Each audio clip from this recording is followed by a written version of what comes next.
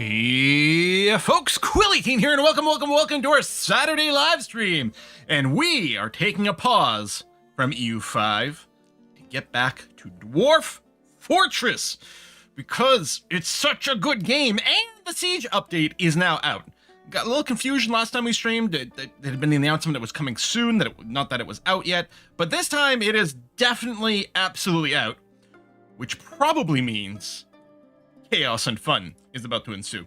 How's everybody doing? Hope you're having a good weekend. EU5, currently the plan is for it to come back on Monday and Wednesday. We're also going to go back to Bloodlines 2. I just figured out when, how to fit all these things together.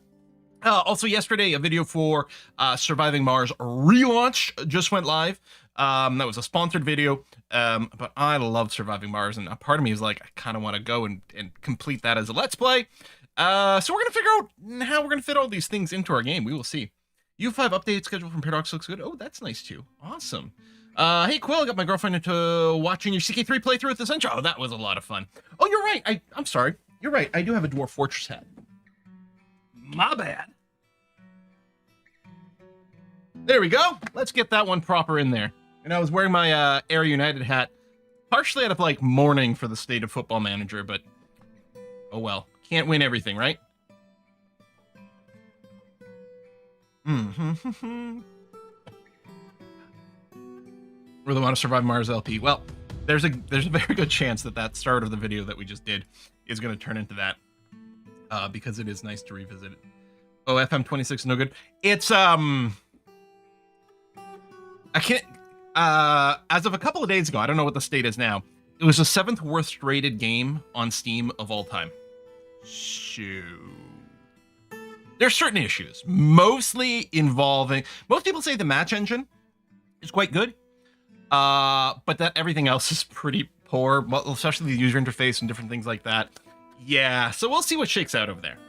Will we get more Soulstone Survivor videos? I mean, people enjoy it because I keep playing it. It is now my new filler game when it's like, okay, I kind of want to do something because video games are fun, but you know, it's tired, I'm late at night, or whatever. It's like, okay, I can't do anything that's too brainy. So Soulstone Survivors has become that filler game for me at this point. I even played a little bit this morning when I first got up and I was still drinking my coffee.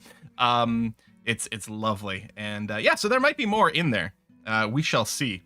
I think I still would stand by Brotato being a stronger game overall, but I have finished Brotato in every way that it can be finished. Although it did just get taken over by sort of a new dev team with some new updates, and I think they're looking at doing a new expansion, so that'll be a lot of fun. But yeah, Soulstone Survivors be that. Anyway, I think that's enough little chit chat. Let's quickly look at the subs and resubs that came in today. Bowen Cormac is resub for the 37th month. Ancient Wisdoms at 85. Bubba Bashug at 99 months. Run Pendragon at 125. Beepers at 45, Lord Lapitz at 30, and Elm is at 102 months subscription. Thank you very much for that. Hello, everyone on YouTube as well. And yeah, so this Siege update. So there's a bunch of stuff in this Siege update. A lot of it has to do with like literal sieges. When you get attacked by someone, you know, sometimes they just show up and they attack. Sometimes they show up and it's a siege where they'll sit it out. And I think there'll still be plenty of sieges that show up, same as they do now. Just a bunch of goblins wandering around, that sort of thing. But they have the ability to bring a lot more stuff now. We're talking about battering rams. We're talking about, I think trolls can like smash down walls too. They will try to dig into your base. They will do all sorts of things now to disrupt things. We do have some additional defenses that are available to us though, to try to counter some of that stuff. So for example, if we look at the military tab over here, so ballistas and catapults existed before. I think both of them have changed. I think ballistas might be slightly more accurate now. On catapults, their projectiles then sort of like explode into shrapnel, which is going to be good. And then we've also got these new bolt throwers over here. Bolt thrower fires regular bolts at rapidly. The operator swivels the machine from any available adjacent tile. Is kind of cool. A lava-filled moat might be a good defense, actually. That's not a terrible idea. I think siege engine platforms in each corner could be cool. Maybe add gatehouses too. Yeah, these are not bad ideas. Now, I think the siege engine, I think that might be 3x3, so we might have to broaden our little walkway here. We could also line some of the walls with the bolt throwers. What I'm wondering, the bolt throwers. I mean, we should plop some of these things down immediately to see how they work. So, oh my god, there's a lot going on here. DF Hack has been updated to support this. Bolt thrower can be freely turned by the operator. Choose a resting orientation. All right.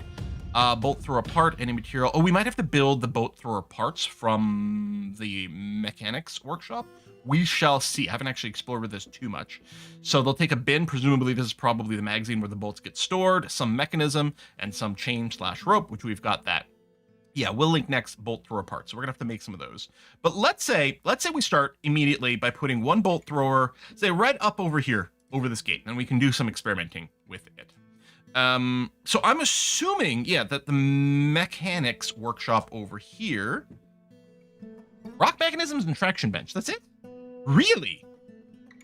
Would have really assumed it was there. I wonder, maybe metalworkers workshop? Could be that. Where's our, I can't remember what my hotkey was for my smelting floor.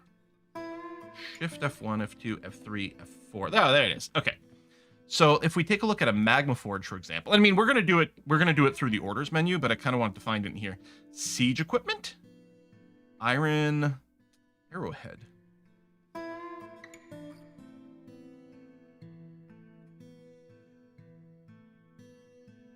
Oh, so if we go and look at what's it called, bolt thrower? They make bolt thrower parts. Where do they get made?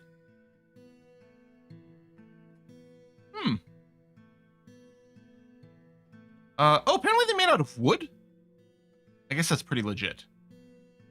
Oh, right. We have a mechanics workshop, but we don't actually have a siege workshop. Okay, what I'm going to do is I'm going to cancel this and we're going to confirm. Yeah, I forgot. I didn't make a siege workshop because I rarely do. I mean, somewhere near this area, we've got sort of wood structures over here. Stone. I mean, maybe it'll take metal bars, but it's making me think that at least that is made out of wood. I think I'll go and just build it in this area. We could go, I think it's a 5x5 structure. So we could actually fit it in right, no, we can't because it would look a little odd. Okay, then I'll do it off here. Well, 5x5. A little paths to walk in there. All right. Need Surviving Mars live. Ooh. You know what I'm really worried about? It's that the siege update is immediately going to throw the worst stuff at us before we've had a chance to actually build the new defenses that are available in the siege update. We might be slightly doomed. I mean, we still had some hostiles on our map because we have some forgotten beasts lingering around. We have 4 forgotten beasts lingering through our dungeon. Now, this might not be a very big raid. I kind of think that we might just run out there with the military and just deal with them as is. Or at least I'll get the military stacked up over here. Some of them might get caught in some traps, which wouldn't be too bad, like some of the invaders. So I'm going to select everyone. I'm going to tell them to station over here. They'll also go and get their gear and stuff, because if they weren't actively drafted right now, if they were on an off period, which they likely were, they probably don't have their equipment. So they're going to have to do that. 18 invaders. I don't know, normally that's a pretty good number, but this is going to be less than ideal for us. We should see them yet. There we go. There's the first goblin coming up over there. Crew's assembling. A few more. Oh, they can free each other from cages now, so that's going to be a whole other thing. Okay, I'm going to get people to move to right here. There you go, because I think they've bypassed a few things. We've got some actual combat happening. Snatchers protect the children. Sure. Oh, yes, the throne. We still need that. Okay. I'm going to go and clear all this, and then we'll unpause for a second, and then see what the status of combat is in it. There we go. So, Fleclemo and Grauer and Urban Wolf are all fighting a goblin bowman right now, which is currently falling over and taking a bunch of damage, so that's good. Okay, we got some more. Again, I've still told everyone to go here. Now, the bolts of hell really should be positioned on the top area here. So maybe I'll go ahead and give them that. Bolts of hell. Try to come up over here on this upper area. Sure. Go over there. And then, yeah, it's the tin swords and the hammers of silver that are really going to be deployed in this area. Because we don't want the archers in hand-to-hand combat, and they can throw up there, which will hopefully be okay. We also don't want to be shot by the goblin bolts if at all possible, so it's part of the reason to engage there, but we're going to have to go out a bit more. All right, only 15 invaders now. That's good. I wonder if any of our people have been injured. You know, how you doing there, Clemo? Yeah, so I think all the blue lines over here, I think these are all good. Like, I think all the ligament has been torn. That's all us hitting the goblin. There you go. And these are less good. So a silver bolt strikes a sword dwarf in the left foot, chipping the bone. A ligament has been torn. A tendon has been torn. Horse bends the ankle. So we do have some injuries that are happening. Mostly things are going okay. And yeah, I think a lot of our troops are downstairs. And I could have sealed this in. Doesn't look like they showed up on the siege equipment. But I kind of wanted to go and actually attack this one. Test the strength of our units. Yeah, and they are shooting from up top. That's good. And I think we're chasing. I think they might be running away here. We don't have a lot of invaders left. Yeah, no, they're definitely leaving the map. Well, that one might not be. Tell you what, melee squads, go and attack that.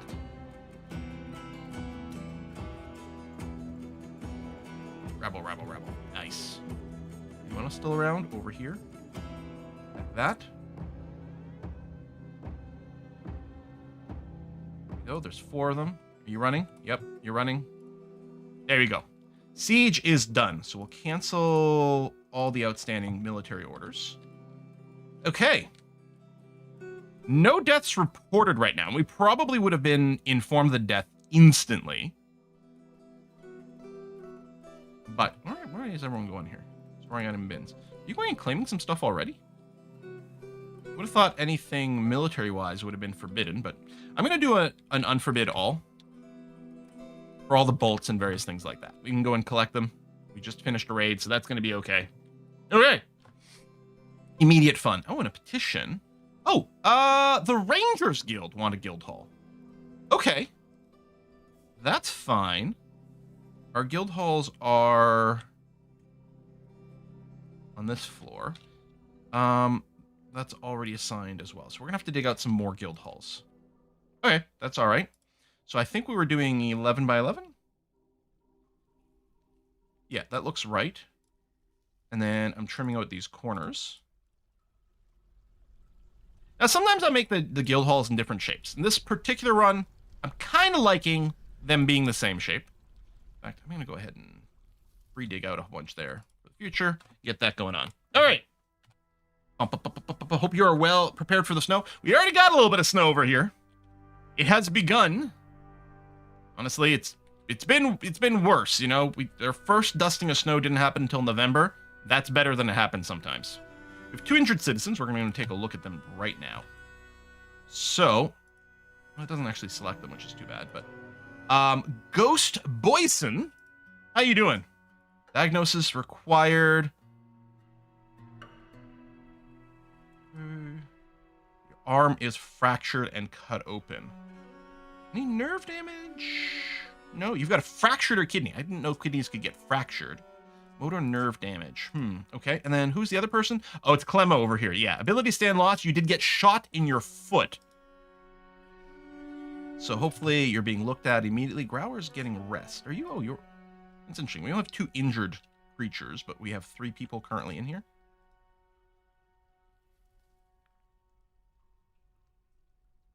Hopefully the doctoring is happening quickly enough.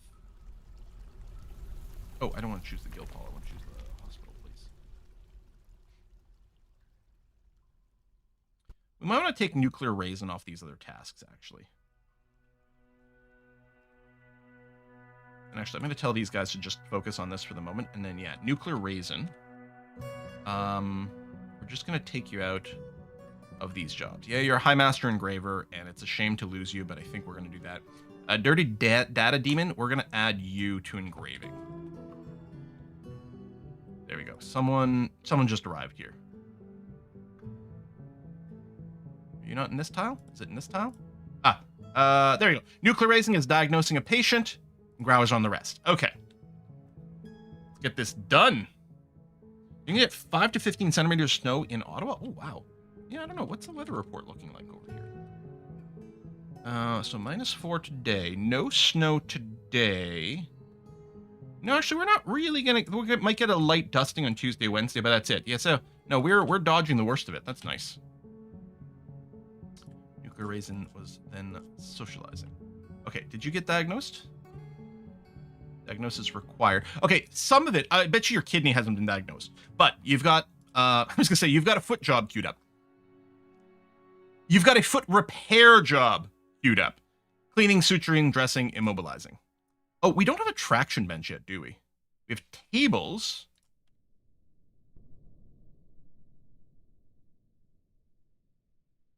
Right, we actually need to build a traction bench. Need to make 2.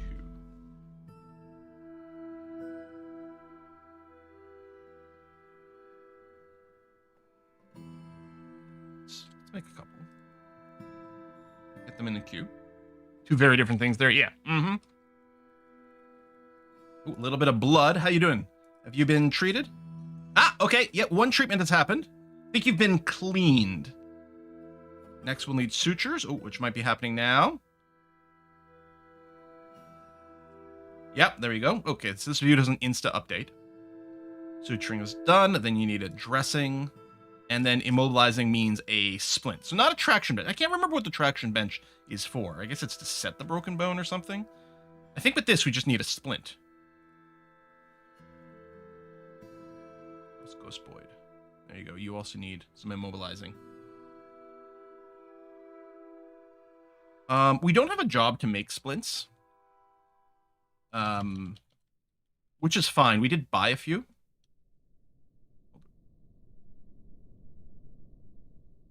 That's weird. It's not just an option to make wooden splints. Oh, there. It's like elderwood splint. That was weird. What I'm going to do is make 1 of these a day if we have fewer than 10. Which is going to get started. We'll do the same thing with crutches. Again, we purchased a few. So I never did go and set this up. But let's just make sure that we have a certain amount of these. So again, 1 a day. If we have fewer than 10, just make them available. Yeah, I guess I searched for wood instead of wooden. Yeah. Okay, treatment, crutch required. There you go. So you have been stabilized. Oops. Oh, and you've received, there you go. So you got a gypsum plaster. Oh, you got a cast. Okay, so it wasn't a split, or maybe you needed 2 things. But you did get a plaster cast, which is good. We have been regularly buying gypsum, so that's hopefully okay. And then you got yourself a crutch, so you should be able to start moving around. Yeah, you're vacated the bed. And then Ghost Boyin. Appropriate dressing on your arm. You still need immobilization. Okay. Golden crutch, aka Pimp Cane. Jewel encrusted golden crutches. Because I don't think we've got any gypsum directly in the fortress. Right, which is how you make plaster. Oh, never mind. We do have tons of it. I don't know if we have a job making plaster.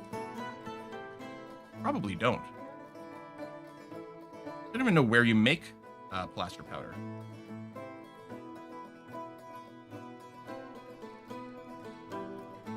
Let's set up a little job board. I heard the news Canada might unironically join Eurovision next year. It's in the budget. Really? That would be awesome. And why not? I mean, if Australia's in there. Oh, I forgot. This was our old metal processing floor. Ooh, it's weird to see it all barren now. Let's get our siege workshop built. Not furniture workshop. Siege. Plunk that there. And oh right, the guild space nearly dug out. Oh, Australia isn't in it anymore? Oh no. Meeting area.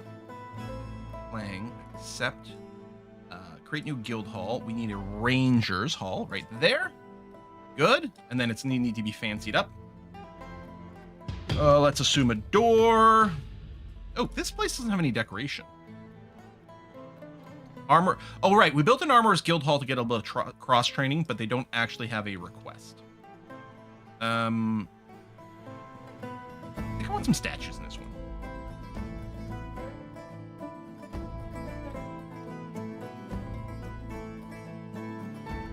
you know, I'm going to imagine that these are statues of various creatures and things like that that the Rangers might want to go and defeat.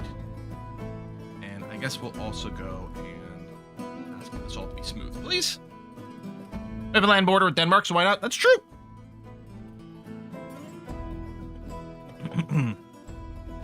Bulgaria, Moldova, and Romania are all going to rejoin next year, too. Wow.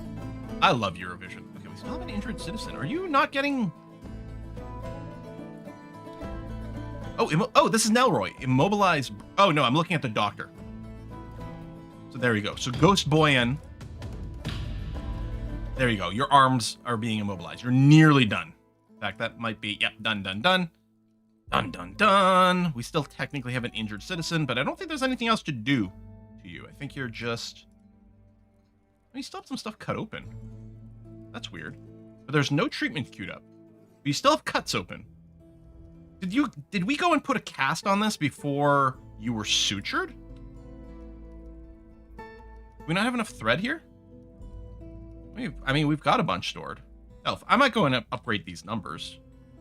More thread, more bandages, and hold off on the rest. We don't have any powder for casts anymore, but it looks like it got done. And yeah, we'll be making some. We just start saying Canada, Scandinavian, like we do for any other vaguely Northern European nations. I mean, depending on how you look at it, there's certain cultural overlaps between Canada and Scandinavia. Also, Canada and Scotland, there's like some nice little overlaps in certain ways. We both have a bigger and louder neighbor to our south, for example, right? Someone we share lots of stuff in common with, even though sometimes we wish we didn't. You know, all those sorts of things. Dun, dun, dun, dun. All right. So that was pretty good. Oh, there's still some forbidden... Oh, that might have been from people ditching some old clothes. That's interesting. So these pieces of clothing are still... Oh, it's because they're super worn out. They're forbidden, but they haven't been marked for a dump. Because I can't remember... Oh, had we started setting up... Yes, we do have our garbage dump over here. Yes, indeed. So if we flag something to be dumped, they're going to carry it over here and fling it into the magma. So really, like, this whole close over here, I mean, it doesn't matter. I don't have to go through the trouble of cleaning this up, but really, I don't know if you can have something dumped and forbidden. Probably not. You probably unforbid it. Yeah, someone's going to grab this. Dumping's a very high priority thing. So someone will take this and dump it somewhere else. I think our little tailoring DF hack script that's running, when people take off their clothes, I think it does set it to be dumped instead of the normal stuff. What DF hack command enables the info window you're using for petitions hostile? Oh, I don't know. Yeah, this one over here. There's a little gear. I guess it's notification settings.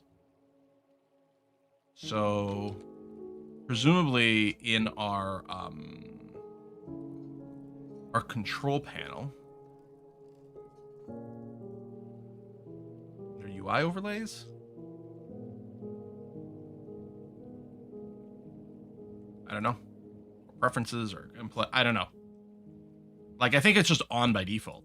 But yeah, it's really handy with the FHAC running. It just I don't think I turned this on. I think it was just there. More U5. There'll be U5 on Monday and Wednesday this week. That is the plan. All right. So, right. So, with having the siege workshop, so I'm going to confirm that if I wanted, so it's the bolt thrower. Yeah, bolt thrower parts over here. Cool. Okay. So now I am just going to set it through the workshop though. So bolt thrower parts. You can make them out of adamantine as well, but let's not do that. This could be a one-time job, but I might want to go and deploy more later on. So I think what I'm going to do is I'm going to set this to do something like make up to 2 a day. I don't know that we got to keep 10 around, but we might want to quickly deploy. So I might want more than my normal 1 or 2. So I'm going to do this. If we have fewer than 4, make 2, which means we could end up with up to 5, but that's fine.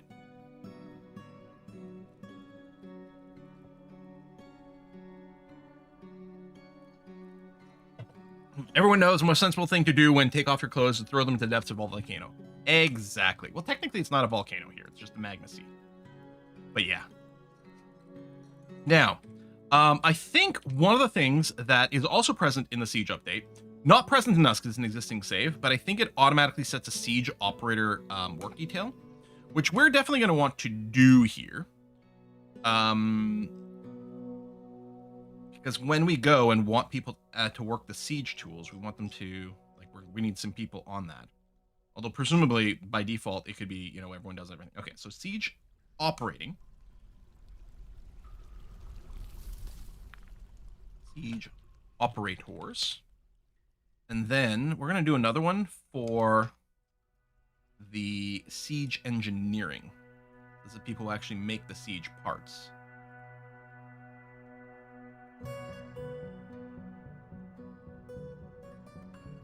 Siege engineers. So, we're going to have to do a name script. So Selob over here doesn't have another, like, particularly important one. Like, Gorbel administrator. And then the scribe is working possibly in libraries. So yeah, we'll put Kylob over here as a siege engineer. And we'll say only selected does this. But for siege operators, I'll leave it here, but I'll probably set as everyone does. I mean, there's some accuracy things where I'm going to wait until the first device gets set up, because I think you have to, like, start a job on, like, catapults and things like that to operate, but I can't remember, so we're going to poke around. We'll probably end up building... I do like the idea of this new catapult with the splash damage. They didn't used to be really worthwhile building because they were pretty inaccurate. And I think we got to, like, drag rocks up here, too, for ammo, which is going to be a heck of a labor. But I'm kind of tempted to do it. Maybe set up a couple of catapults down here, and then it'll boulder storage next to it. Something like that. What ammo does the bolt thrower use? Yeah, I don't know. We do have plenty of jobs. I think it fires normal bolts, the bolt thrower, as opposed to the ballista. And we do have lots of jobs for bone, wood, and metal bolts being produced. So we'll interact with that system in a little bit.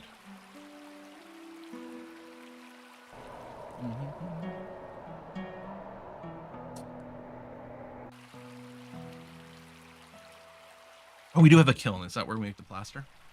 Right over here. Yep, make plaster powder. So that's a job that's operating. Good. So we just have to wait for a few of those jobs to build up. And... just over here.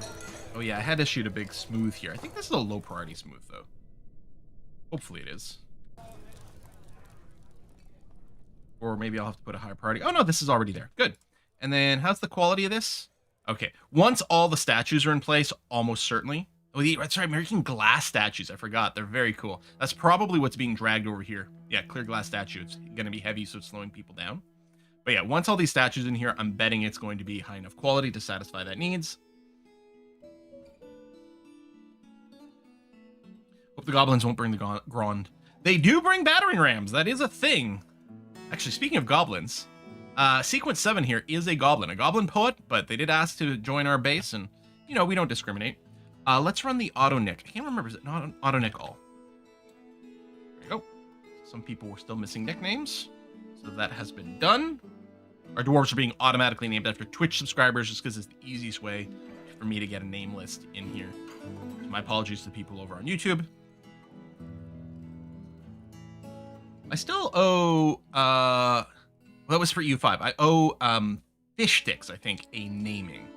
Because they did send a bribe. And we just never got a naming opportunity in there.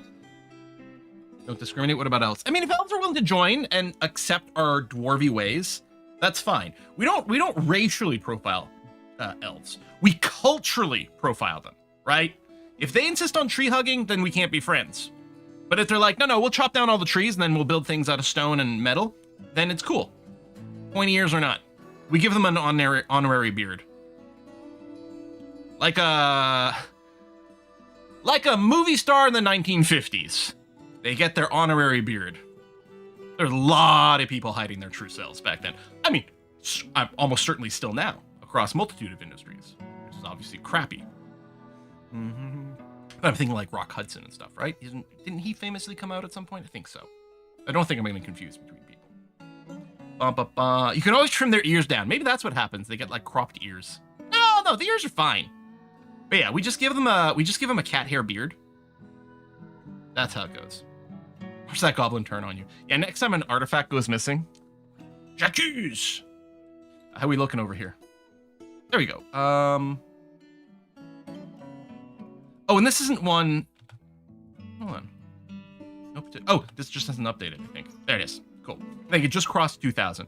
And if this was a church, we would have to go and... Oh, we're going to smooth that little tile there. We would have to go and assign a priest, I think.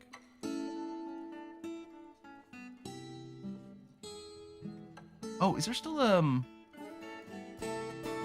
That's interesting. Why can't I issue a smooth command on this tile?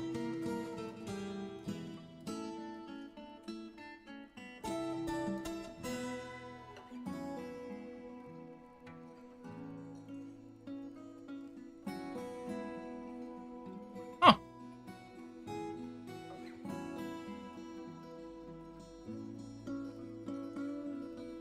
Also, I don't think I meant to put a pedestal there. That was probably supposed to be a statue.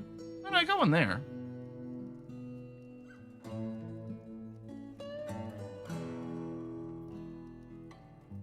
Like, furniture sort of interferes with a pending job if it's a, like, the ghost image of furniture. But once it's placed, you can smooth underneath it. Nighthawk wants to join us. Approved.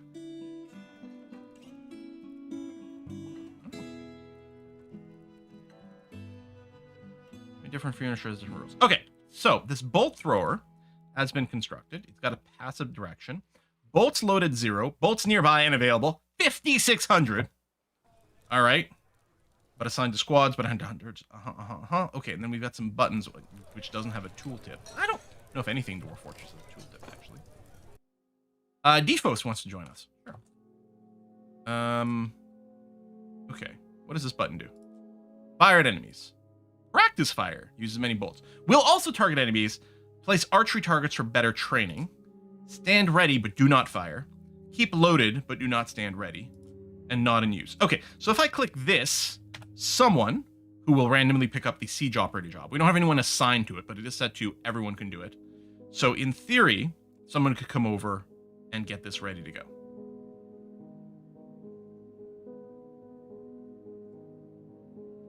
Take a look.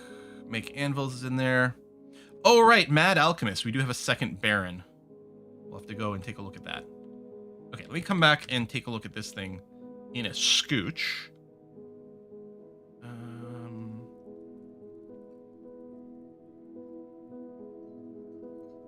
Right, we had the issue here.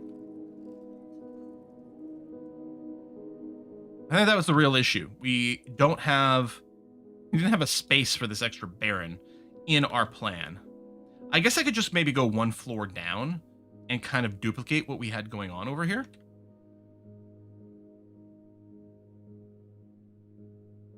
It's a little annoying to me. But maybe that's it. I guess. All right.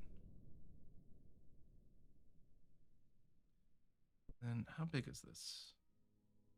Yeah, 8 by 7. Was it 8 long? Yeah, 8 long.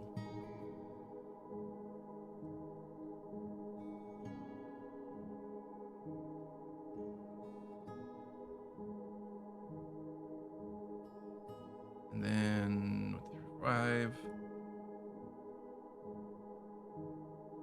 That. And this was 7 by 7.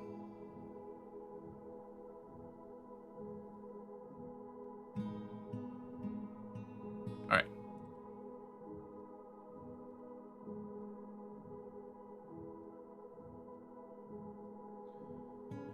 Make a little spaghetti hallway, come off the middle, make more rooms. Yeah, I even thought, like, I could chain a second room over here, like, it wouldn't bother anyone. But yeah, we could do little diagonals.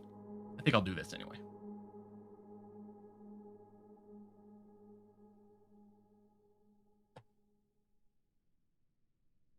Oh, we got some tetrahedrite, some hematite. Someone just left some pants on the floor. You're middle of mining out. It's like the miners in Chernobyl, right? You're like, it's too hot. We're wearing the hats.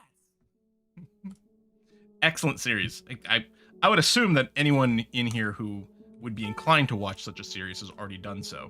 And if you haven't, like, what the heck's going on? It is so strong.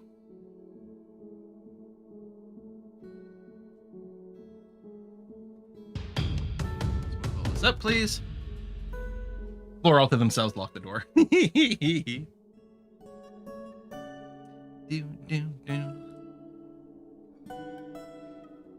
Saw someone online accuse Chernobyl of being anti-Soviet propaganda. And you're like,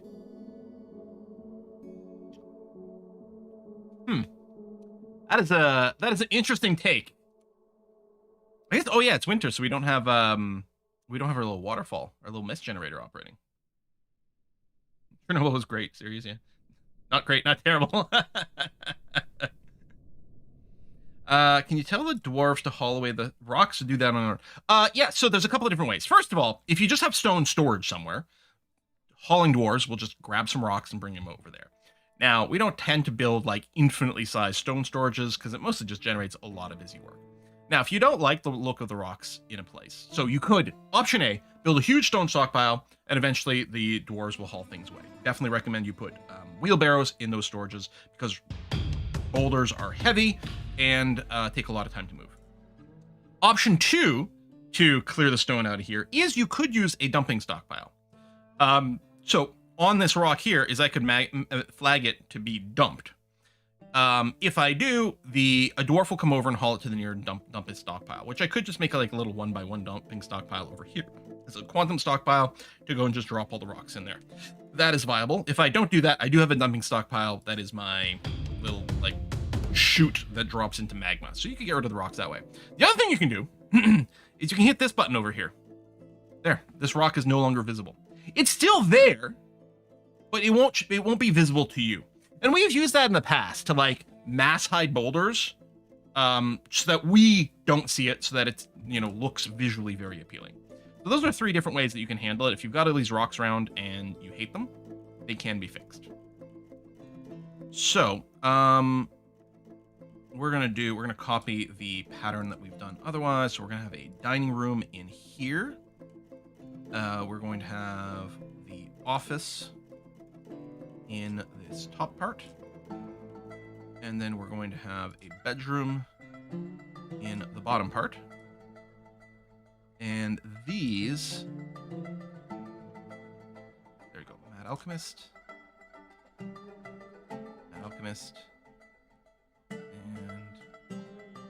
Mad Alchemist. Now, with Mad Alchemist, actually, there's one other thing that we need to do. Maybe I should have done this first because it might be a little harder now. Take a look at the rooms. You have, oh, you need a tomb as well. So you have 2 quarters. So you have this one.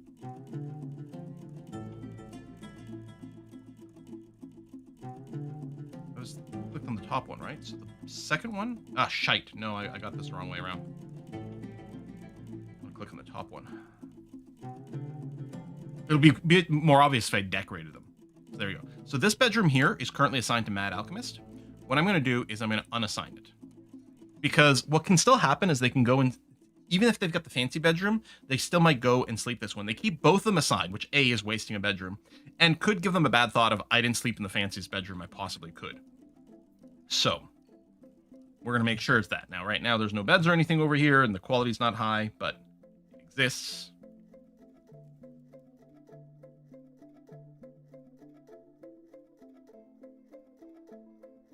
So, make your dining room.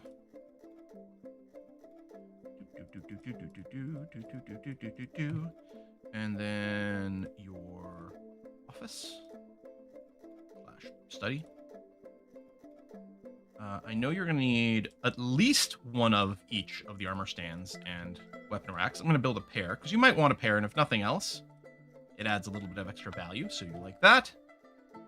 And then we'll drop a bed in here, and you are going to want chests and cabinets. Probably a couple of each, but I'll go with 3. And then, yeah, we'll need to get you a tomb as well. So our burial is happening on this floor.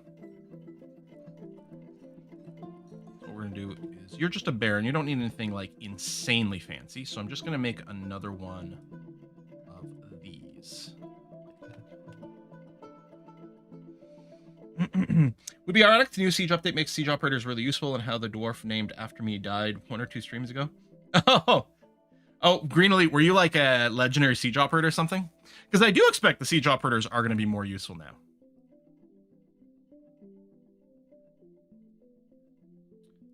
Door in there. We need a big boulder stockpile next to the siege engine. That is going to be part of the plan, yeah. And yes, that'll be a good excuse to remove a bunch of rocks. That is entirely true. Absolutely. So yes, we'll need this smoothed, please. And then we are building a tomb. Accept. And we are going to... no. There we go. Mad Alchemist has been assigned to this. And you are going to need a burial object. Like that. It probably doesn't have to be too fancy. Yeah, need chest armor stands. Yeah, those will all be delivered. So let that shoot around for a little bit. Hey, we have all these beak dogs over here. Oh, some people... we do need... we do need nests. Are they not in this category?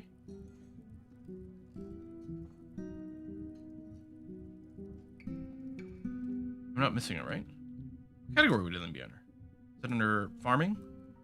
Nest box.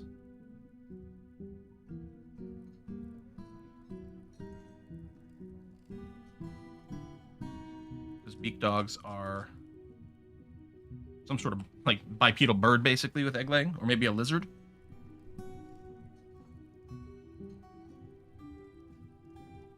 I just still think the garbage chute would be quicker and easier solution to Mad Alchemist situation. Yeah, but then someone else would become the Baron. Like, he's not even a Baron of here. He's Baron of one of our holdings on the map, but he still lives here.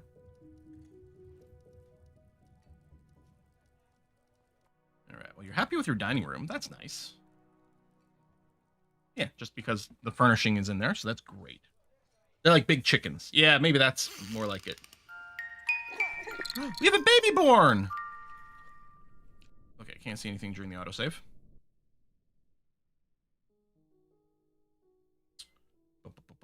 An absentee Baron, yeah. Do beak dogs lay eggs? That's what I've been told, I think, the last stream, that we do need the nest boxes. Well, we'll find out. I think cassowaries? Yeah, maybe. All right, so someone wants to join us as a bard. I'll approve, because then, you know, hopefully they do chain to the next one. Where's the baby announcement? Those are masterpieces. Oh, right there. Malkuth TV has given birth to a girl. Nice. Let's do an auto Nicole. Should name the baby. Need war emus.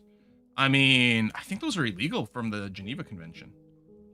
Mr. Discord. So yeah, people are asking for things, anvils and gloves. They should be automaking. Oh, someone actually has a request for traction benches to be made. And quivers. I guess I might have to add a one-time. I don't think I want to make them non-stop. I don't know if we can smelt down traction benches afterwards. I'm not sure. That's what we're going to do with the extra anvils. And then leather quiver. I think it was a request for 3. Even if it was not quite that many, that's fine. It's not the end of the world.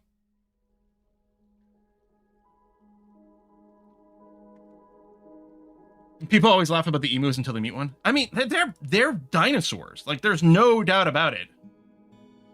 Right? That's absolutely 100% what they are. Who's that person? That's Deadmaid. Dwarven child. They might have been doing some smoothing, or maybe they were delivering furniture. Depending on the age, the children can do different types of labors. They can always haul. I mean, not babies, but children can always haul. I think there might be a few other things they can do. I mean, they can get strange moods.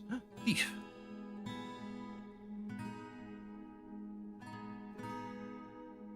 What I should probably do is the Hammers of Silver here with your schedule.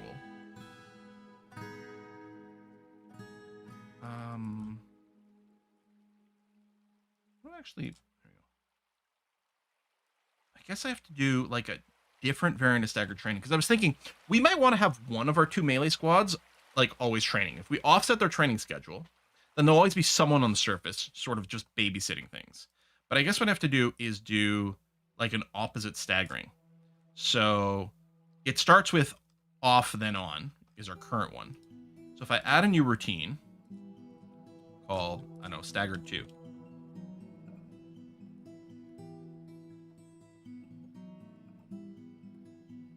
And then set this for the hammers of silver. And then edit this. Oh, I guess maybe you can edit this one. I don't know. Confused?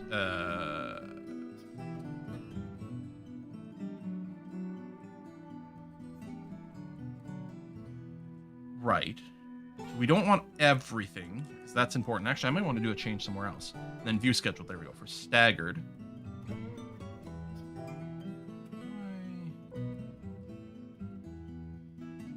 Training order. There it is. I probably could have copied the actual train order somewhere. Train 8.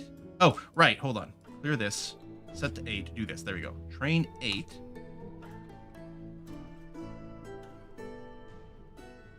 it called Train 8?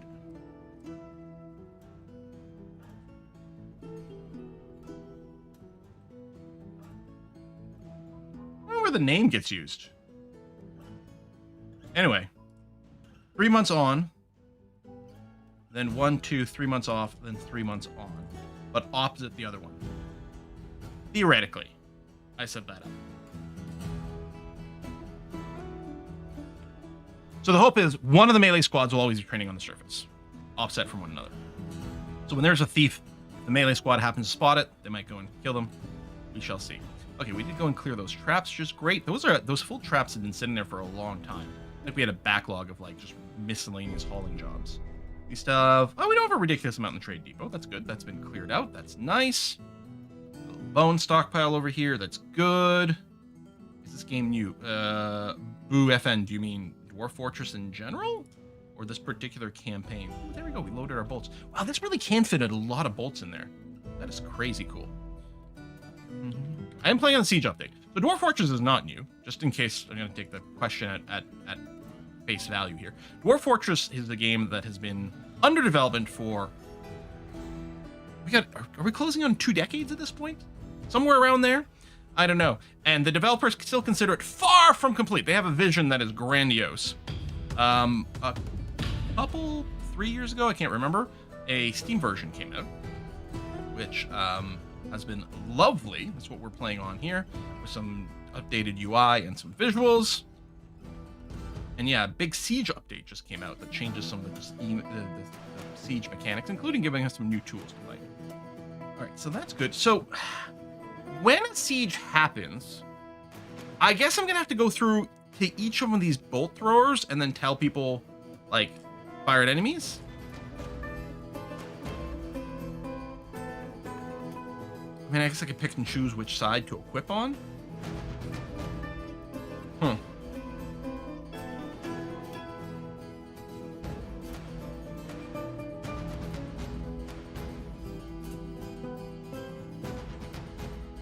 are you doing here?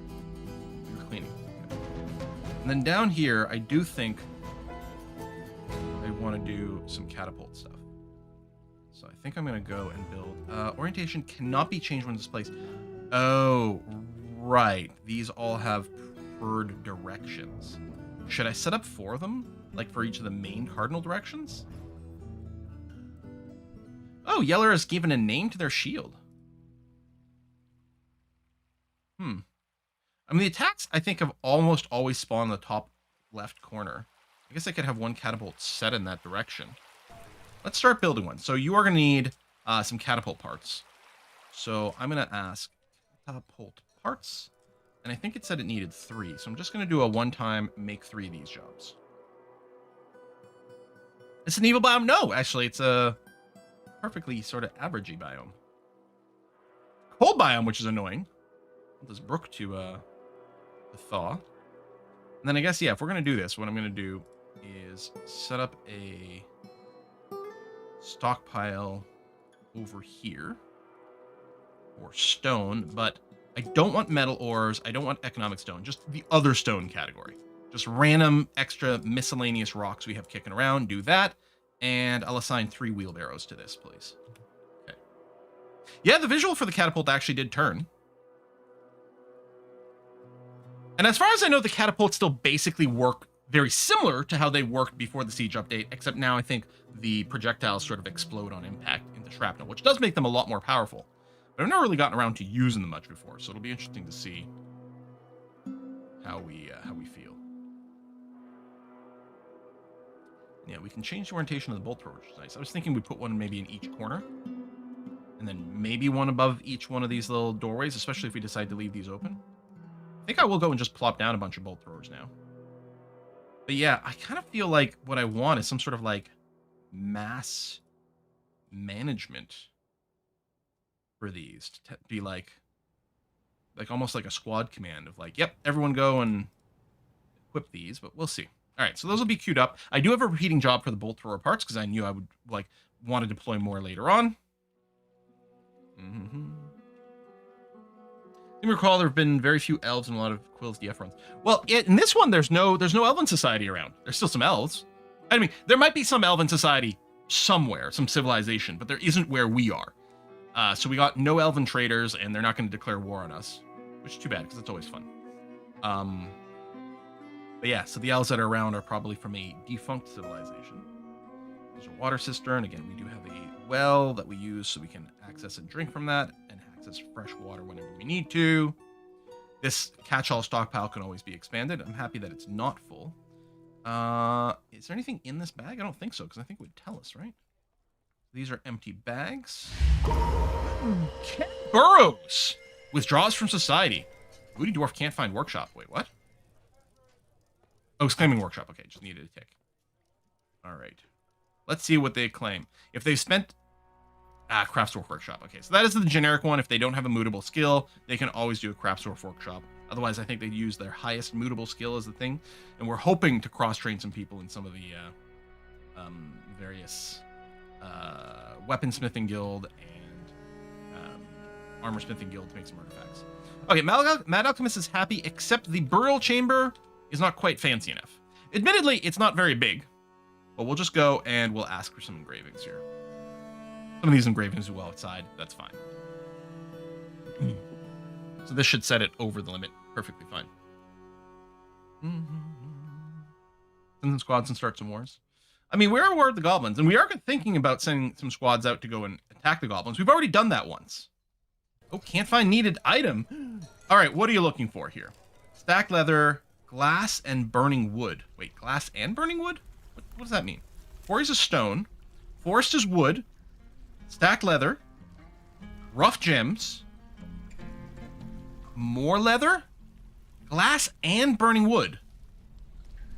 Rough gems, and then stone. So, I think it's paused on more leather.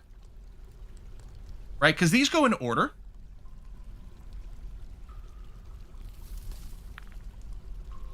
Rough gems, quarry. So, forest, second forest, stacked leather, rough gems, stacked leather, glass and burning wood, but it's not there. It's maybe coal or charcoal. Maybe the glass is weird, but I'm thinking it's the leather that's blocking right now. Now we can, using DF hack, I'm pretty sure we can find out exactly what they're looking for. Do we really not have? Oh well, there's someone working. Oh, that's Craftwork Workshop. Are we out of leather? Oh, yeah, because I think leather is just the leather category, right?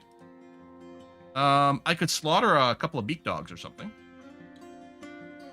Actually, these grazing animals, are any of these not pets? So we have a cow over here. Let's butcher this cow. There's another cow here too. Bull. I mean, we could have them breed, but it's fine. We got pigs and things like that. It's going to be fine. Here, let's butcher both these. Cow's gonna get brought to the butcher's workshop. We're seeing that happen now. Boom. And then we've got like various meats and things like that, but we also have some skins, and they'll get tanned into leather.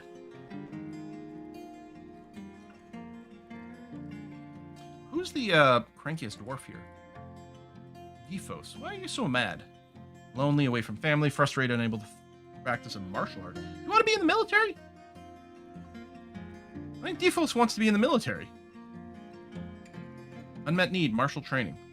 Okay, first of all, let's see. Do we have a gap in our military? Did we lose anyone? Because we do have some injured people. I don't know if we can... not equip, actually. I don't know if there's a quick way to know if any of these guys are injured. Because we do have... Like, Ghost Boyson...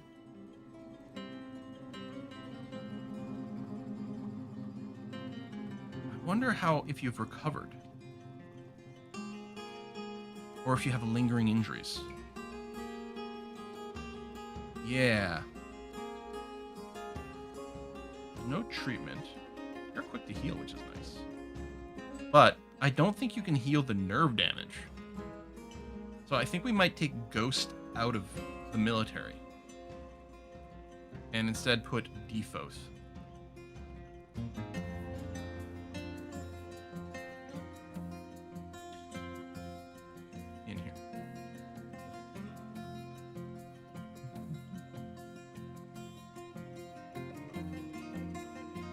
All right, you're tanning a hide, so that'll give us leather. There we go, gathering items.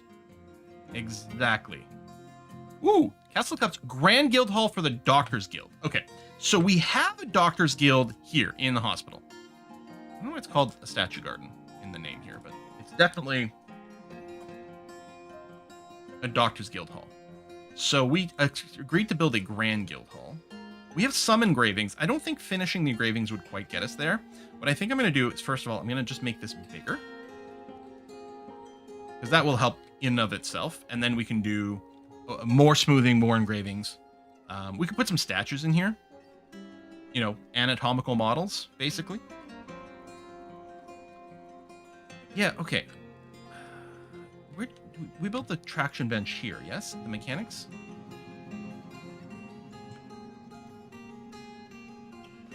Is it failing?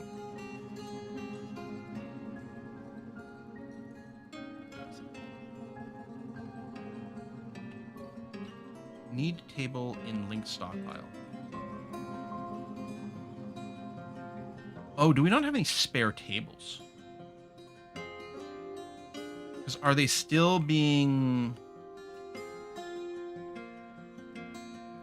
We have a job to make tables, and as far as I can tell, all the tables have been deployed.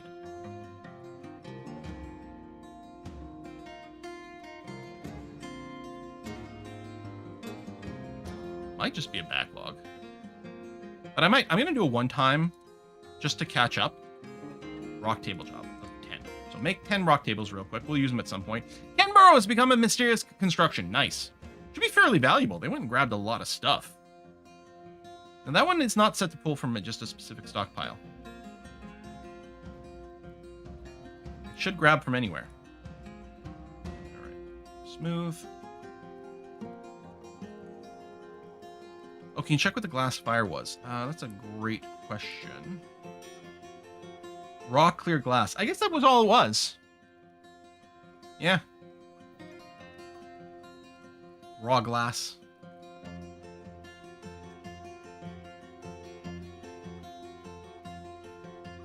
Bad news, your kidney is destroyed and you lost a leg. Good news, look at this amazing hospital room. Yeah.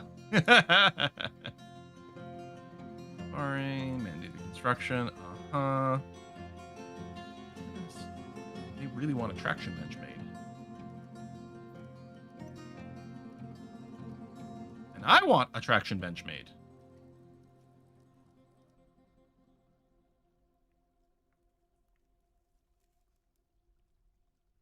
Make a rock table, please. Stone carvers. We got a couple. What's Jeansy up to? Why are you not making a table for me, Jeansy? Oh, you are. Okay. Is that Jeansy right over here? Probably. Yep. Ken Burrows! The Dwarven Child has created Oddgubtimus, a peachwood ring. She offers it to the Granite Beards. Okay, let's take a look at this.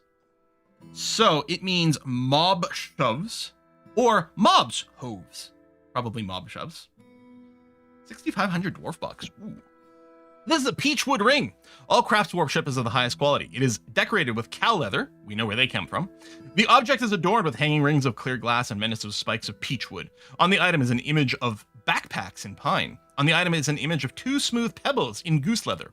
On the item is an image of Mr. Discord, the dwarf and dwarves in citrine. Mr. Discord is surrounded by the dwarves. The artwork relates to the ascension of the dwarf, Mr. Discord, in the, to the position of king of the class of communions in the mid-spring of 107.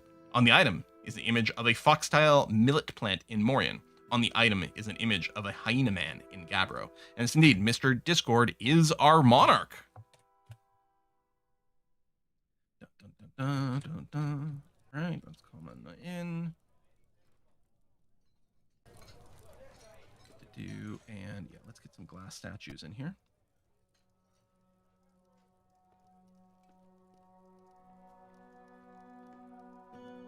So, for some extra value. Well, a single ring, yeah, there's a lot of detail going on in that ring. Let's paint to embiggen. 3,700 value. Might be a bit of a challenge. Oh, if the engravings come out super high quality, that's going to help a lot. We might need to just slam a whole bunch more statues in here. I don't know, can we get a value on 140 bucks only for the statues? Ooh. Glass statues are not worth as much as... I'm used to working with silver statues. Or gold. Because outside of silver warhammers, not really a lot of use for silver. And there's basically no use for gold other than, you know, making ourselves feel good. Any chance we can check in on Jeansy? Ask Jeansy. Okay, again, like with this traction bench. Table and link stock. Okay, let's confirm. This mechanics workshop. Oh, my bad. I was looking at the wrong tab. It does have a linked workshop. That's the problem. Because it was told to take stone there. But it needs, which was fine for certain things, but yeah. Yeah, okay, that's my bad. I think I just looked here, thinking that's where the linked workshops was. I was just looking at work, and then my brain just stopped.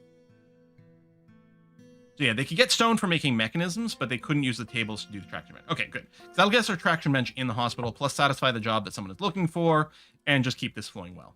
Hopefully you still won't grab rocks from some random location. You'll just grab them from nearby over here. We really need a lot more leather going on. I'm wondering. Oh, right. I think we're still missing a breeding pair of pigs. Because that's usually... We'll get a little bit of goose leather from over here. But yeah, we need some more pigs. I'm fond of pigs. I think we've got some hunters going on still. Yeah, lots of people have been assigned to hunting. They won't hunt while they're drafted for military, but otherwise they should hunt on the surface and kill some critters that might give us some extra leather. Again, if I could specify and ask for things from the dwarven caravans, I would ask for leather, but I don't think we can because we're the mountain home, so the rules are all different. The guild hall is getting its value halved a little bit because it is sharing the location. So that's not going to help necessarily. Sad they can't make masterwork meals and perfectly smoked ribs. Oh, God. Now I want ribs. I haven't had, like, ribs or barbecue of that kind for a while.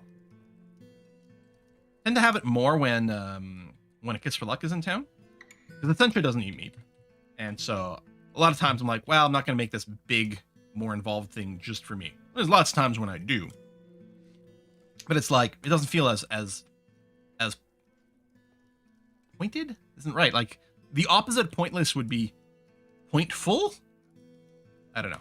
Doesn't feel like that's much of a point to doing it. Siege mechanics apply to this playthrough? They should, in theory. Certainly the new siege objects are available to us. Because we did go and build at least one of these bolt throwers. We're waiting for these others. There we go. Some of the bolt throwers are being done. And then at some point... You know what? I think...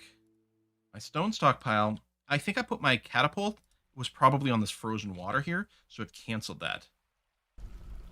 So let's rebuild the catapult. Again, I'm going to have it point in the top left corner because that's where the raids have come in from. And we'll put it there. Let me rebuild the stockpile. Yeah, I think I got self-destructed at when the water thawed. Like, oh, nothing should be here. We'll have quite quite a lot of space. Sign, there we go, accept. So this is a stone stockpile. Again, I'm going to want maybe 3 wheelbarrows in that, but not metallic ores, not economic ores, and not clay. All right. Let's go back to work on this catapult, please. Oh yeah, we could strengthen the walls. So we have the ability now to build reinforced walls. So regular walls take like a piece of material, some block or whatever. Reinforced walls take 2 pieces of material and a metal bar. But they are more resistant to damage, and yeah, maybe we want to double up our layers over here. I could build it on the inside or the outside. And it's about the outside makes more sense. I wonder if I can build it on top of the road and what that might do. If I go, and let's say I want a reinforced wall. Well, I know I don't have ribs in the treat stream. What was that? Refresh. King Kerbal! Oh, send some pork dumplings. You could use a snack. I didn't actually have lunch before starting the stream, which was dumb. I had some cereal at around 7. That was 5 hours ago. I get my shit together. Kerbal King says, sounds like you use a snack. Also, did you hear about the Middle-earth war between dwarves and hobbits? It was the shortest war ever.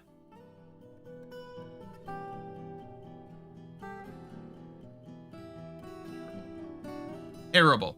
Well, and thank you for the raid. Yeah, sorry, I don't have a pop-up for raid. I do, but there's some sort of size limit in there, and I don't remember what it is. My apologies for that. Thank you very much for the raid. Wispigness. Couldn't tell if that was an I or an L, but I'm assuming that's a capital I. Stupid fonts that don't have, like... I mean, I guess serifs. I mean, I do like fonts without serifs, but I do like fonts that you can tell the difference between a lowercase L and an uppercase I. Food scare. Sounds like Cloud with a Chance of Meatballs. I've never seen that. So yeah, catapult parts position in line. Waiting for one more. I hope we didn't like partially install the catapult and then have things get destroyed. Maybe what I'll do, maybe I'll go and set up a repeating job for catapult parts. Because maybe there's rebuilding or we're going to want to redo things at a time. Only make 1 per day. We don't have to make them very fast. But if we have fewer than 3, then make a part. Make a catapult part. That seems okay. Wow, we're still getting migrants. We went for such a long time on this run where we didn't get any migrants. Our running theory had been, now this might not have been true, but it's like the better story, that because we are here, this yellow square, and our mountain home area was up over here, and there's a bunch of goblins in between, we kept thinking they were getting ambushed. We did eventually run a DF hack command for fixing stuck caravans. And after that happened, we did start getting trade caravans from the capital again, and we did start getting migrants, and so that may have all been it. It might have just been a glitched caravan that was stuck off map somewhere. But I still like the story that they were being intercepted, because I do know that's something that can happen. Trade caravans can be ambushed on the way here or on the way back, and if your trade caravans don't make it home with profit, then you don't get migrant waves. So one way or another. Because there was also, we also went and waged war and we like burnt down one of the sites. And like, who knows what was the thing that fixed it. But something did eventually fix it. Yeah, see, because what I want to do is I want to preload these bolts here, but I kind of want to do this like in bulk, you know? Like, I want to be able to mass select or mass issue a command to my bolt throwers. At the very least, I'll give the command to start loading them.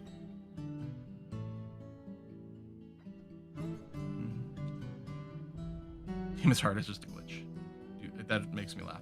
Oh, Sass, well, we'll give you a different name. Wants to join for the purpose of eradicating monsters. Nice. At some point, we will have to go and purge the beasts that are in our basement. There are 3 of them. There was a 4th until a second, like when we started the stream today, which it might still be around and just not visible.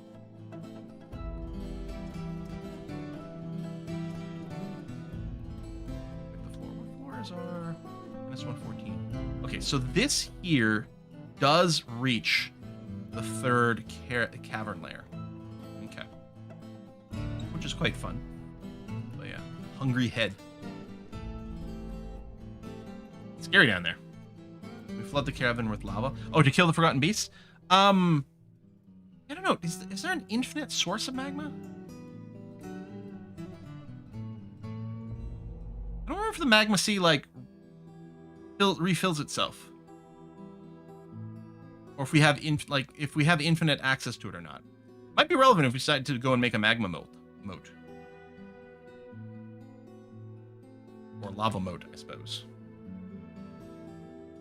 There's going to be a lot of RNG as to which term I use at any given point. Do we start building these reinforced walls? Build the stone block thing over here, which currently doesn't have any gabbro blocks. Which strikes me as odd. Because I'm assuming we have a gabbro blocks job. But maybe not. Again, I have no idea why this page isn't searchable. Actually quite frustrating.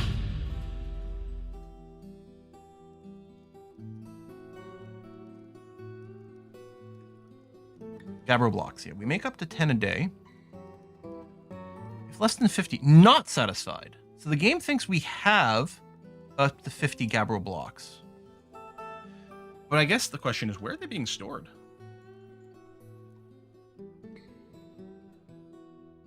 Now, there was a time. See, the problem here is this says we have 1,100 of them.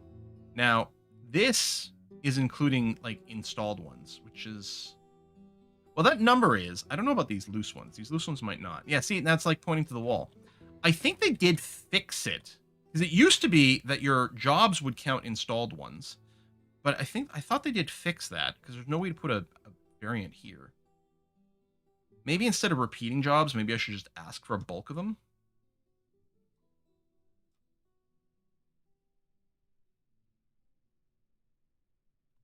Who's this tall fella? Are you human? Oh, we have a human! Nightshade is human.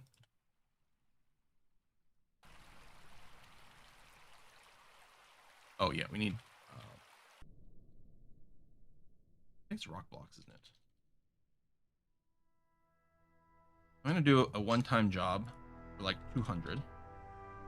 And I want to specify... Just because then we get like all matching walls, which I like. Just check. Pearl ash is required for clear glass. So, that's what it was. Oh, that's why it's glass with fire or whatever. That was their way of specifying not just glass, but specifically clear glass. That does make a lot of sense. Okay, cool.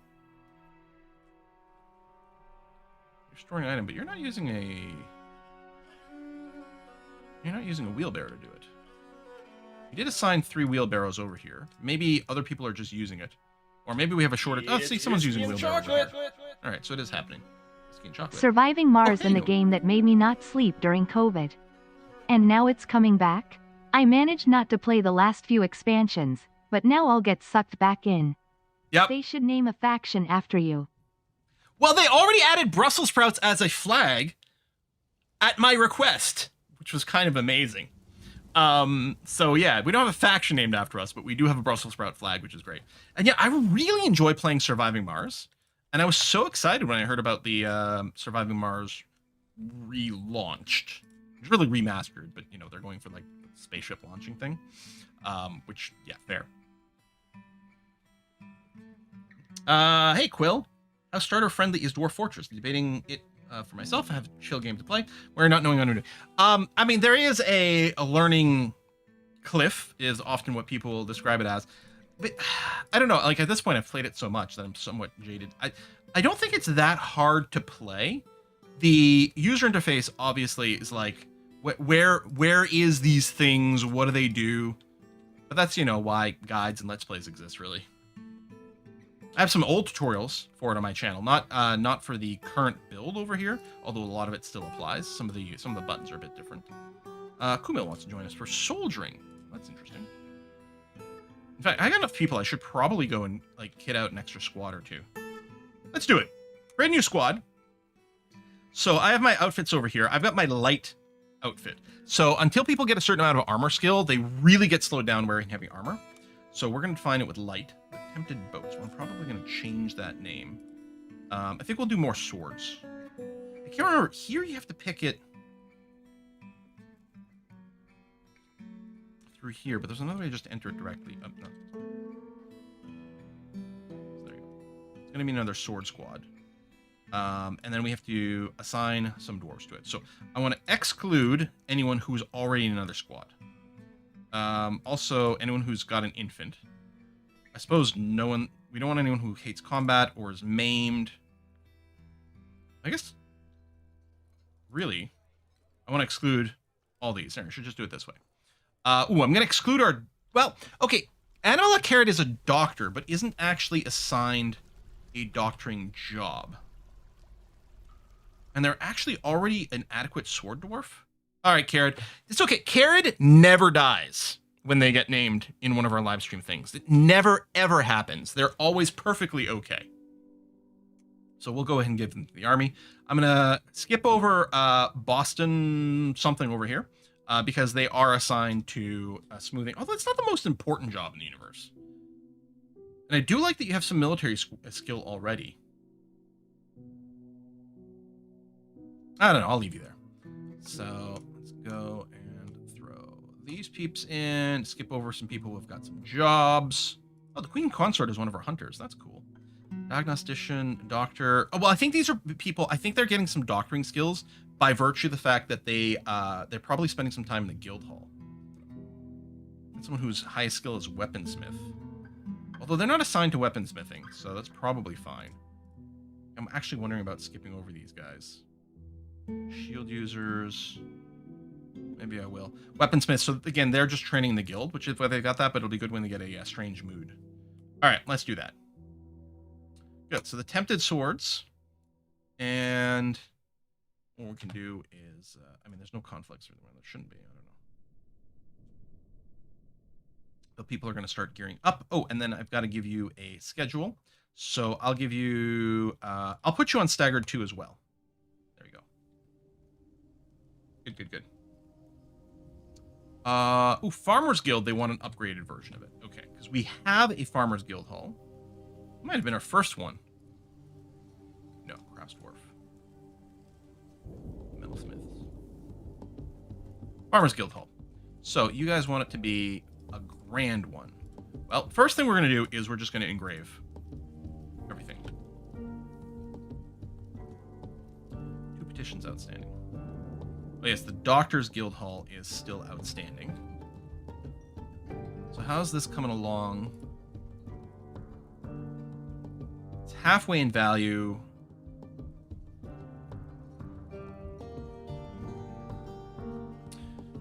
It could be like encrusting statues or something.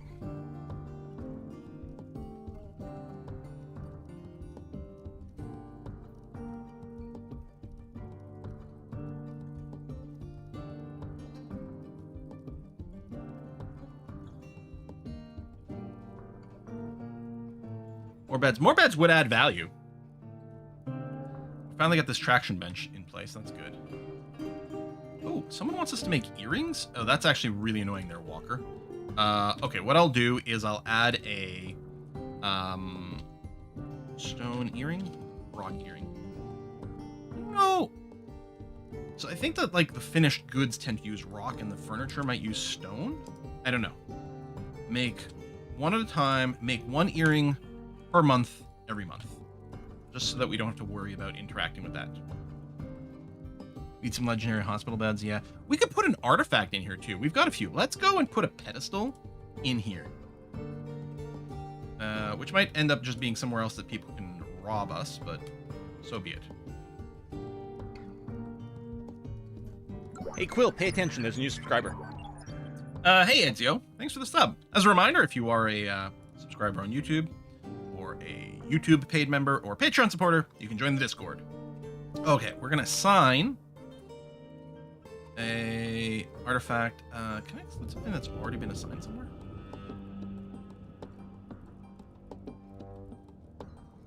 Is there any chance these are already on display?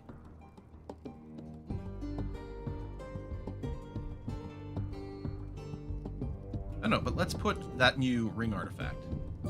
Oh, I guess it would list it was assigned somewhere. Yeah, I don't think we've got anything on these pedestals. Suppose we could go and add those. Yeah, assigned elsewhere. It's just asking for something to be stolen, but we'll give some happy thoughts. Here, we'll just put a couple things down. There we go. Imagine putting a bone artifact in a hospital room. Yeah, here's what you look inside. There we go. So that's been placed. There we go.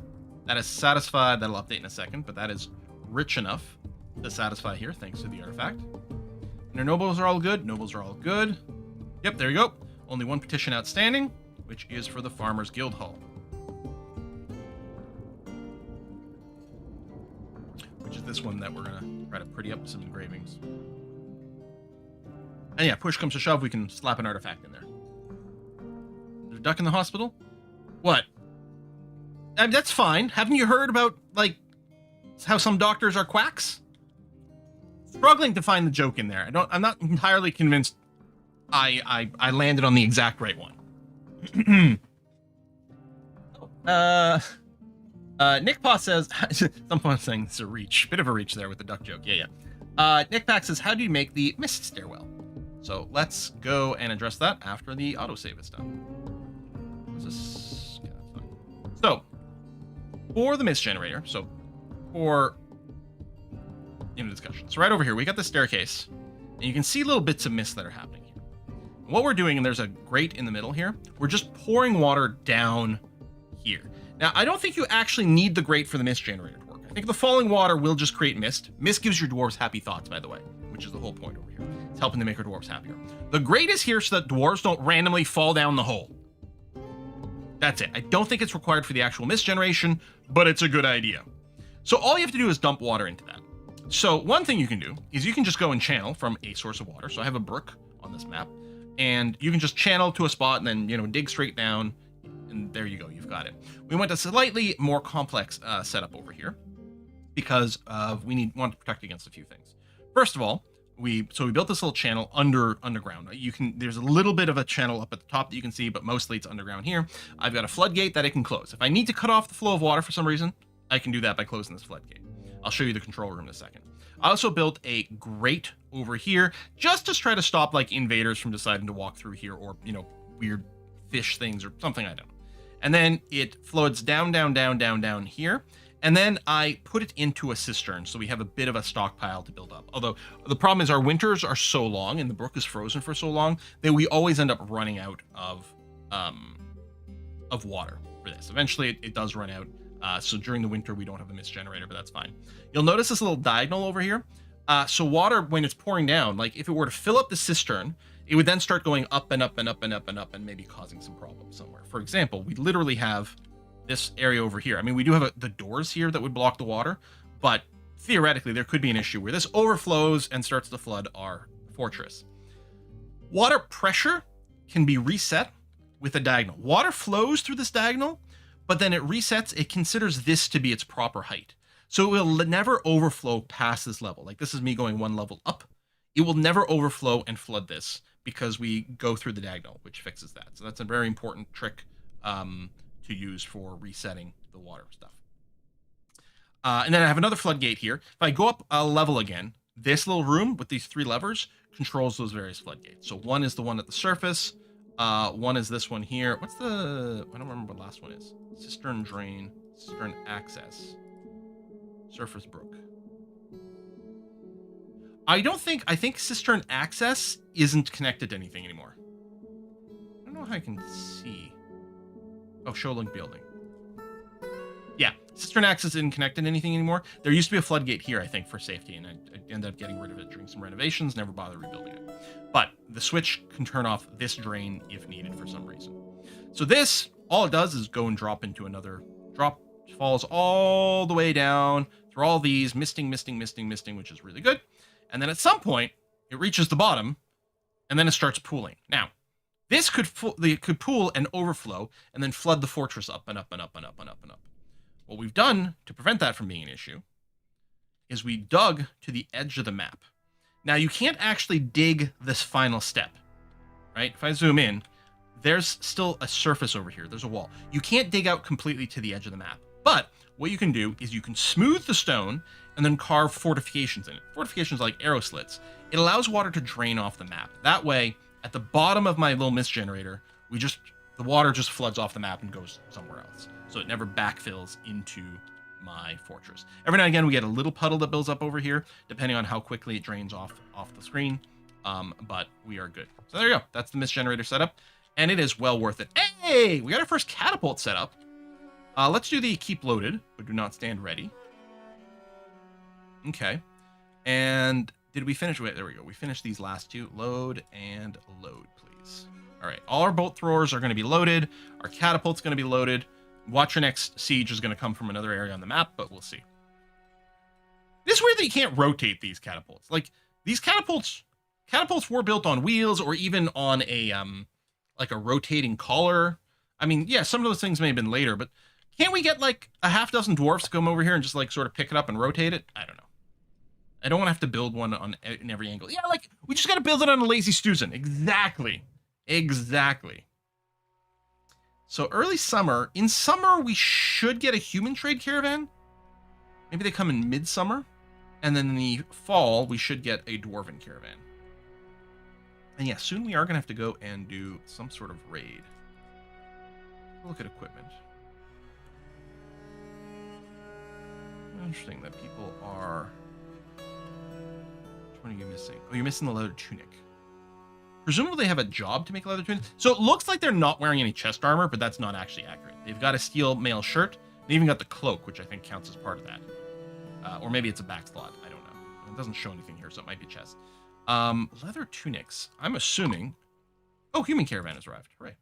Pause for a sec. I'm assuming we have a job for leather tunics. And we might just be short on leather. The problem with the leather tunics is that it is just regular clothing.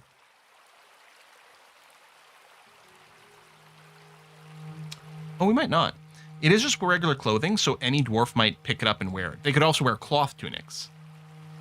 Leather tunics. There it is. Yeah, it is in there. We just don't have the leather.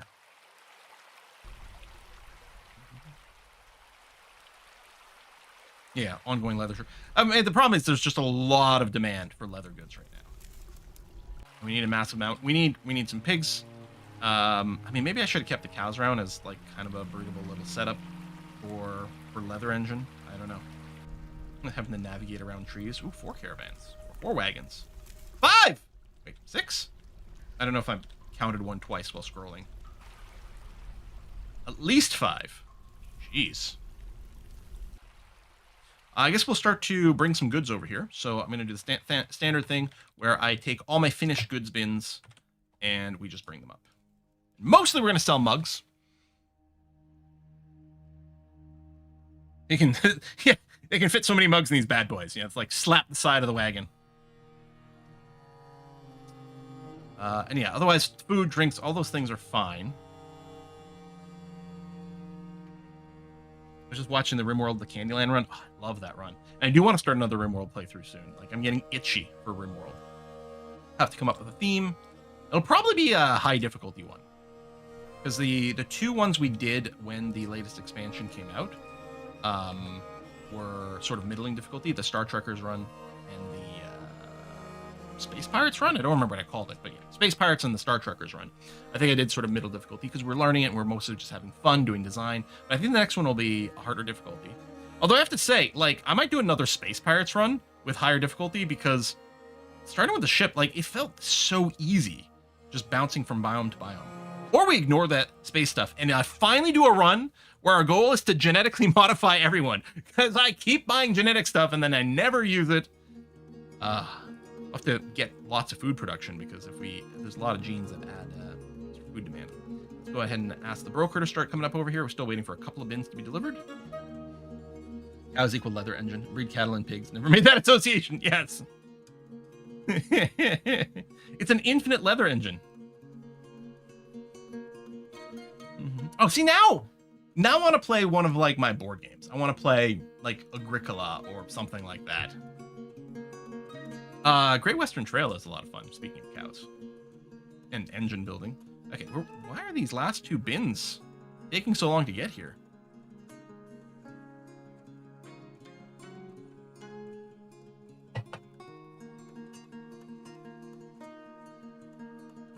Few things soothe a addled mind like quill streamings from DF. Oh, Temporal Mouse. I'm sorry you're ill. That sucks. After my trip to Rome, which was excellent, great fun. I mean, I was only there for a couple of days, but it was very enjoyable. I got super sick. Probably like a norovirus that I caught on a plane. But yeah, it was death for like 3 days. Expedition? Oh, the Farmers Guild. It's got to be progressing though, right? Hang on, let's take a quick little look rather than just stare at the trade depot. Right, no, that's the Rangers Guild. Right. Oh, this is the Farmers Guild. So yeah, the value is going up. It's waiting on the engraving. Engraving's really slow. And fair. Okay, seriously, where's this last bin? You can see everyone's bringing a lot of rocks up here. So we're gonna have lots of ammo ready for the catapult. Ah, there we go. Done. Trade. Okay. So let's go and... I mean, we might buy everything. I don't know. We'll buy the bars. I really don't need cut gems, actually. I don't need your blocks. I'll take all your rough gems because they're cheap and we can make them fancier. Clay, loam, schist. No, we don't need any of that. I think we can live without the ropes, the flasks. I mean, actually, we'll need flasks for a military, potentially. I'll get the cheaper ones. I might have a job for making them, too. I'm not sure. I think these are instruments, so we'll take them for our taverns. Most toys. Crow, donkey, nanny goat. Nanny goat, billy goat. We could. Honestly, you know what I should do? Does crow contain 1 atom? To say, at the very least, we could take these and then butcher them for leather. And then we can just use the cage for our traps. Excellent. I don't need these barrels or these buckets or the whips or human weapons. I don't think so. Large items of clothing we can't even wear.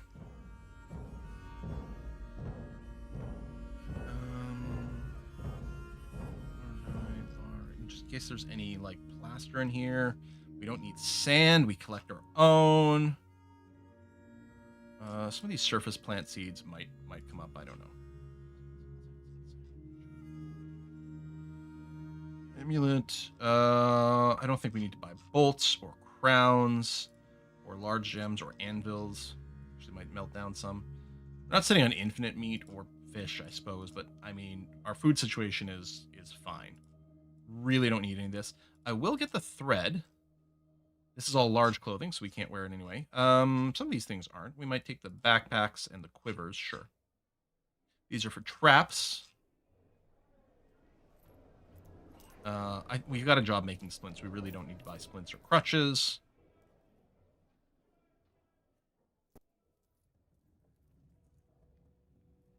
Various bookmaking things. Okay. So then we're gonna, for trading stuff, I like to use the DF Hack UI for this because we've got a nice search. So I can do something like select mugs, or to select all mugs. Yeah, that's too many mugs. Okay. It's not green profit, but I bet you they take it. Great. There you go. Good. All right, trader, go, and hopefully we'll get lots of mugs for the Dwarven Caravan. We can always sell the... no, I didn't see any leather. We can always, like, sell artifacts to the dwarves. I mean, we can sell the artifacts to the humans, but it feels crummier. Doesn't feel right. I think we did it once in this run, but I prefer to avoid it. Leather is wrapped around some animals. Yes, that's true. And I think what we'll have to do is, like, install the cages and then take them out of the cages. I think that's the process, but we're gonna have to wait for everything to get moved out of the trade depot, so I'm not gonna worry about it yet.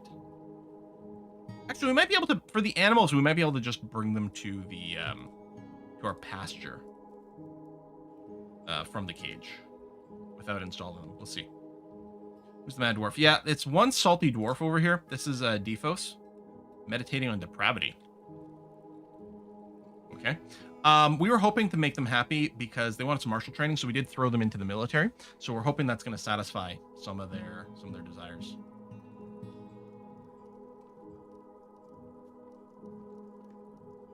They want to train military. Oh, pizza metrist. Oh, I think he's a new mayor because I don't think we had these requests before. Wants a battle axe get made. Okay, well, I will issue a command for a single steel battle axe. These could get kind of expensive to make.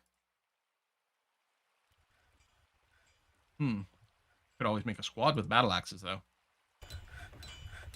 Just set up that we make one a month forever, and then make a battle axe squad. All dwarves are somewhat mad, yep. That is a fair description.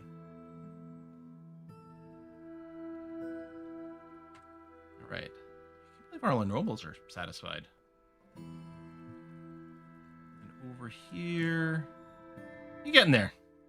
I think the engravings will send you over the goal. I could preemptively slap in an artifact in here.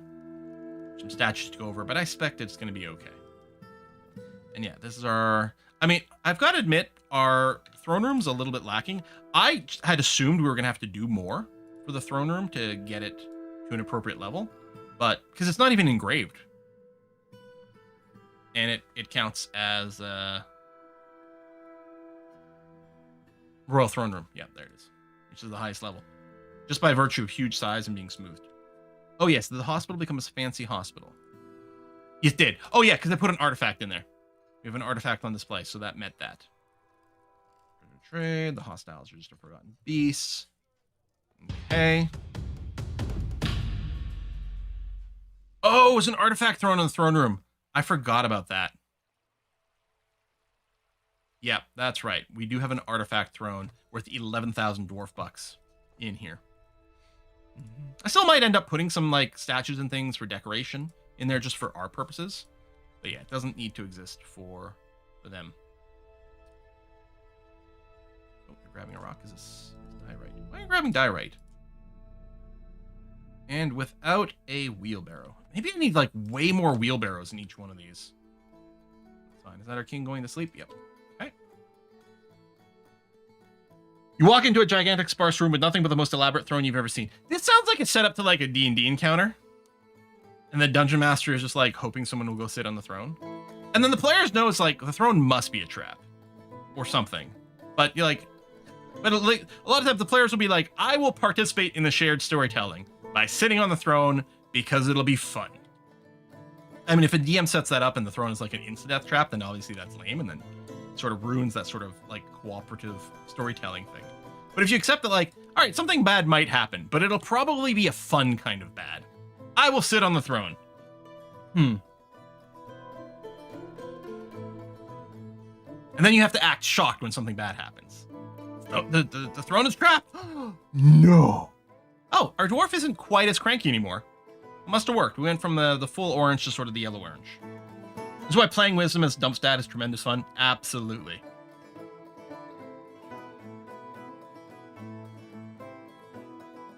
Okay. So we've got some dehydrated or drowsy units. I think that was from the last migration wave. We have some critters here that need to be assigned. So we want to find free roaming grazers. There you go. So we actually have 4 things that need to graze and go here. In loose cage, in built cage. If we add these, so we can get our mountain goats and our ibex.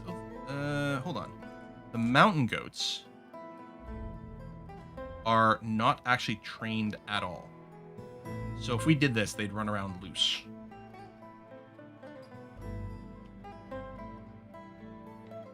Now I'm going to be like, all right, how do you train these again? There's commands. Oh, auto retrain livestock. They're not here because maybe this doesn't count loose cages. If I go and install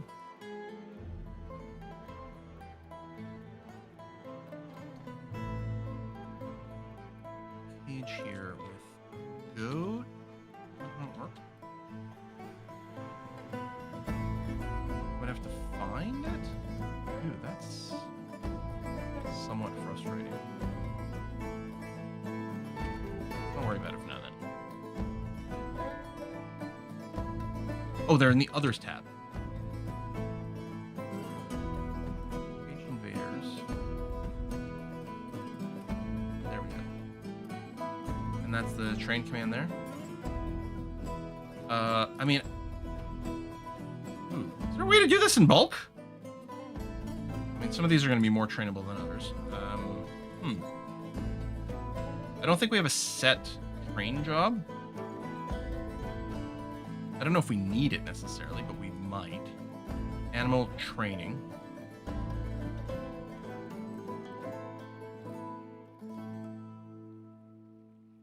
Animal trainers. Amos over here. Let's assign you. But then we have to run auto Nick. So Amos is actually MJA 746. Okay.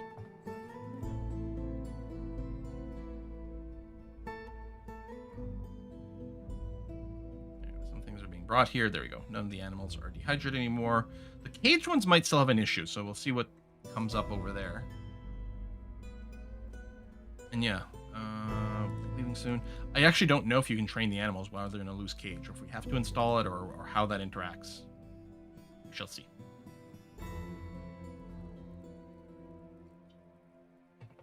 Oh, I was going to try a squad of whip reelers for melee. We hadn't talked about it. Some people say it is surprisingly powerful because of the small impact point. So our dwarves are going to be very busy right now hauling like most of this stuff.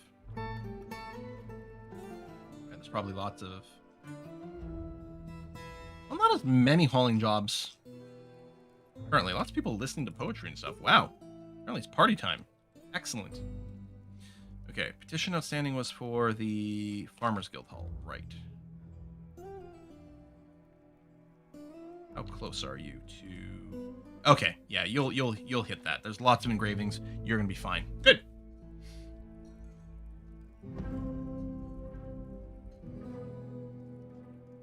Kind of want to go on a raid, especially since we might be able to get some extra critters from it. All right, let's go and target another goblin spot.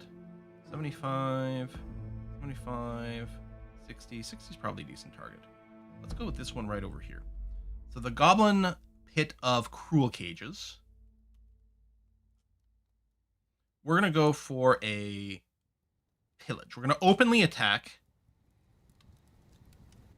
And we could destroy, because we also get to bring some stuff if we do that. Maybe, you know what? Screw it. Let's do that. Let's go immediately. All right. We're going to send everyone, which is a little bit risky. I could turn off some things here. Like loot other items. I mean, maybe I could turn that off, right? Free captives, release prisoners, take important treasure, and steal livestock. I don't know if turning something off increases how much other stuff we might get. It might not matter. But let's go. Be some good experience. See you, Azar.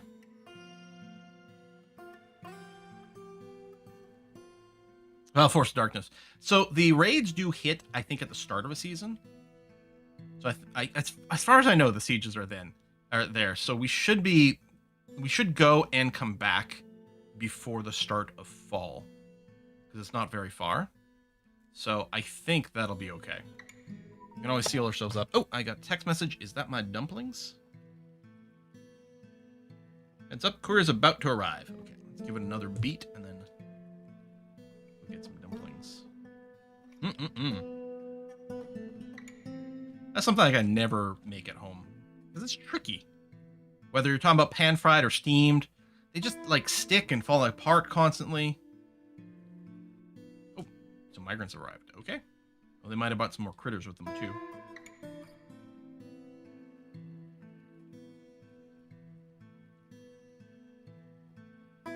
Just made Quill looks like Fred Flintstone in the with the outfit. Yes. What was it? The Order of the Water Buffalo in the Flintstones? Is that the sort of fraternity they were part of? Sounds about right to me. Water Buffalo. I watched that a lot as a kid. Traders there, that's fine. And yeah, come on, we should get a dwarven caravan. But yeah, we can't specify what to bring, because otherwise we would very much weight it heavily towards leather. Made Goiza before since Gene Seed. It's quite fun, a lot of prep. Yeah, I bet. Oh wow, yeah, the dwarves are getting happier and happier. I mean, the mist generator's running, but yeah, I think that guy really wanted to be part of the military. So he's satisfied now. He's working on his martial training. That's great. And yeah, we've got a boneyard here. Well, this is our refuse pile / corpse storage. This Craftswork workshop is exclusively making wooden bolts. Or bone bolts, sorry.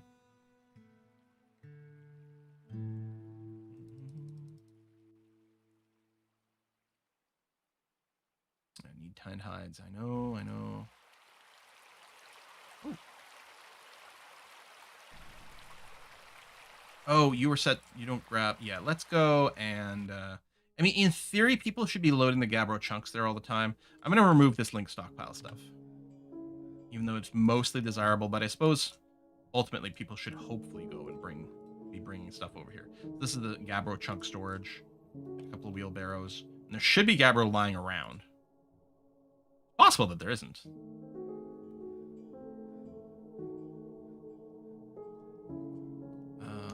If I just look at stone.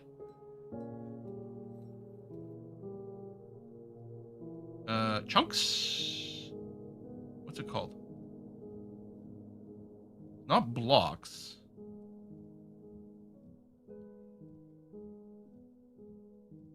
Boulders. Okay, yeah, there's a lot of Gabbro boulders kicking around. Okay, so there's no shortage of that. And this is a very low priority smooth over here. We set it so that this area would look a little bit nice, but there you go. Right, we have tons of extra anvils. Oh, we should just go and put a melt command on that. So one of our characters, I think the king himself, constantly wants us to make anvils. So we make one a month forever. What I'm going to do is I'm just going to click this. We're going to melt down. So the installed anvils are these. They don't have a melt command. But all the ones that are loose... Oh, I got a call. Is that my delivery? Thanks, my delivery. Hello?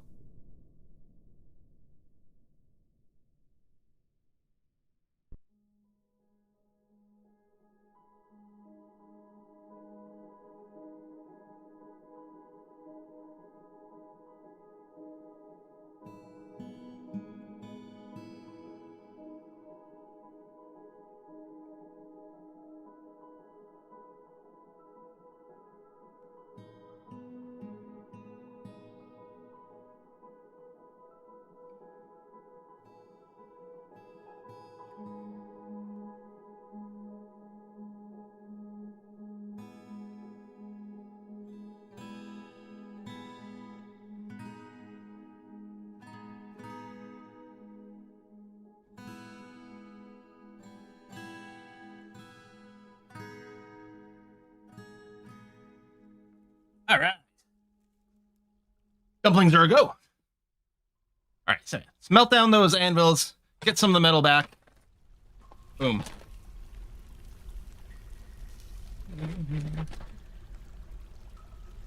While you were gone, the chair decided to hand the fortress over to the Goblin King. Oh no! Why would it do that?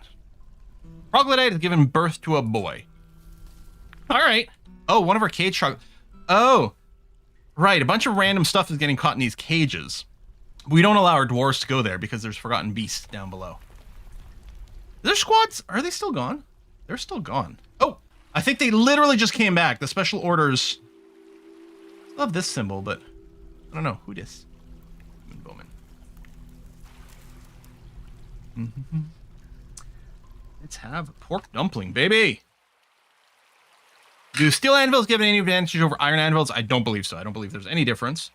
So I don't believe there's any reason to ever make a steel anvil. Pork dumpling. That's good. I don't know what kind of herbs and spices get put into this. It's delicious. Maybe a little cilantro, pepper, onions, garlic. Oh, it's got to be something else.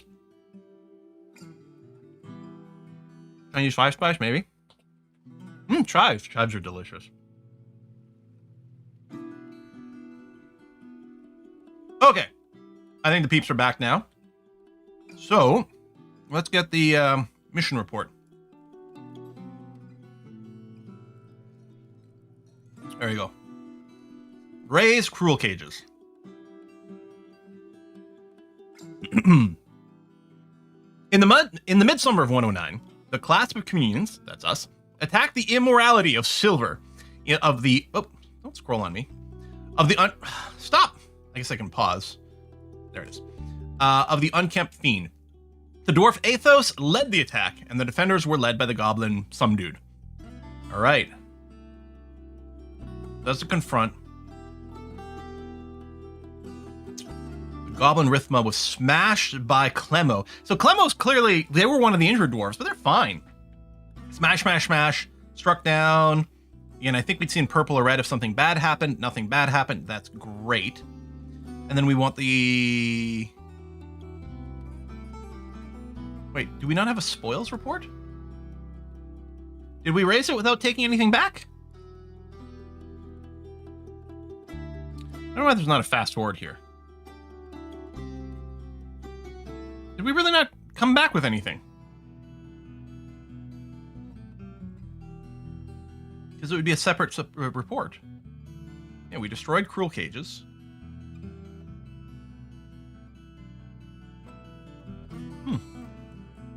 Came back with the satisfaction of killing goblins. Well, that's true. I say this like goblin here is like, I don't know if I should be here anymore. Oh, they're going to go clean themselves in the brook. That's nice. Jacinth wants to join us as a proper citizen. Excellent. Be fun if it told us what kind of what the race was there, so we'd know if we're getting a dwarf, a goblin, a human, an elf, a birdman. All right. Oh yeah, Farmers Guild. How you doing, Farmers Guild? You must be right on the edge. Okay. Yeah, let's just say spoiler reports, but they're older ones. Right? 108 and 108. These are older ones. Not spring of 109. Or what happened to the old report? Is there a way to like clear the report? Because the one that just and it's here. Raise cruel cages. I don't know why the order changed. But yeah, we'll do some more raids. We'll give them a pause. Recoup over here. I don't want to chain too many of them back to back. Yeah, maybe they had nothing of value. Yeah, I was really hoping for some more livestock. Like even more beef dogs would be okay. Okay, I think I was hungry because I'm gonna eat more of these dumplings, and they do come with a little sauce. It's red. It's slightly spicy, but not really spicy. So I don't know what's in this either, but.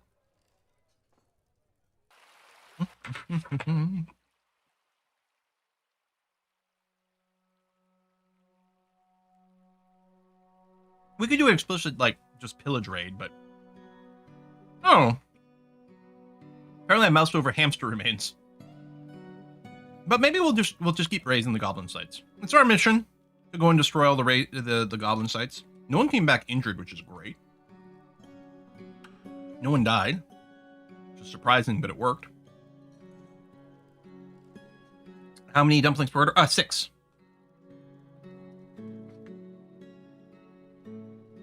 Which is a nice little amount. Our library. Hatch Hall Temple. Those are the weapons, or the weaponsmithing guild, which has been great for cross training. It's one of the reasons we've gotten quite a few weapon artifacts. Was it a miniature giant space hamster? Did we kill Boo? That Boo had it coming. Did we really go and take everything out of the trade depot? I suppose there's one extra queer left. Choir over here. And some clay loam, but wow, we unpacked that trade depot fast. So what we're going to do is we're going to wait for autumn to cycle in, confirm that we don't get a siege at the start of autumn, and then we're going to send out a squad. We might like try to send one out per season. Exactly like that. Wait a couple of days into the season.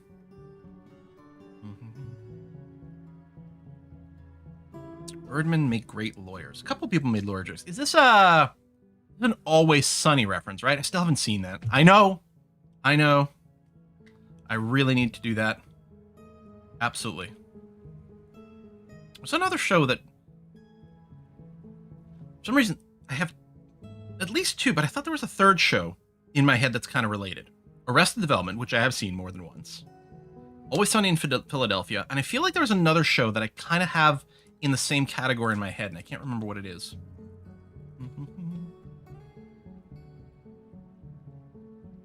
Need to read Dresden Files? Yeah, I do. You're right. Do we have a necromancer with a sock yet? Community? Okay, I wasn't thinking Community, but that is an excellent show. We just saw like the first season or 2, and I enjoyed that, and I know that it fell off later, but I was already like, I'm satisfied, I'm done. No, definitely not Parks and Rec. Veep. I don't know why people are. No, like I'm just talking about like dysfunctional group of people trying to operate in like everyday life, which to me is what Arrested Development and Always Sunny is kind of like. But Curb Your Enthusiasm. That's the other one. Yeah. That's the other one that I have sort of conceptually grouped together in my head. I haven't seen Curb Your Enthusiasm, and I haven't seen Always Sunny. I want to. They're very high on my list. I just never have time for anything.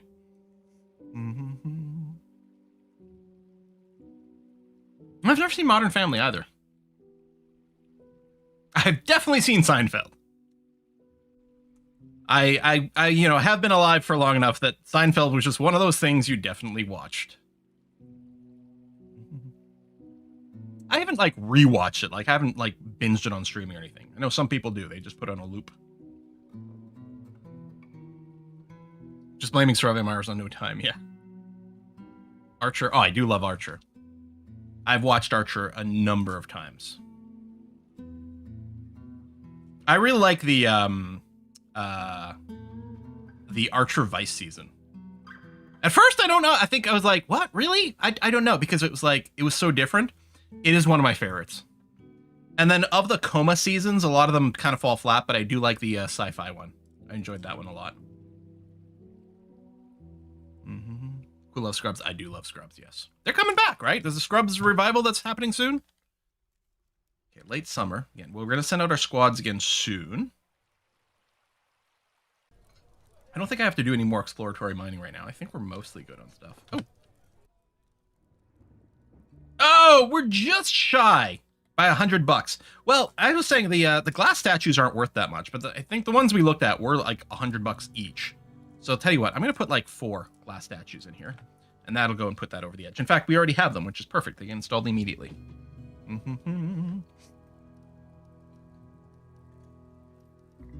It's a lot easier to keep up with popular shows when there's 3 TV channels to pick from, no other options. Yep. And growing up, I didn't have cable for most of my life. So it was just, yeah, the broadcast channels, which it was like, you pick from one of 2 English channels or the French one. That was for a lot of my life. Oh, the Umber Company wants a Grand Guild Hall. Ooh, Metalsmiths Guild. So presumably I have a Metalsmiths Guild. I don't know which one of these is that. That was one nice thing when I was designing these. There it is.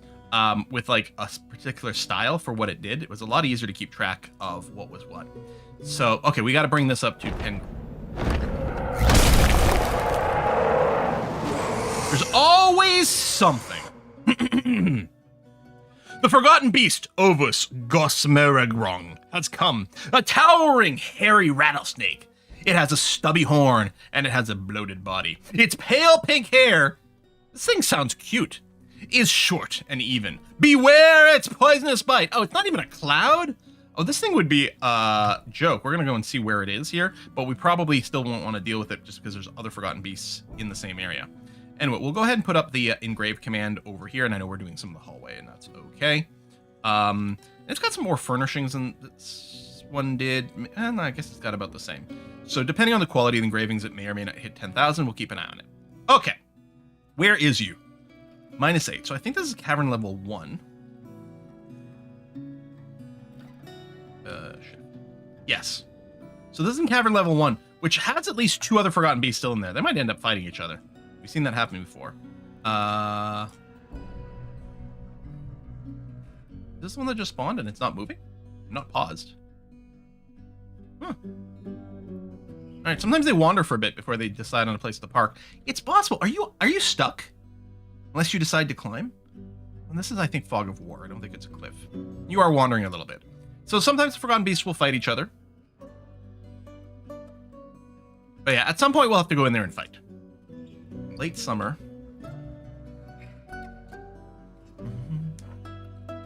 Yeah, I'm gonna eat all these. Sometimes I save them for after the stream, but honestly, we get another couple hours of stream. They would just be cold dumplings, so I'm gonna eat all my dumplings now.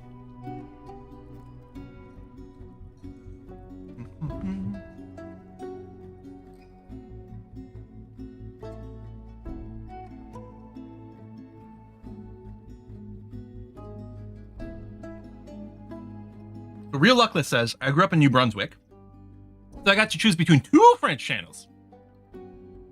And if the weather was right, 3 English channels. So I think, okay. For me, the French channel was just like CBC Canada, like French CBC, so Radio Canada, the television station. And then we had the English CBC, and then CTV. And sometimes I also had Global. And there was a period, I think when I lived in Timmins, I think YTV was also like an over-the-air broadcast. And that was awesome. Because YTV, those were the only times I ever saw music videos when I was a kid. Kid/young teen. Because YTV would have like half-hour, an hour-long show where they would play a few music videos. Because I didn't have my MTV or Much Music or anything like that. YTV also had the excellent television program You Can't Do That on Television, which was lovely, wonderful. Featured a rotating cast of young kids, including one named Alanis, who would later on go on to have some sort of music career, ironically. Okay, there's nothing ironic about that, but there's also not anything ironic in the song either. Jagged Little Pill is a amazing album, though, full of bangers. Did they do stuff you can't do on TV? Yeah, I guess, yeah.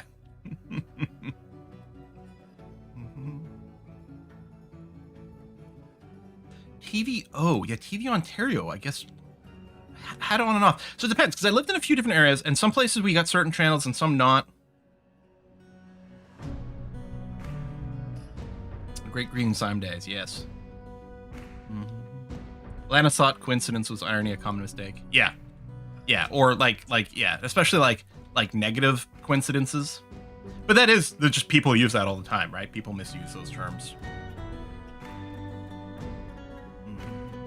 Yeah, even we do, even with our, like, oh, we know what irony is, except a lot of times what we're using for, like, reference to irony, or there's things that count as, like, literary irony, and we don't consider that as part of it. Dramatic irony versus this versus that. Alanis went on to gain the last name Morissette, yeah. I think her first album was, like, some sort of poppy dance album, which I don't think I've ever heard. And then, yeah. Came back a little bit later, a little bit more jagged. Word Crimes at Weird Al, such a great song. It is. That's the one with the sort of dynamic text video, right? I think.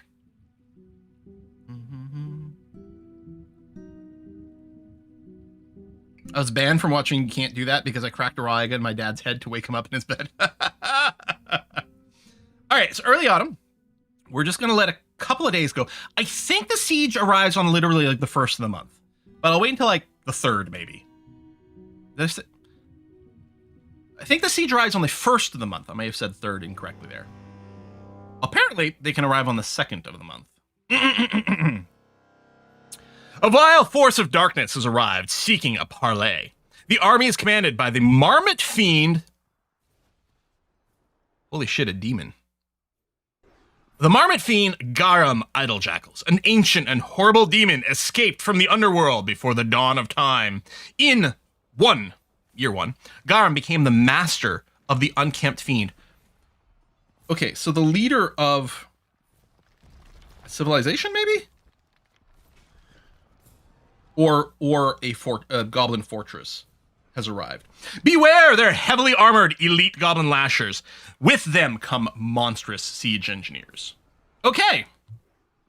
So, they are willing to parley, and to that I say, screw you, dude. That ain't gonna happen. He's a master observer, fighter, archer, wrestler, and biter. I wonder how tough this guy's going to be. And then, yeah, there's a bunch of goblins. Ooh, and we can see here, we've got a battering ram, which apparently I can't select, but it is being moved by these fellers. I kind of feel like we're going to go out and meet them in combat. Dude has some skills, yeah. Oh, and an anonymous gifter gave Jebs a tier 1 sub. Thank you very much, whoever that was. And Jebs, make sure to join our Discord.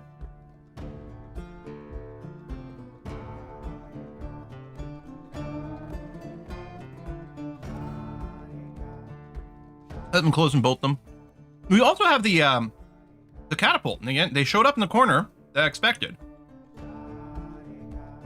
So, what I'm going to do, siege operators.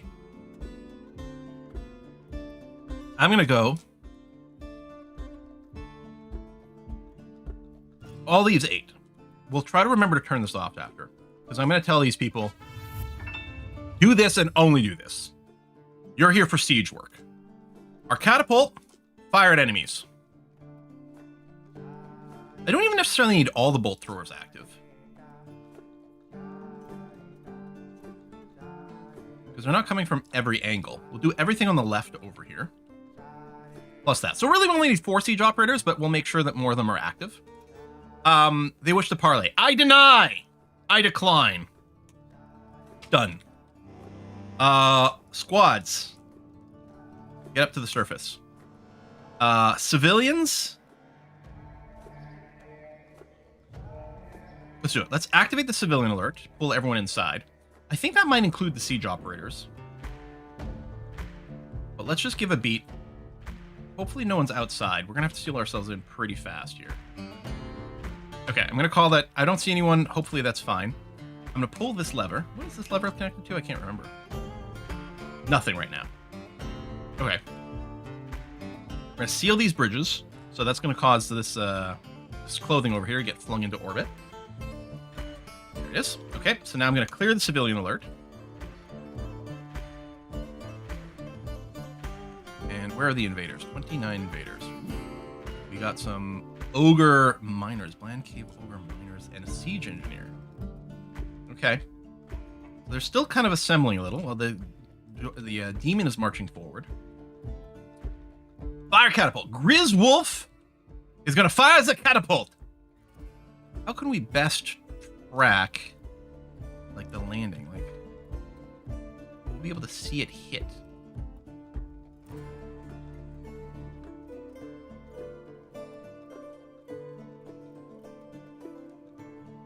How long does it take you to shoot? Fire. Fire now. Fire faster. Also, oh, I should get my my bolters up on the wall, actually. Over here, please.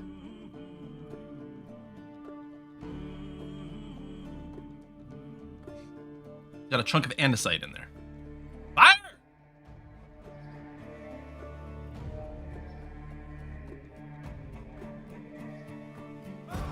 People are setting up the bolt throwers over here. True Echo, Magic Cookie Tree. Wait, do you not see them? Do they have to come within range, maybe? Maybe you're just ready to fire. Yeah, maybe it can't reach the entire map, but they're so nicely clustered right now. Where the hell are they? I mean, I know they don't have line of sight with the wall, but I'm assuming the catapult could just fling over the wall. Oh, the bolt thrower is firing like crazy mad. Holy cow, I just saw tons of little like flick, flick, flick, flick, flick, flick, flick, flick, flick, flick. Look, look, it's a freaking Gatling gun. Did it already kill the demon? No, he just disappeared out of view for a second. Have you been hit? You have been hit. Holy cow. I think the oldest is at the bottom. I can't remember. There's a fallover. That's probably when he disappeared for a second. Yeah, strikes in the lower body, right hand. Been injured badly. There's no hope. You goddamn right. In the lower body, lower leg. Look, look. I don't know how well it's showing up on stream, but there's just a constant stream of these bolts. Look at the bolts loaded number just drop. There's a freaking Gatling bolt thrower. Oh, why are you so cranky? Terrified while in conflict. Dude, you're obliterating people. I'm not convinced that the catapults are catapulting, though. Should it have been built higher and have line of sight? I mean, it's catapult. It's got to be flingable over a wall, right? Bleeding, seriously injured. Yeah, this guy here is not going to last very long.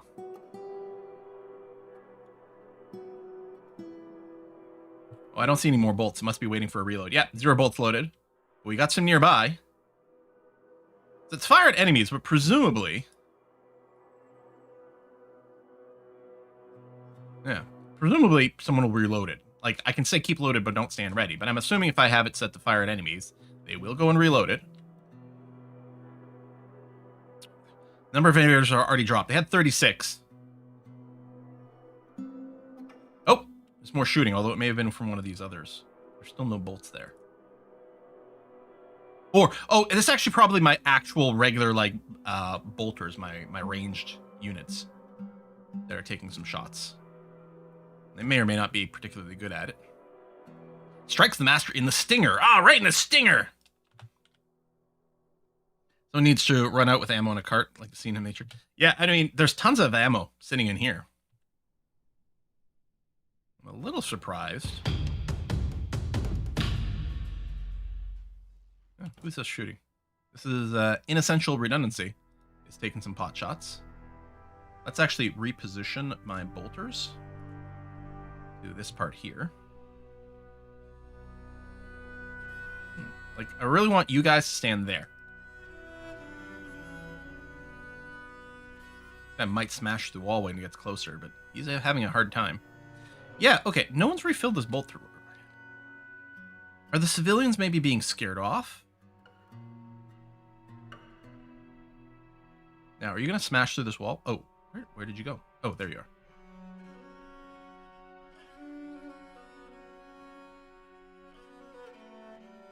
Yeah, so you're just hiding under the ridge. I don't think you can get shot anymore. Which was a good defensive thing for stopping people from climbing, but now maybe things have changed. Why is that? Is this some sort of blood from one of these guys? I'm wondering if they're going to smash through this wall, but we'll just be ready. Siege engineer. I don't know if we can see if a wall is being damaged. Can you repair walls? Like, in RimWorld, of course you would. Oh. Oh my god, I'm at 1 FPS.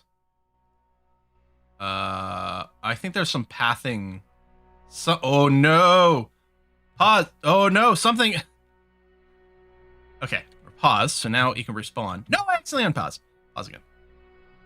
Thank you. Okay.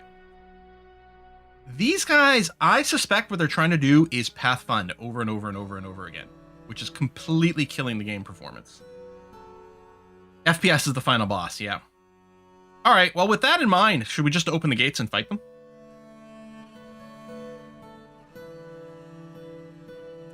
Catapults used to be buggy and would only fling rocks on the same Z level, making them useless.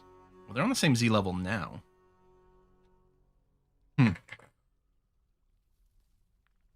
Let's open the doors. What could go wrong?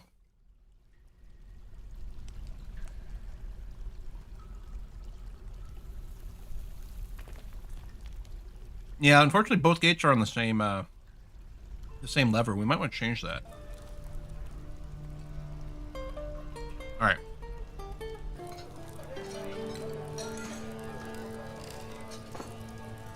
It's gonna open in a second. Oh my god. Oh my god, please. FPS. Oh my god.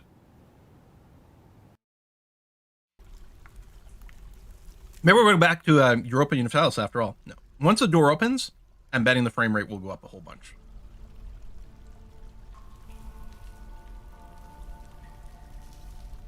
Time for a hardware upgrade. Yeah, that is definitely not the issue here. Someone please pull the lever. It's a high priority job, but at 1 frame per second, actually, we're probably doing less than 1 frame per second here. Oh boy. How's my CPU doing?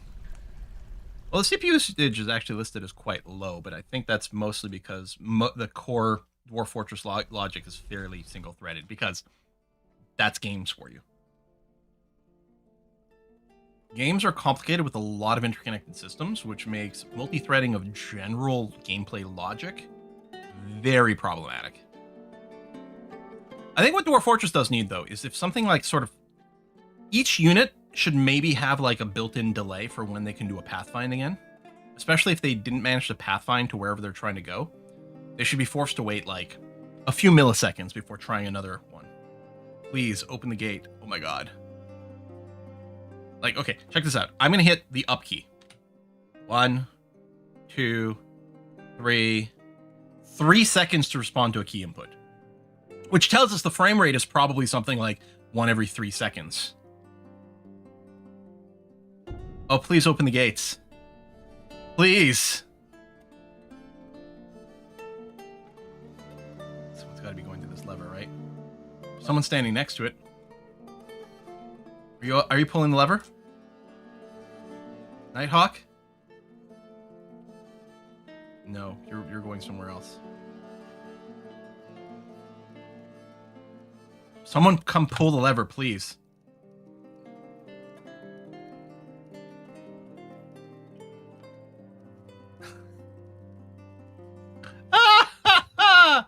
So how's it going? So, of those of you who are playing EU5, are you enjoying it? What country are you playing as, actually? I still have to think about what country I might want to play next. I'm still wondering about playing a bigger one. Like England or Castile. Naples. Yeah, I did play Naples in my practice one. Naples and the Papal States. Because I strongly considered having that be my first Let's Play.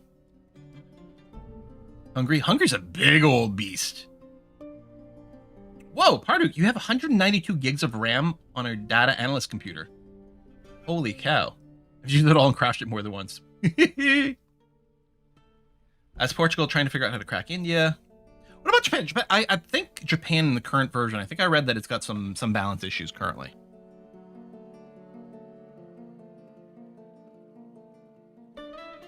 Oh, your Owlbear mini is done. Yeah, post some pictures in Discord. Thank you.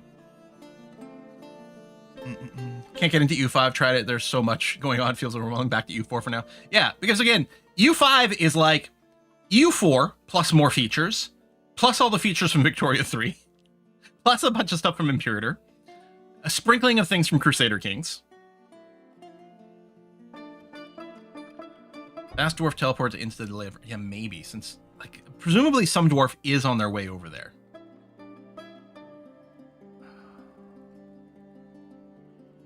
Okay. If we go, there, paused. Okay. Fast Dwarf command. Walk fast. Enable. Enable or 1. So to turn it off, presumably we just disable. Or there we go with the numbers. So, all right. If I fast dwarf 1, dwarves will be able to sort of teleport to places, and then we'll go fast dwarf 0 after. Okay, I'm unpausing. Oh, so, that might be right there. Are you going for the lever? No, because I think you'd stand. Actually, I'm not even sure fast dwarf. Oh no, it's been pulled. Pause. I can see it's been flucked over. So Veristim must have done it, because it is physically over in the right position. So now we just have to wait for the game to tick to update this. So that means I can go fast dwarf 0. So we get normal movement again. And yeah, I'm fully expecting that as soon as this comes down, our frame rate will shoot back up, because the pathfinding problem will have resolved itself. We just have to wait for the game logic, because it does take several ticks to for a lever pull. Like, the game could have happened so that these lever pulls do things instantly, but I think it's an anti-abuse thing kind of thing, or whatever. So it takes a little while to trigger, and we're just having to wait for those ticks to go through. Grumble Cracks said, that's funny. I started a Trebizond run. Oh, intensely overwhelmed. I thought I was passively good at U4. Yeah, like that's the thing. Whenever a sequel to a game comes out, people always complain that it's been dumbed down. With EU5, it's the exact opposite, which I think is glorious. Like, that is such a huge endorsement to me.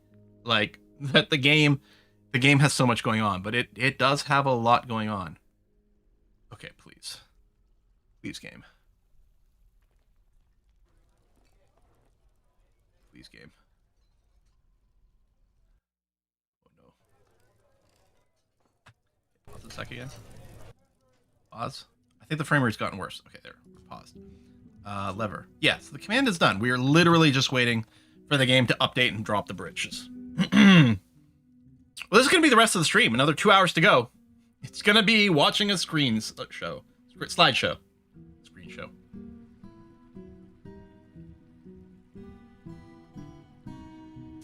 I was doing an interesting run of letting AI do most of this running and just making important decisions. That would be interesting. So, okay, so there's a 4X sci-fi 4X game called Distant Worlds, right? Distant World Universe, and then they came out with Distant World 2. And there's a lot of you can do very much like what you can do in EU5. You can enable automation for tons of different subsystems. And it's actually kind of interesting to do that, because you can play. There we go. The bridge just opened up, and the frame rate is now responsive. Okay. All right. Whew. I'm actually just paused here so I can finish my thought. But it was interesting because you could do something like automate your entire empire and just manually control, say, one ship. And then all of a sudden, now you're playing Star Trek, right, as a thing. And the idea of doing that in EU5, automating most things, but just running as just the king, doing very high-level decisions, is actually super cool. Okay, let's go and get everyone, including the archers, and I'm going to go and see if I can position them behind all these traps, see if we can bait things into there. Let's go. Still a little slow because there's still, I think, some extra pathfinding going on. So first thing we're going to engage with is with Hootsmob here, the Cave Ogre Miner. Rabba. Oh, he got trapped in a cage.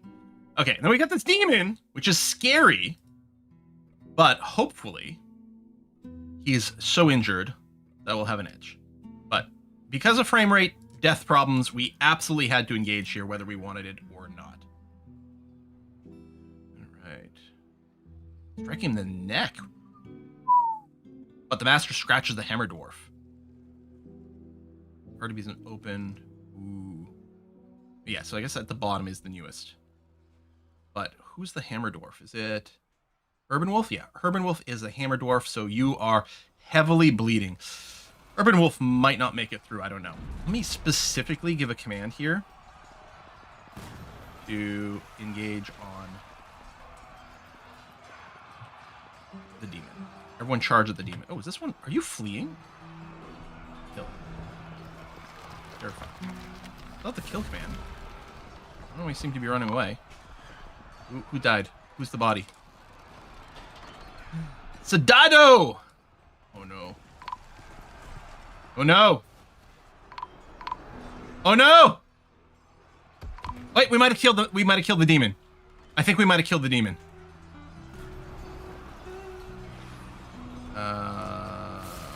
Probably an easier way to find them somewhere, but I mean, I'm not seeing them pop up, so I'm assuming it's because they're all corpseified now in one of these spots. Oh, Morcor is dead. Oh no. There's gonna be a few fatalities here. People are getting promotions along the way.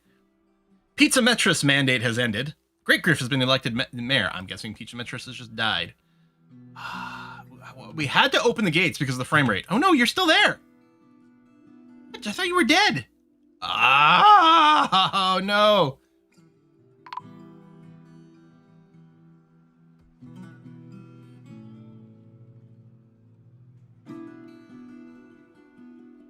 Please die, please die, please die, please die, please die, please die. You're now pale, all right? Oh, all right. Now I'm going to say that they're dead because the screen closed. Okay, so now what I have to do, since they don't have an active kill command, I'm just going to say, okay, move out over here. Keep moving forward, engage whatever you see. The siege is going to be broken any second now because they're going to be fleeing. 7 invaders left. 1 injured citizen, lots of dead ones. 6 invaders left. 5. Yeah, I think they're actively fleeing. 4. Okay, I'm gonna go and cancel our military orders.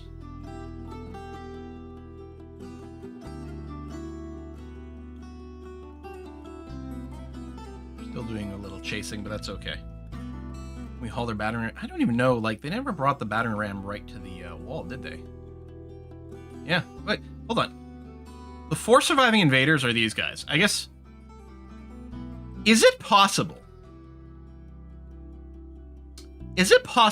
that the army was waiting for the battering ram to come over and smash the wall? Is it possible the battering ram can't move because there's a tree in the way? Hey, Quill, pay attention. There's a new subscriber. In which case, that's actually kind of hilarious and would kind of explain some of the pathfinding complaints. I bet you it's stuck on this tree. Hey, Blue, hello. Thanks for the sub on Discord, or on Twitch. Join the Discord. Yeah, I'm encouraging these guys to come over here. Wrap up this siege, please. Sadado, Morquar, Elrithil, Pizza Metrist, Adventuring Penguin, Alun, Lazy Boot, Great Griff, and Urban Wolf have all been found dead, which is going to lead to some worsening moods. Okay, where's my army?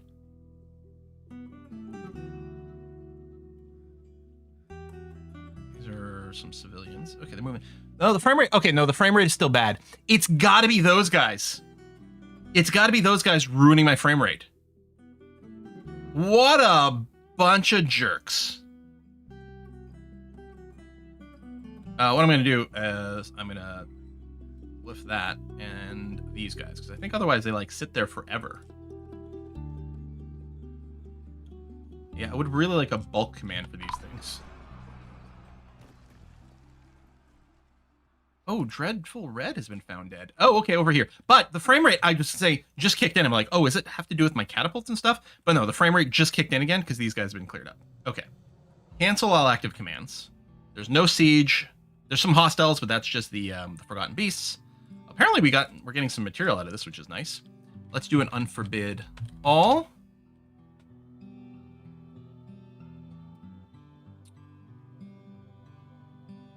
And burial setup. Hopefully we've got enough. I don't know. I think I'll go and expand this and get ready for more burial.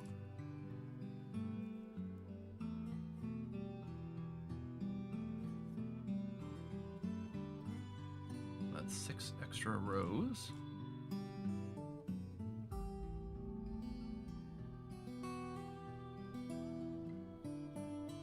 So should build a 5 wide dirt road around the entire map. Yeah, just to help the siegers, right? I mean, ironically, it might not be a terrible idea, even though that's really annoying. It's like, and the last thing I want to do is make their lives easier, but if they're killing my frame rate, then that's no good. Just pave the outside world. What if we just flood the outside world with magma? Red hot magma.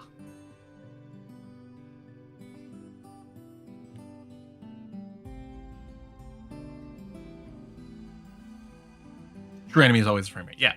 FPS is always the final boss. Just like in Terra Invicta, it's global warming. It's the final boss. I don't want this more Terra Invicta.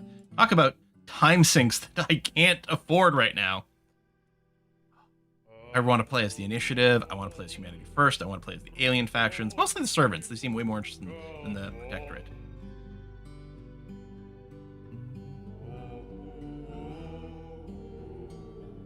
All right, yeah, we got some injured citizens. Actually, I think one just stopped being injured a second ago. So, Technic Bunkin. You got some arm and foot injuries. And is it Mischievous Art, the other one? Ability Stand Lost. Oh, you're right. Per leg. Needs addressing and immobilization. Okay, hopefully you should recover from that, at least.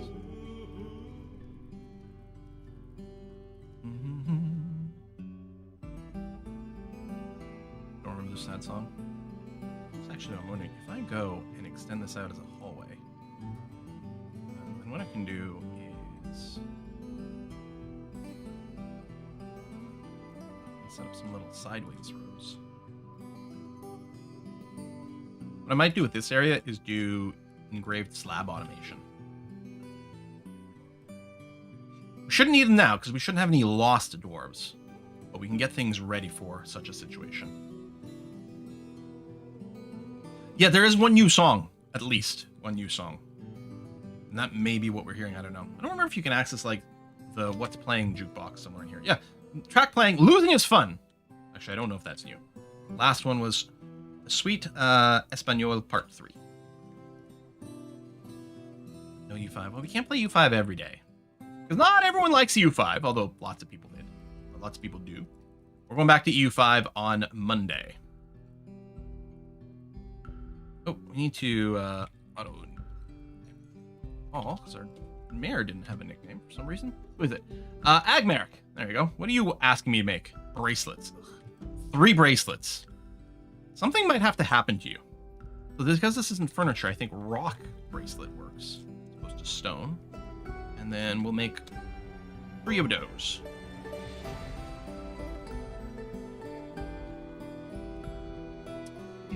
Oh, unpause, please.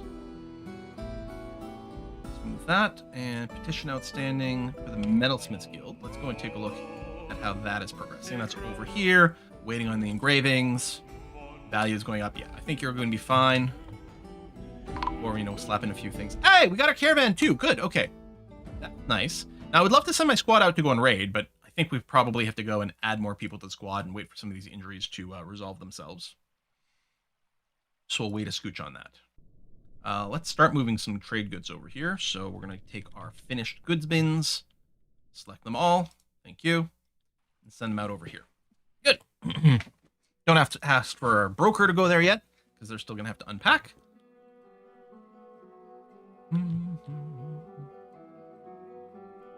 We did do a thing in one of our games, mostly for Forgotten Beasts, where we were putting the body parts on display. Hopefully we can just butcher this one and get some demon leather. Demon leather sounds awesome. Sounds like Devil Strand, but even more edgy. So who's still injured here? Technobucket. So your upper arm needs to be immobilized. Although you still have some smashed open wound stuff. And then, how are we doing on supplies? Yeah, we got some of everything. Good, okay. Demon leather corsets, yeah. I like how we have a thing. In Dwarf Fortress, we make mugs. In RimWorld, we make corsets. That is how we make money. Is the resolution... Oh, what was that? Was the battering ram the thing destroying the FPS? Yeah, well, I think it was a combination. I think all the big army, because after I killed the army, we started running it, I think, at about 10 FPS, so it still wasn't great, but then, yeah, when we cleared the stuck battering ram, then we're back to normal. I mean, I'm only hitting 50 FPS right now, so it's not like we're going mega fast, but we do have, like, 200 people, like, counting the merchants and critters and various things like that. Okay, I'll send the broker up here now. We're still waiting for a couple items. I think some of our bins are very full. Please bring a bunch of leather. Or a bunch of animals. Whichever. How many cats we have? I don't think we've got a cat explosion going on because we do have some butchering. Now, obviously, you can't butcher any cats that are pets. But yeah, we don't have like an insane number of cats or anything. And when they added gelding a while ago, that does also help counter cat explosions. So you don't know, cat explosions. So with animals, like let's say like dogs as an example, right? Your dwarves you can enable dogs to be adoptable, and dwarves might choose to adopt a dog. And when an animal is a pet, you don't want to butcher it because obviously it causes very bad moods. It's not an issue though with things like dogs or whatever, because by default they're not set to be, able to be picked as pets. You could, enable for a few or something like that, but you can limit it. Cats, however, work the other way around.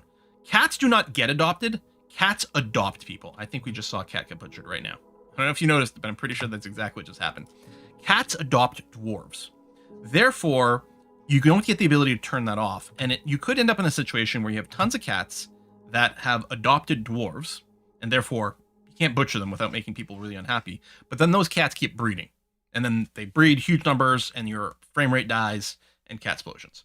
I don't think that's much of an issue in modern Dwarf Fortress for a variety of different reasons. I think some of the breeding numbers have maybe been tweaked. Certainly performance has improved. But also now you can geld. Now you can like neuter an animal so that it can't breed. So even if a bunch of cats adopt dwarves, you could just geld them all to prevent them from making infinite amounts of babies. Average guy has bestowed a name onto their wooden shield. All right. Still waiting for one item over here, which might not be required. We might have enough money as is. Tell you what, I'll take the metal bars, ignore the cut gems and the blocks and the boulders and the chains and this. I don't think I'm going to get more artifact or more instruments. Sure. Rooster, cow, rooster, reindeer, cow, yak, mule, reindeer, yak, duck, water buffalo as a source of leather. But what we want them to do is we want them to bring a ton of, like, bags of leather. Or bins of leather. These bags, I don't think we need any of those bags. No, I don't. I think the leather we would have seen by now.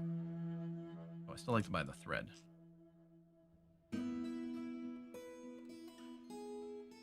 Scrolls. I should have just shrunk the cheese category. Splints and this and that and this. Yeah, no leather. Dang it. We ask a leather? No, because the problem is we're a mountain home, so we can't ask for goods. It doesn't work that way. It should, but it don't.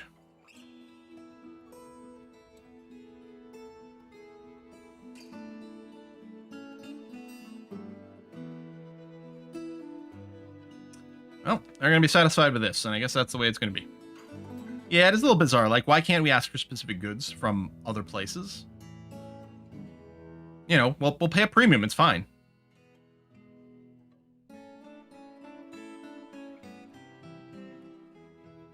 Albert Mini has been posted in Discord. Thanks, Punisher. That's cool. Don't forget to remove the old job. Oh, right, because I put my siege operators. There we go. They can do other things than just operate siege tools now. They've been released.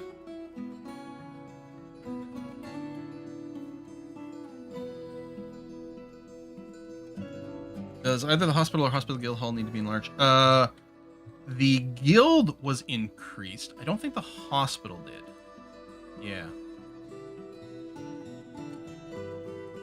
So I should increase the hospital. Not that the hospital really cares about that space, but we should do that. And yeah, the actual guild is nice and happy. Good. Oh yeah, because we put the artifact in there. Done. 3 hostiles, a petition outstanding for the Metalsmiths Guild, right? And then trader ready to trade. Okay, so we're in good shape. Metalsmiths Guild over here. How are we doing on our engravers, actually? 2 set to full time. Although Zog T is in the military, clearly.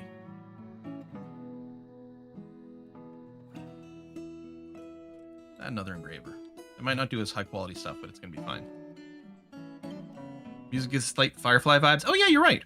You need more coffins. So the coffin building is automated. I do have to go and assign the coffins over here. We have 1 empty one. So we might have actually had enough for what was going on, but I do want to go and build more. So, or place more. And we'll have a few in a stockpile. There you go. See, we have 2, and then these are queued, but I have a repeating job. If we have fewer than 2 coffins, we make 1. They'll do that. We will have to run a command to make burial zones. And yeah, we're going to do something very similar with the slabs over here after. In case we lose any dwarves and we don't have their body, so we can't bury them, which means they'll become a ghost. We might move the catapult to towers. I don't know. I mean, clearly this one doesn't work, so I'm just going to go and tear it apart.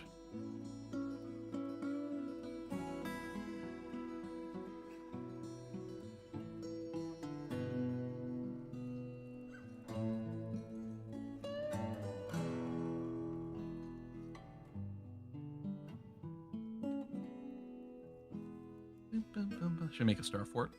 Nowhere for invaders to hide. Yeah. Can't really build diagonal lines, but we could probably pull it off. So the idea with star forts is that there's, no matter where someone is attacking from, I think 2 different walls have line of sight on them. For, you know, cannons or archers or whoever, you know, trying to do ranged attacks.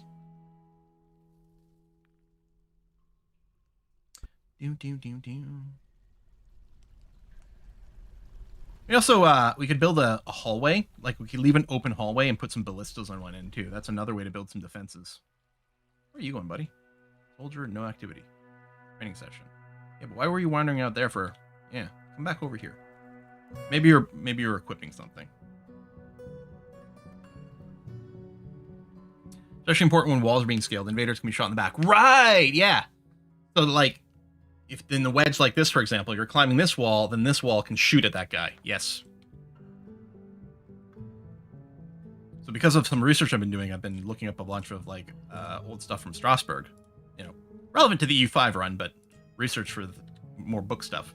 And what's one thing that's really great about Strasbourg? In 1730, plus or minus a couple of years, the king had commissioned someone to make a giant scale model of Strasbourg and its surroundings. It's huge. It's 12 meters by 6 meters. And the actual city itself is only occupying a small part in the middle. So there's like lots of like the farmland and countryside around it. But like all these star fortifications, both the city walls themselves, plus like an extra sort of little like armory barracks area outside. But even the countryside was like, I think they'd set up like earthen like bunkers, or there's a word I'm looking for. But all set in that sort of star fort kind of shape structure. It's really interesting. And it's really cool to be able to basically zoom in on photos of this and get a sense of Strasbourg in the 1700s. Stealth with draws. Oh, weaponsmith. So this is listing one of his highest skill, which is great because it'll probably be what gets picked for the mood. So we should get ourselves another artifact weapon. Yeah, in battlements, earthworks probably what I'm thinking about. But like, I mean, something like even like more specifically, like a specific, like, yeah, like an embankment maybe. But yeah, earthworks in general is good. Traders earn and trade. This. Flaming workshop.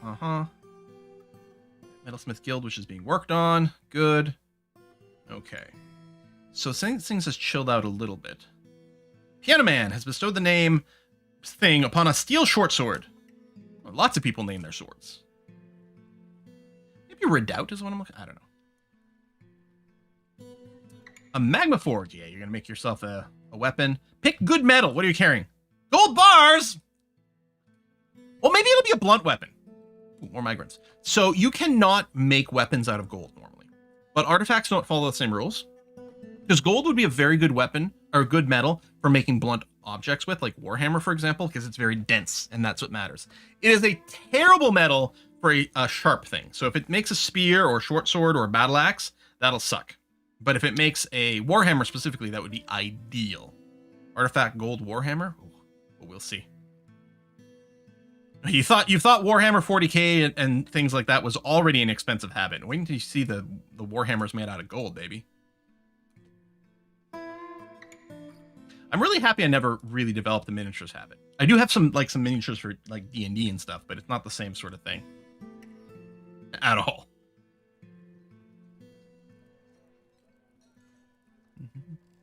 I can stop migrants.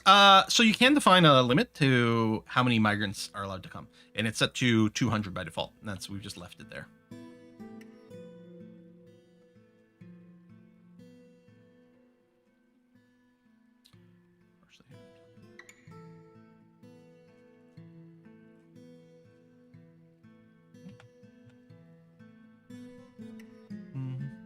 Hey, he says, looking up from painting some orcs.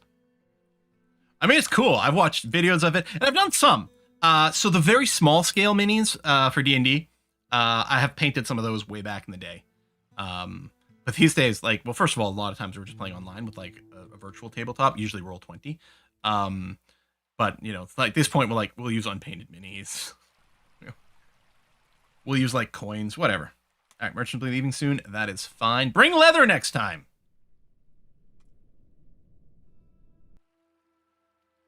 If I recall correctly, the catapult operator has to align line sight to their target. That's stupid, because that doesn't make any sense. The catapults were capable of indirect fire in the past. I was sure of it. Weren't they? I don't know. Ballistas, sure, certainly. But ballistas also fire in a straight line. Like, the entire purpose of catapults is ballistic fire, which means you can do indirect fire. I mean, it makes sense you would need a spotter. I don't know. Who knows how they work in Dwarf Fortress, huh? Okay, so we didn't go raiding in autumn. I don't think there'll be a siege in winter, but you never know. So I will wait for the season. But let's go and re-equip ourselves. So we lost one person from the tin swords. Good. Exclude on for everyone. Perfect. Stukos. Oh, you're a new person. We'll have to give you a nickname. Actually, before I add anyone else, let's go auto nick all, please. Thank you. Okay. So the bolts of hell, everyone is intact there, which makes sense. They're ranged firing. Hammers of silver definitely took a beating. Tiak is set to be a planter, so yeah, I'm going to skip the people who have assigned jobs.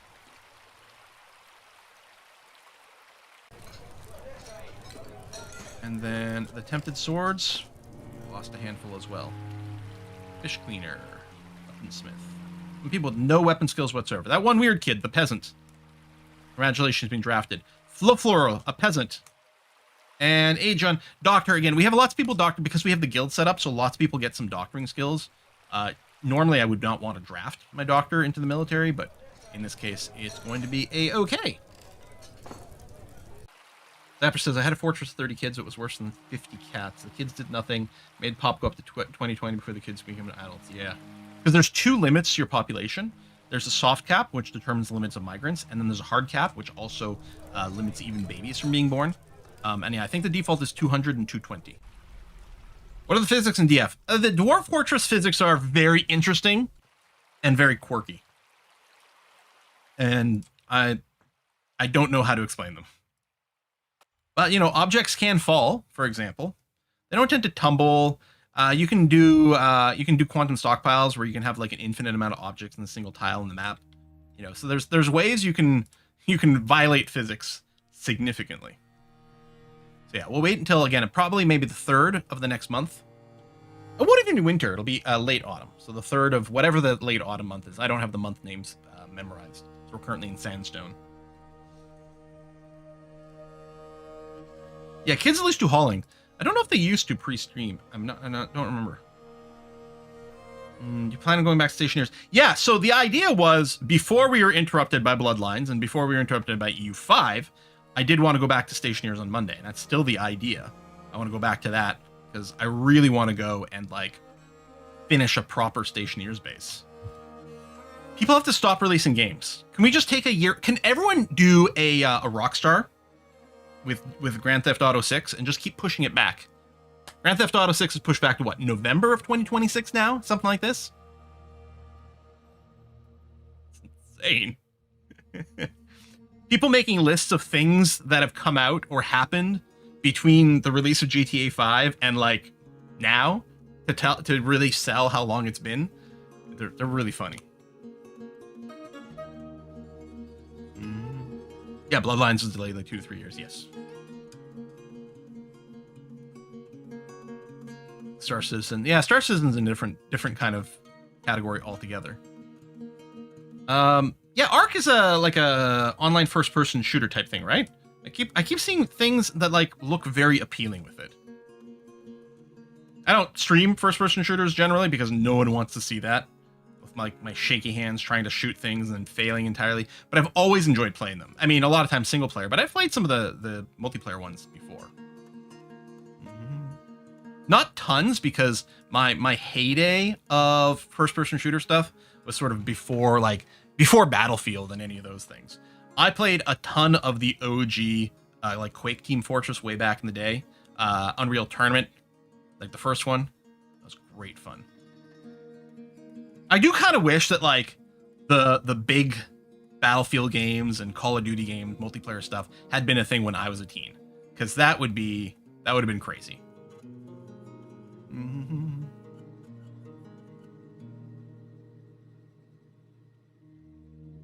Oh, you're right. I can remove the earring job. That person is dead. We got to find the earring job. Wait, was that at the top for some weird reason? Yeah, I don't know why. Oh, because the monthly repeats are a little different. Actually, I wonder if a few of these. Okay, first of all, we hit the cloth glove job in there twice. So we cancel one of these. And the rock earring. Thank you. Good catch.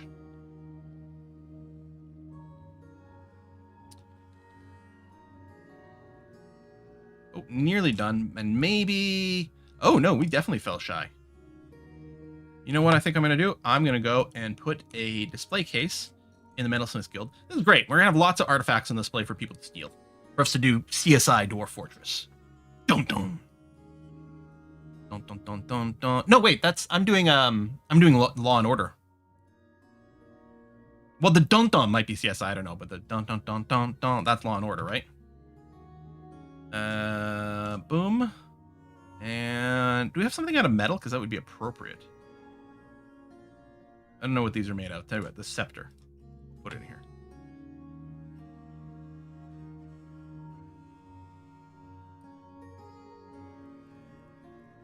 There we go. So that'll satisfy that. The petition should go away in a second here. Because the value is definitely like way overkill. And that'll make some dwarves happy too. Because I think they get a little happier when you promise to fulfill a petition, and they get much happier when you actually complete it. And of course, they get unhappy if you don't satisfy it. Oh, there you go. Petition resolved. Awesome. Yeah, CSIs, who are you? And what? With the glasses, right? I guess the glasses thing was more CSI Miami, wasn't it? I watched the original CSI, the Las Vegas one. I watched a ton of that. Mike is cutting out on me, saying, "What? Oh, yeah, it is." That's funny. I didn't realize when I minimized the game, the screen went black. All right. I don't think it was too strong. I think I got filters for certain audio ranges. They like kill some of the background noise and different things like that. I suspect it was just that. It was too high pitched rather than too loud. Oh! Stealth has been collecting shit for a long time. Haven't they? I haven't been looking them up. Or they might have just been hauling a lot of heavy stuff.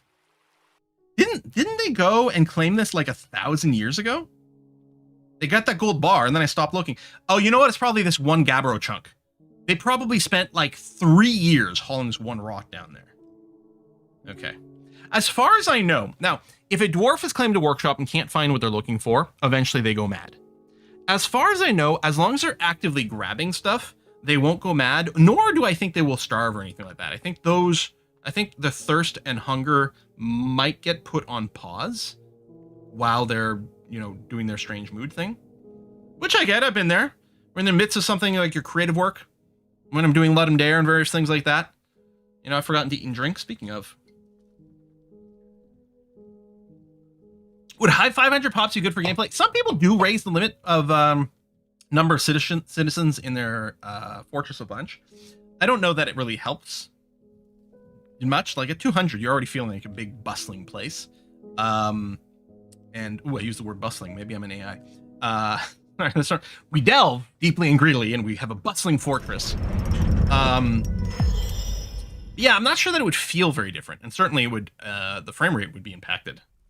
All right, Stealth has created ML Bukog, a gold crossbow. Actually, that's fine. She claims it as an heirloom in the name of the family ancestor, Salty Old Badger. You got to go and manually assign these, and I don't always. We might go and manually assign this one.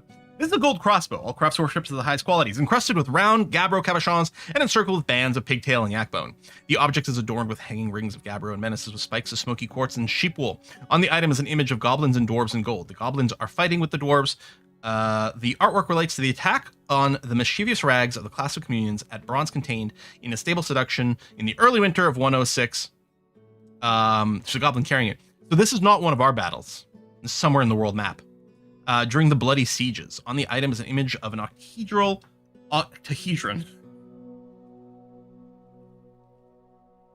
Now, I don't know where you get your octahedrons. Where I get them, they usually already come in an octahedral shape. But, maybe I have a special shop. I don't know. Brought to you by the Department of Redundancy Department. So if we went to our army and our bolts of hell, we could go to, so Bacon Eater. Oh, remember Bacon Eater, the one who was always salty? So they are leading the squad. Let's say we go to them. Oh, that was the wrong button.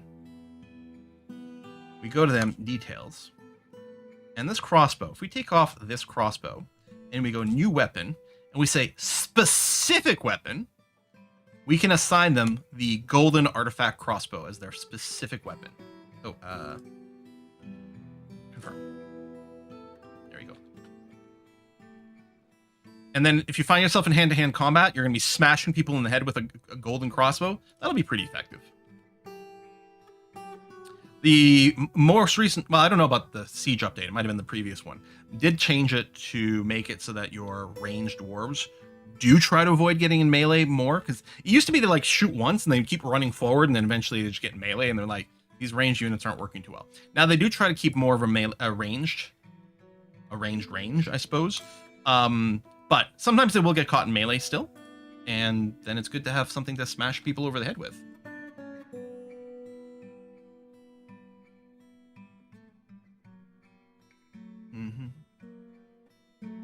Like 3 or 4 of those bolt gatlings when saying this wrong. Yeah, we might just want to build a whole bunch more of these. They actually seemed really good.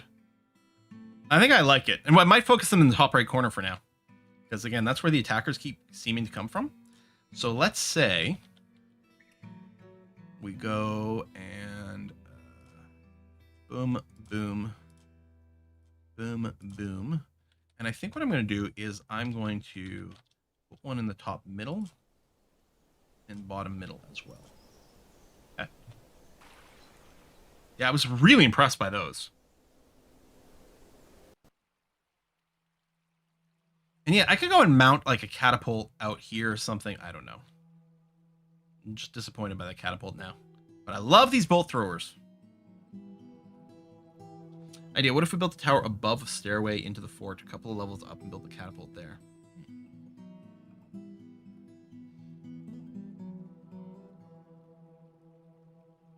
And I'm trying to think. I think, like, ballistas fire through arrow slits. I wonder how that would impact a catapult as well. If we mounted something here and then put arrow slits. Although enemies can walk up and then shoot through it as well, so you usually want some other gap that prevents someone from closing. Yeah, we've got a ramp up here. I could build a catapult on the roof. Now, in the past, there's been an issue that dwarves will only fire like a couple of Z levels down, or maybe one Z level down. So there might be a limit to... I don't know how that applies here with the catapults, but let's give it a try. Let's go and mount a catapult facing... You know what? I'm still gonna go and have it face up and to the left, and then we could put another one over here after. But let's just build one. Do I want to move my stone storage up there? I might want to. If I view, can you make stockpiles across Z levels? I think stockpiles can, but zones you can. No, you cannot. Okay. So I just need to have another stone stockpile up here.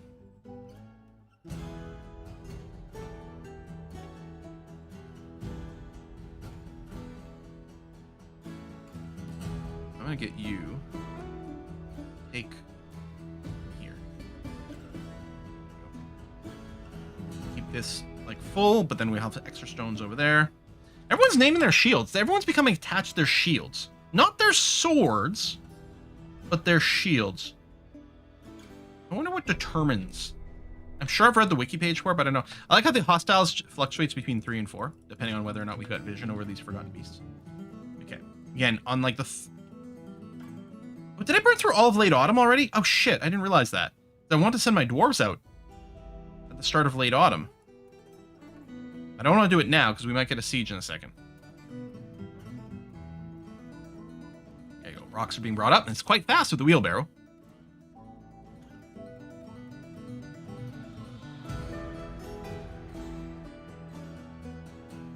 Set up a practice job.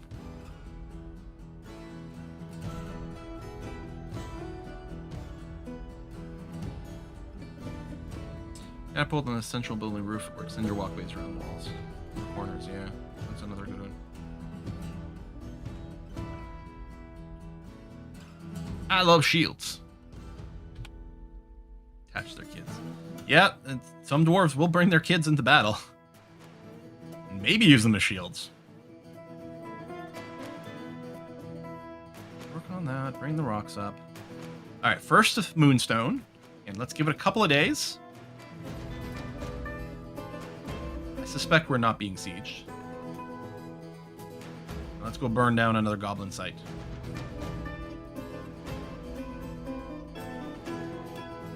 Some days feel like they tick really fast, and others less so. Alright, I think we're gonna be okay. When return Bloodlines jump, not entirely sure. Most likely this week is gonna be Monday, Wednesday, EU5. I'm wondering if maybe maybe what we'll do is the week after. Maybe we'll do like Mondays back to Bloodlines, and then Wednesdays EU5. I don't know. I mean, more people are interested in EU5 than Bloodlines for several different reasons. One, EU5 is a big release for us. Bloodlines had some questionable reviews, but also not a lot of people necessarily want to watch the story-driven stuff. It's possible something like Bloodlines might also transfer over to just be a YouTube thing instead of a live stream thing. We will see, but I desperately want to finish it. Because I really like, again, you know, maybe it's closer to a visual novel than other things, but I am very invested in the story.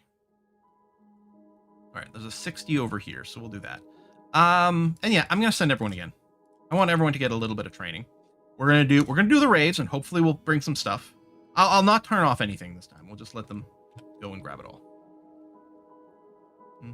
Be aware, it takes longer time to send out parties in. Oh, really? Oh, that makes sense. I think they'll still be back pretty quick. We're not going very far. Should be okay. Should. Maybe I shouldn't send the range people. Maybe I should only send the melee people. And we could do something like only send 2 squads. Ooh, a thief. Oh, they immediately try to run away. Oh, there's some shooting going on. These guys here are engaged in combat.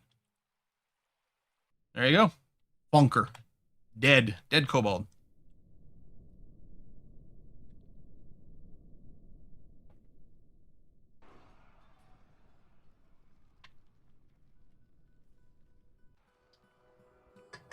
Story in Bloodline certainly better than the story in U5. Disagree! We have the best stories in U5, but no.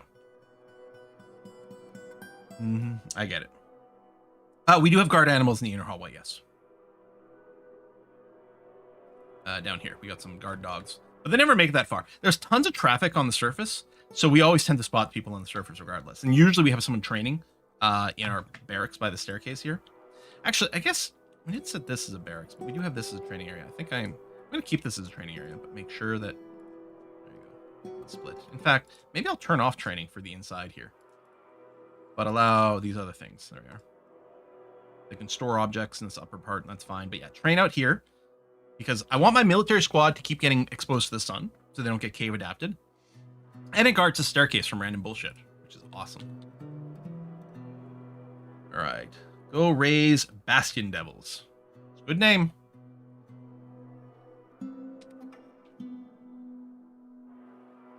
How long can one be obsessed with this game? Used to be so obsessed playing back 2013. Now I seem to enjoy watching more.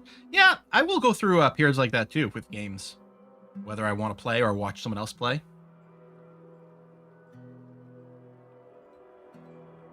Your siege operators get massive skill boosts from machine gun. Yeah, I don't know how much XP tech they get like through this, because you can even put them on practice, which will burn through a lot of bolts. And I think the catapult can also be put on practice mode. Practice fire. Will also target enemies. Place archery targets for better training. Like, should we place a handful of archery targets out here? Because we can also practice with the bolt throwers. Although I don't know if I want to trooch through that many bolts. Do they actually get more skill from the archery targets? Okay, someone should be coming up here. Installing those. Goblins and cages count as targets. Yeah, we need like RimWorld mortar type command where we can set it to target something. You just want like anvils or whatever. Yeah, okay. So we'll still have that going on. Good. Yeah, no one's come up here yet. Oh, I guess I don't have the people on exclusive. They are siege operators. Yeah. Only select to do this, and people do have jobs, but they're not set to do it exclusively. So it might take them a little bit before they decide to do this instead of something else. I also wonder, there might be someone who's coming here. I wonder if they grab the closest rock and are slow walking it over here first. Which might be the... oh yeah, see the earring job, I don't think they have. Or... yeah. I guess I'll do rock earring. I'll do make one a month forever.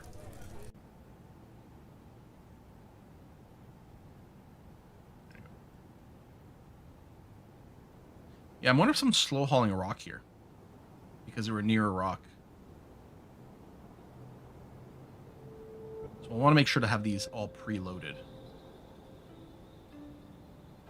Because when they fire one, they should then grab one from here because it'll be the closest afterwards. But that might be what's slowing things up. Our squad's still gone? No special orders, so I think they're on their way back. And actually, I think they are starting to arrive here.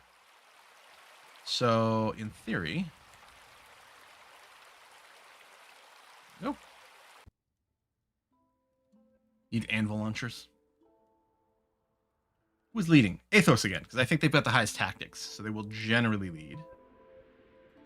There we go, murderifying some goblins. Oh, there's a dwarf over there, probably one that had been kidnapped by the goblins, was working for them. So we destroyed it. Oh, we did get spoils this time. There we go. So this time, lead bar, leather robe, greaves, some goblinite, which we're going to have to go and smelt down at some point. All right. Nothing terribly exciting, but we did go and burn down another goblin site. We could also conquer them, but I don't think I really need to manage more things. could encourage a specific person and force them to only do this.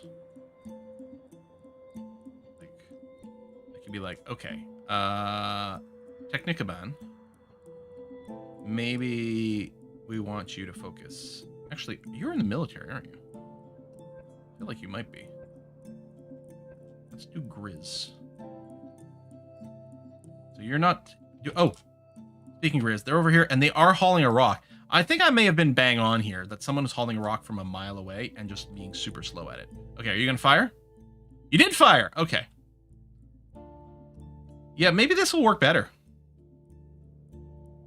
Now, your skill...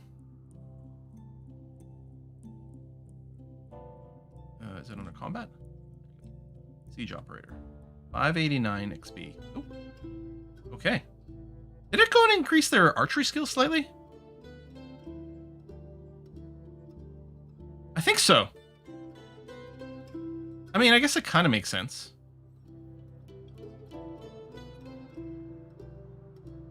You're complaining about being thirsty.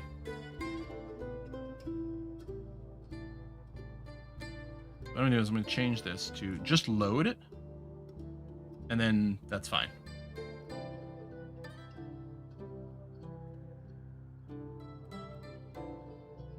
And because I think the siege operators, just like a pump operator, I think if you have got the command, it's super high priority and it takes over everything else.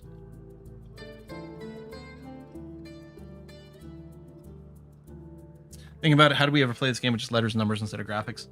I mean, I didn't much, mostly because most of my gameplay for it was done for YouTube, and so I mostly always ran a graphic set because it was better visually for videos. But one of the things that is nice, and I mean, I did play NetHack without a graphic pack basically all the time, so it was always text-based. You really learn the letters. You know, a blue lowercase b versus a green uppercase one, or different, like, I don't remember what they are now. You know, you'd see a capital L, you'd be like, oh no, a lich! And they were all very distinctive and unique. You didn't have to like squint at like the pixel art. Like, wait, what was that? But I admit, it is nice to play Dwarf Fortress with actual graphics, especially the square tiles. The default ASCII set is taller than it is wide. Always led to like distorted things. You'd do something that was square, you know, like a 5x5 building, but then it was always stretched and it didn't look right. But everything's going swell here. We'll do another raid in a sec. You can swap to classic ASCII still, yes. And in fact, if you download this like from just the Dwarf Fortress website for free, rather than the paid version on Steam, it's exactly the same game, except it doesn't come with this graphic set. And it's still a very legit way to play. Is there still a way to view the fort in 3D? So they were external viewers, and as far as I know, at least one of them, if not multiples, are still updated for the Steam version. But I don't know. So it's sitting there and it's loaded. Being the rightful heir has inherited the position of Lord of the Primban.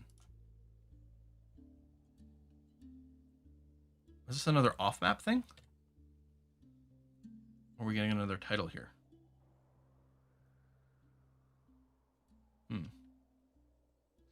I want to build more than one catapult. I think I might. And like, I'm actually wondering about having it point to the northwest as well, because that's where the attackers keep coming from. Screw it. I'm going to do it. Keyboard says, Hardy asks, how did you build your cistern? And thinking back on it, would you have done anything different while building it? I'm pretty happy with how it's built. It is annoying that it is frozen for half the year, but our little cistern setup for our mist generator and / actual cistern for a water supply is over here. So this was just a regular tunnel, and then I put down the floodgate, and then I channeled from above here so the dwarf wouldn't get flooded. So I can close this floodgate over here. I've got a grate just to try to keep random crap from entering our base. And technically it's a staircase over here. I guess the fact that it's frozen right now is we can actually look. Oh, look at all the water. Someone left on the ground here. We can see this is a staircase, which also that works perfectly fine. And then, yeah, the diagonal here to reset the pressure. And this is the cistern, the water supply for our mist generator. But then we dug out one extra Z level below it, which doesn't drain as part of our mist generator, just because if I scroll up, I do have the well over there. So this cistern here is for the well. This upper level is for the mist generator, which is through here. And then that's it. Just my staircase, the middle staircase part, I did a channel instead of a staircase. And I put a grate on top just to stop any dwarves from falling down the hole and killing themselves, because that would be bad. Or, I mean, bad for them, hilarious to us. Stone Sense is built into DF Hack. Is it?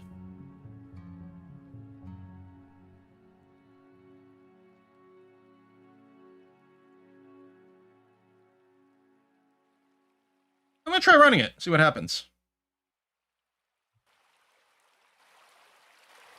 That's new. It definitely used to be external. Smarter built it in because then you only have one source of things that's got to update for like API changes or memory layout changes or something.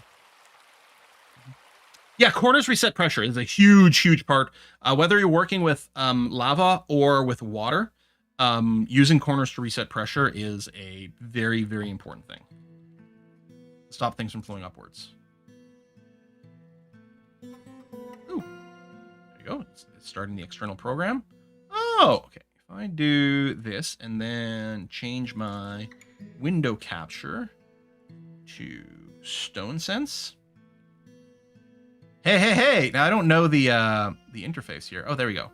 So this is our upper area. Oh, apparently our catapult doesn't actually get rendered on it. There you go. So there's our fortress, and then we got the little wall standing area. We'll have to check this again maybe when it's not winter. And then we've got our fields. Oh, this is cool. Main staircase. And then there's our cistern here.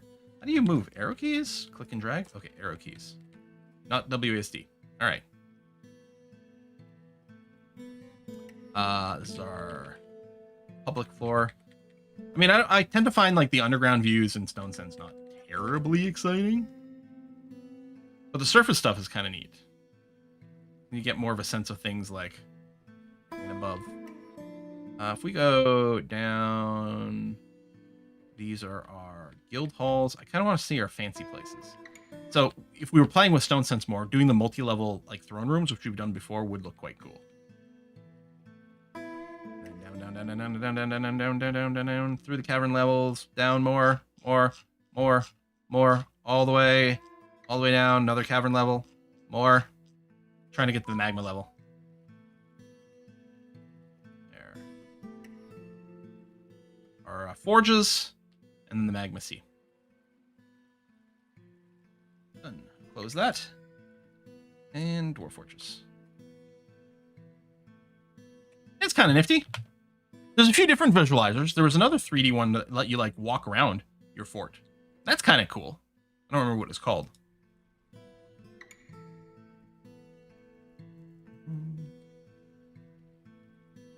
With regard to cistern construction, you can tunnel carefully rather than channeling from a river brook. Why? To avoid river freezing. Too complex to go into details here. Well, that's interesting. I mean, the surface part is always going to freeze. Now, all the underground stuff doesn't. Like, nothing here freezes. And, I mean, the water in the tunnel here didn't freeze at any point. I mean, this little channel area does, but that's irrelevant, even though we tunneled all the way over here. So, I don't know. We need something to keep the brook itself going. I don't know. Could also build a much larger cistern, although I'd probably need a wider flow. Bridges recommended over floodgates to prevent blockages. Oh, because bridges can't be jammed, huh? That makes sense. Because a floodgate with a stone on it, I think can't be closed and it can cause issues. But the nice thing is I know that every winter I can come and clear things out if needed. Right? We have access to things as required. You can mine through ice as well. You can even carve out the blocks and then use them for other things. It's really funny. So I think once they're carved out, they don't follow the same temperature physics rules in terms of melting. All right, it's midwinter. Let's go and raid the map. So let's go and burn another goblin place down. What was this one? 60. Good. Raise, and I'm going to... You know what? I'm just going to send these two. We're going to keep one melee and one range group over here, and that should be fine. No, I didn't build a border road to stop FBF's death. They'll just have to arrive with their battering ram somewhere else and not be so stupid about it. Oh, I should have someone come and preload this catapult. So especially if it's loaded, then no one's going to haul a rock from a random place to put it in. When they operate, they'll just go here, fire, and then pick rocks from here, which is much more desirable.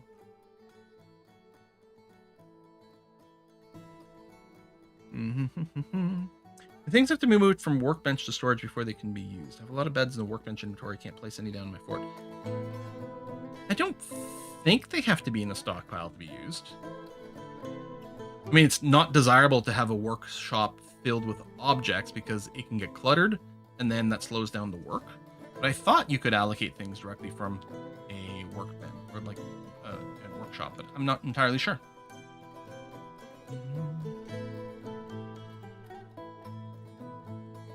Yeah, Snafu, I just addressed that, right? Snafu, you said water freezes because it has surface level exposure if using a channel. A tunnel prevents that. So exactly, we have a tunnel here, which is clearly not freezing.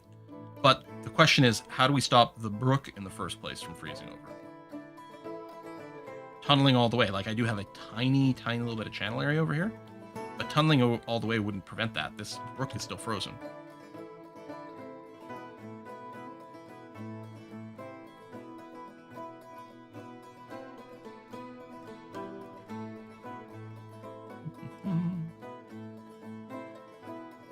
The brook is kind of a channel. I'm very eager if there's a way to access the brook water even when the brook is like in the winter. That would be great. But yeah, obviously the water here is not frozen. The water there is, but that was just an easier way to safely do things. I could have gone and just dug out a tunnel here too and risk maybe having one dwarf drown, but that still wouldn't keep the brook going in the winter, right? I don't know. But what's the best way to get into DF without being overwhelmed? I don't know. Play along with a Let's Play? Try to replicate what someone is doing? Maybe? I don't know. Oh, we got lots of blocks up here. That's good, because it took forever. People were not carrying those blocks. It's nice that they're all there, so if we want to do a bunch of construction up here really quickly, we could. There you go. These guys are both loaded. Oh, these new bolt throwers. I also have to give you the... Someone please come over here and load them with bolts. Command. And then one's still waiting to be installed.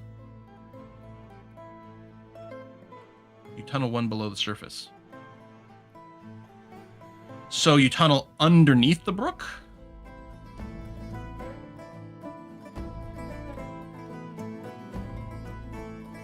Still feels like the brook tiles themselves will still freeze, but maybe there's some weird funny glitch there. And just a tunneling wouldn't be enough, because if I tunnel under the brook, right? So this level is where the brook is, which we can't see right now because it's not currently water. But if I go one level below, then it'd be below the brook. But if I just build a tunnel here, the brook's not going to drain into that tunnel because there's still going to be that layer of dirt. I'd have to, like, from the brook itself, maybe while it's frozen, do a channel to dump things into it. I don't know.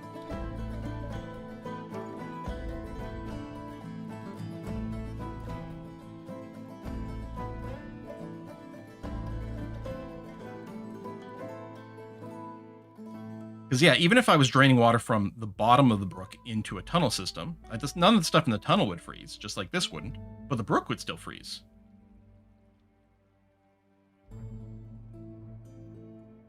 Well, the brook sort of counts as an infinite source of water, so is there a weird thing? Like, if I channeled one tile in the middle of the brook into a tunnel, would that constantly drain into the tunnel? Again, the water in the tunnel wouldn't freeze. We've established that. That's not a point of contention. That is clear by our own example over here. The only question is, how do we get the water from the brook to not freeze? Red wants to join.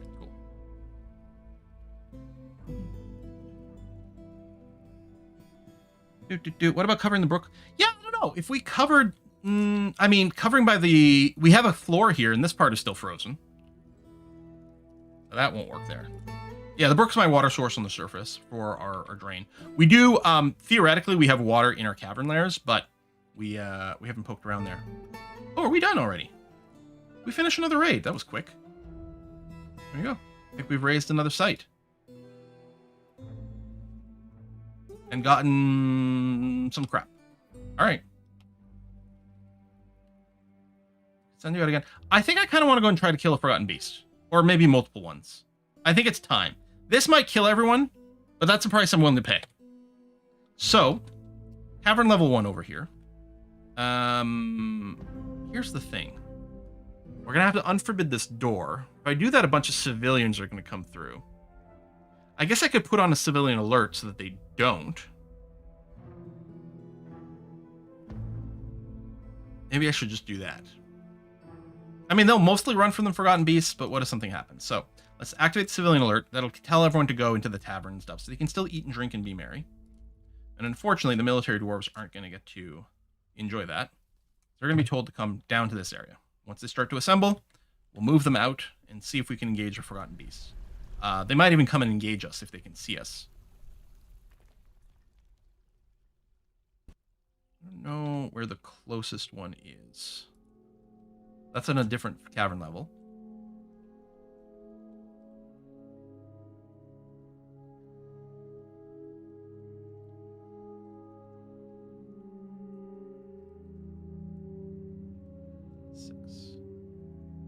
Just one below. We'll give an actual kill command once we get a proper group here. Let's get everyone to move into a larger open area, please. Where's the rest of them? We should have like 40 dwarves down here. Get your ass down here.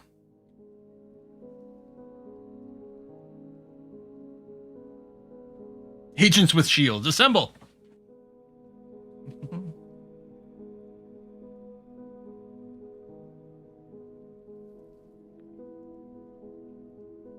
Seriously, where's the rest of our dwarves? We need everyone. All right, we might be hitting critical mass here. Well, maybe the ones that aren't engaging just means they're going to live. A few of them run away. I think when they get thirsty, they might go. Maybe we need some more water skins or something. All right, I'm just going to give a kill command in a second, especially since some of these guys are getting a little salty. All right. This one.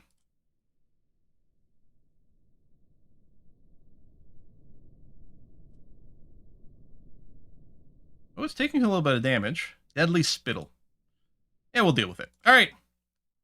Go and kill this thing. Rebel, rebel, rebel. You should have a level. It's 2 levels below us. But you should have the ability to get over there. Accessible. Right. We've got the civilian alert. Injured citizen.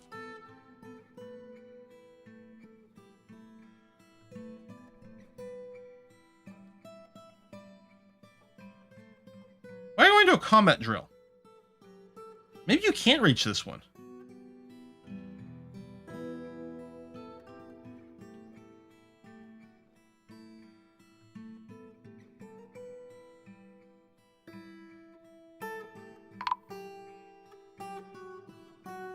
Dog's been found dead. What?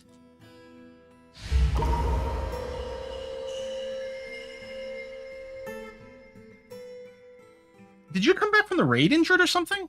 There is a autopsy. Death cause. Death cause.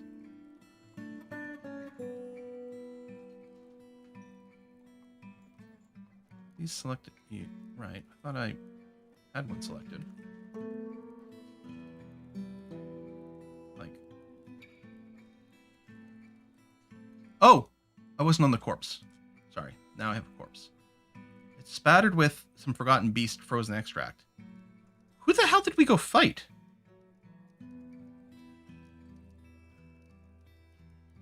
Bled to death. That's the death cause. Thanks. That's really descriptive.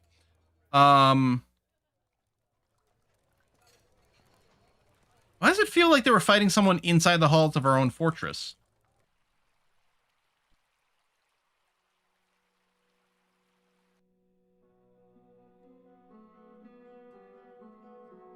Frozen from the siege. And the siege wasn't a Forgotten Beast, it was a demon.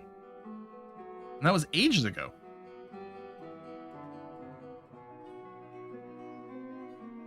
I'm starting to think they can't reach. Oh, no, there they are. Okay. I don't love this angle. Also, what bullshit does this one have? Oh, no, it doesn't. It's composed of flames.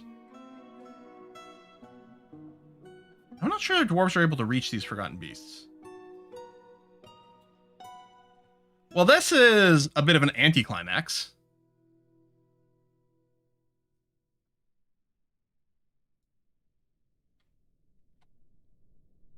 Okay. Cancel military orders. Get out of the underground. We'll reseal this door, and then we'll release the civilians.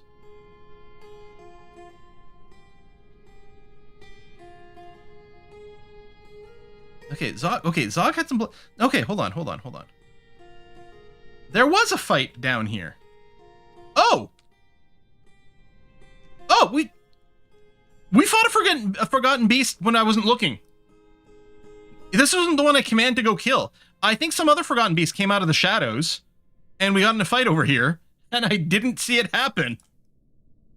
I hate that I can't get the combat log from the corpse. Okay. Well then, let's lock this door again, and then clear the civilian alert. I'm sorry we lost a dwarf. What the hell? Alright. Wolfhound Lewis is claiming closure shop. Cool, good. Yeah, just bonus kill. So we can't even reach any of the others. I mean, I suppose we could, like, chop some trays or mine something out or make a ramp or some bullshit, but... And yeah, he might have died from landing in some extract, but there was a legitimate, like, conflict. We definitely fought a forgotten beast over here. That's weird and funny. All right. Yeah, I forgot about that forgotten beast. We're back to training. I guess that means there's a job opening in one of these squads.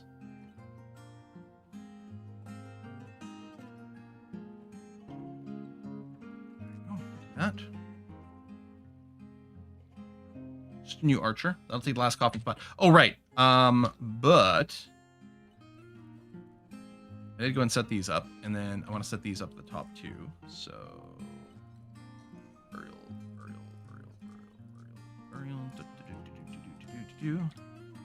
And then what we also are going to want are slabs. Now, there's a way to set this. That engraved only. There we go. So this is setting up a queue where we will be installing engraved slabs over here. But until we have engraved slabs, nothing's going to get installed. And then we're going to set up an auto-engrave kind of system.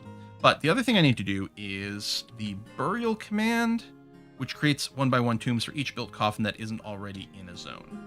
So we do that, and then we have nice little zones over here, because this is actually insanely frustrating to build in the Steam version. Because you have to make these little 1x1 zones manually in a way that can't be macroed. It's very bizarre. It was not an issue in the previous version. First of all, you weren't making zones. You were starting a room from a piece of furniture. And I don't mind the change from one to the other. The problem is in the Steam version, you can't macro everything. Macros are something built into Dwarf Fortress. It's not a mod. It's not DF hack. It's nothing like that, where you can like save up a queue of like keyboard commands and then replay them.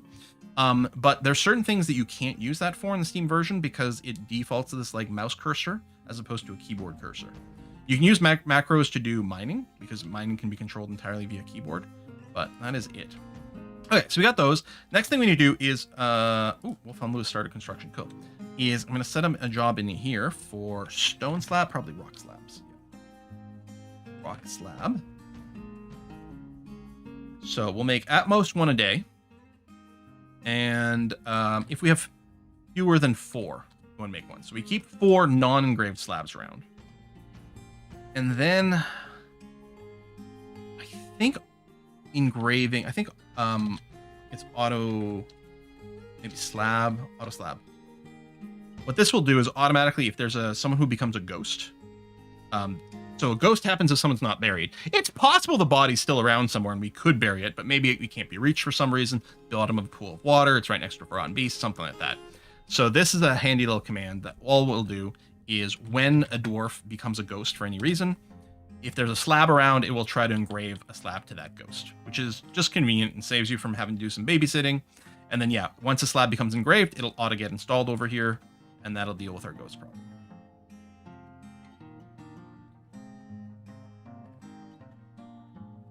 Full-time Vim user aspect of Steam version makes me sad, but I'm glad it's brought game more people. Yeah, and it's actually weird because there shouldn't be anything that wow, we have a lot of beak dogs. Do I not have an auto butcher set for the beak dogs? It is weird because in my head, and I mean I don't know how they've gone and done it, but clearly, also we need I guess we need some nest box jobs. How many did I queue up here? 3, so that's 16.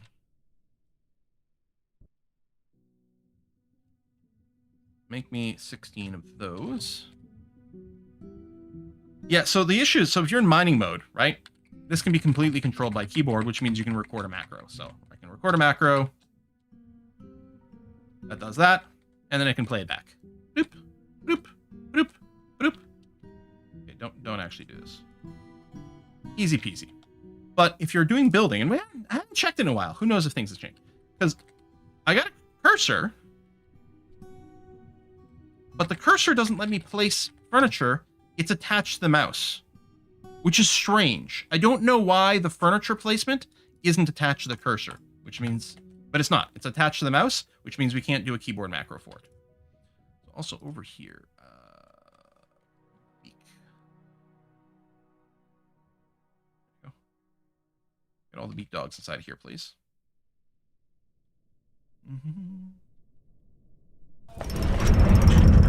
All right, Wolfhound Lewis has created a sleek rope reed left glove. Just a single glove. Robin Atherithul. All right, let's go read the text on this thing. This is the sleek rope reed left glove. Worth 6,700 dwarf bucks. All craft dwarfship is of the highest quality. It's encrusted with round mooring cabochons, studded with nickel silver, and decorated with rope reeds, skunk leather, and applewood. It is made from rope reed cloth. This object menaces with spikes of limestone.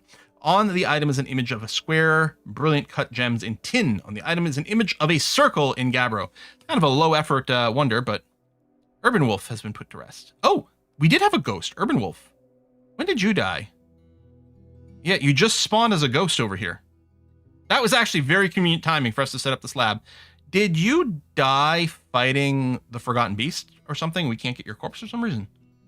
Is it on the surface and we just never got around to burying you? Maybe you'll get buried as well as this lab, but either way. All right. Ghosts are funny. They do, like... Where are you? Do you not... Oh, did I unpen you? Hold on a second.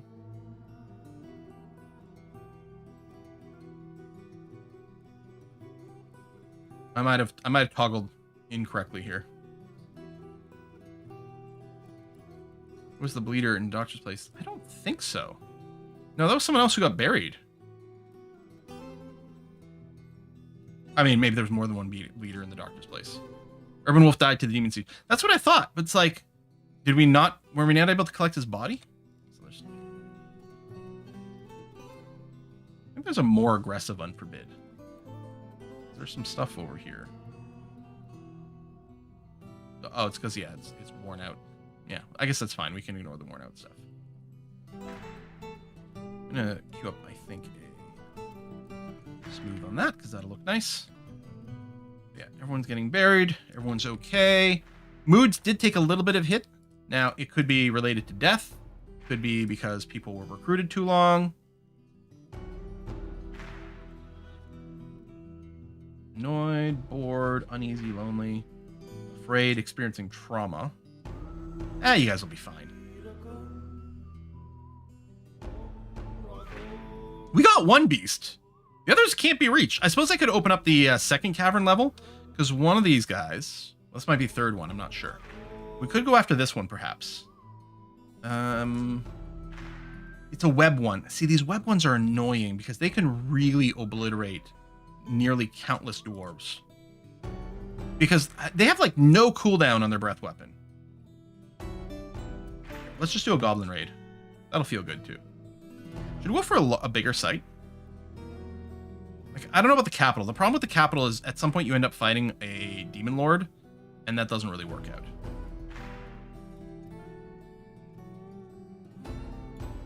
This is under 10. Okay, well, let's do that.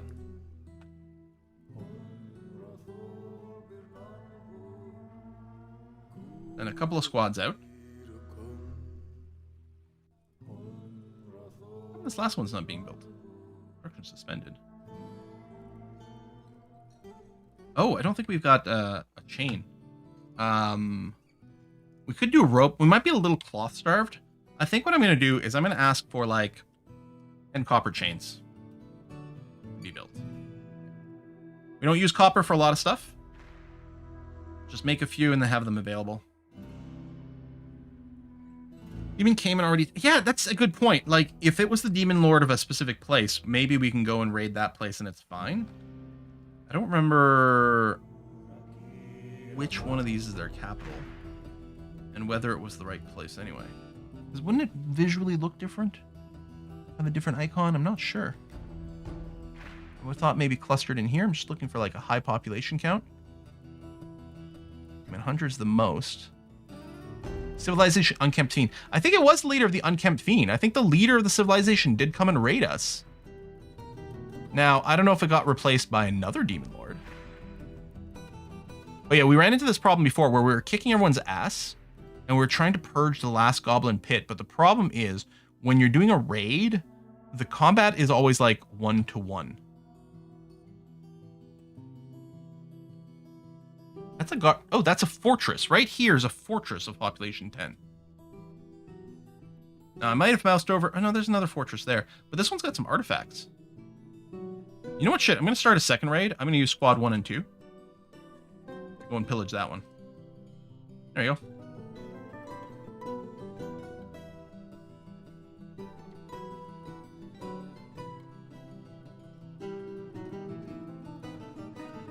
Hey, Nuka Circus. No, Nuka Citrus. That was Nuka Circus. I was like, oh, that's a good name for this stream. I'm going to resmelt some of these extra iron anvils.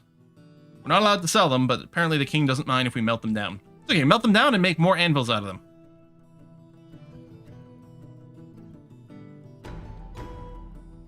Construction of certain goods. Is it anvils? Oh, it's gloves, actually. But gloves and earrings, we do still have that, I think, set up. Earrings, gloves. Yeah, well, gloves get made pretty constantly. Good, good, good. What are the odds we just recover one of our stolen artifacts? It's possible. We'll have to check the names of exactly what comes home. Oh! One of them I sent on a pillage instead of a raise. Oops. Excuse me. I mean, we'll go and raise after the pillage anyway. But yeah, pillage is an openly attack and steal stuff, but don't stay around long enough to necessarily burn it down. Your focus is on taking things home. I think you probably end up with extra loot. Then there's also a raid, which is a sneaky attempt to steal some stuff. So you don't get very much, because if you get spotted, there might be some combat, but mostly your concern is running away. So it tends to resolve itself pretty quick.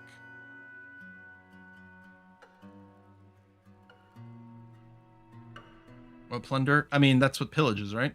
That's the maximum plunder.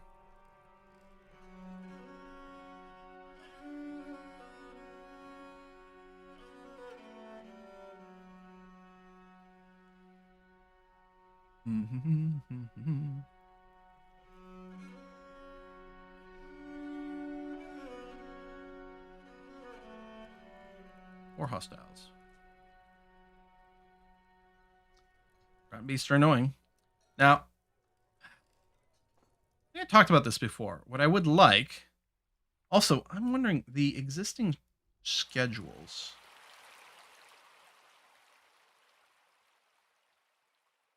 Yeah, they require the full 10, which we don't want. Is the 8? Right, we recreate it. You kill that, then you set it to 8, and then you do this. And then you say, done. And then we can compare... Yeah, there we go. Train 8. Because what you don't actually want is you don't want to require all 10 of them. In fact, I think a lot of times I was going with, like, 6 or something. Because sometimes you get the situation where the training just never starts. And you want to give some people a little bit of time off so they can get drinks and foods and stuff and not just be actively training nonstop.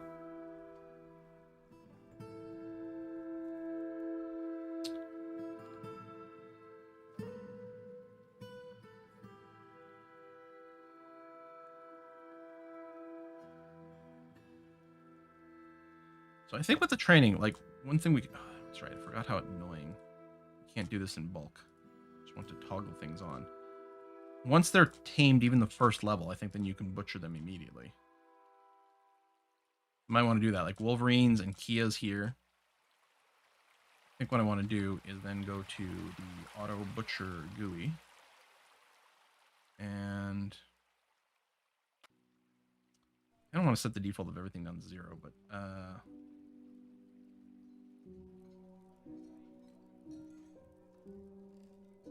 wait, what?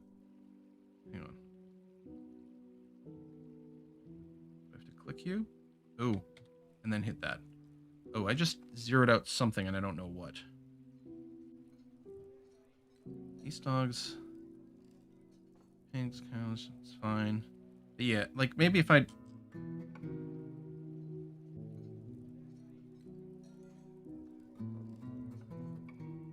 set a bunch of these down to 0.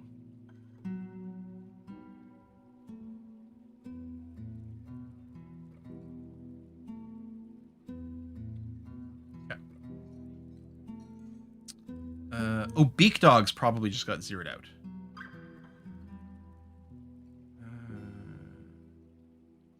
Can I add something here?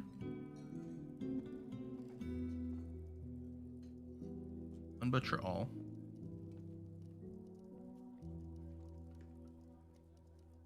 I can add it, I think, through the command line version. I don't know about the GUI version. That's fine. If we slaughter all the beak dogs, well, no, fuck it. If we slaughter all the beak dogs, that's fine. We're gonna get more on these raids, probably, at some point.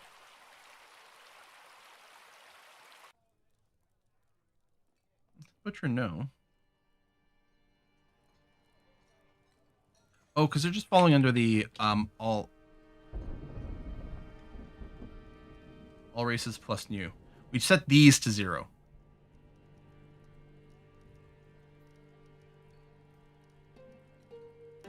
Yeah, you know what? I think that's what's going to happen. Set row targets. Oh, did I want only new? Hold on. Did I fuck that up?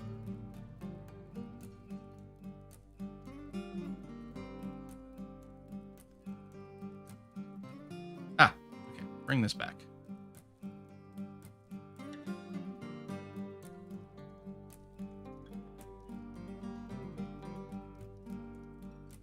New races.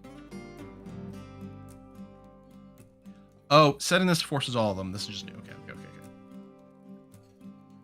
So, target 2. Which you've got. Oh, okay. Hold on. When I set this, okay, that really did set everything for all new races. Okay, good. Good. And then only new races, I'm going to set you to 0. Because it overrides. Okay, but then everything is set to 2. And then for the beak dogs, I'm going to set female adults to 8. Female kids to 8. So we have a breeding setup. Pigs, same thing. Female adults. So we get lots of sows coming through. And then we need it's geese that we've got, right? Actually, turkeys is maybe more, I don't know, we'll do both. Geese, females, oops. And then turkeys. Then, hold on, no, I gotta reset everything. Fucking hell. Hang on. There, set everything to 0. Try this again. This row.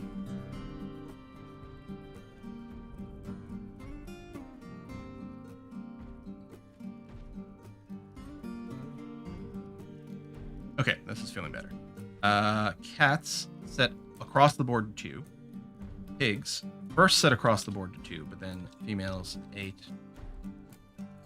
There. Alpaca 0, 0, 0, 0, 0's fine. Dogs will set. Actually, keep like 4 of every type. Donkeys, no. Ducks, no. Eagles, no. Geese.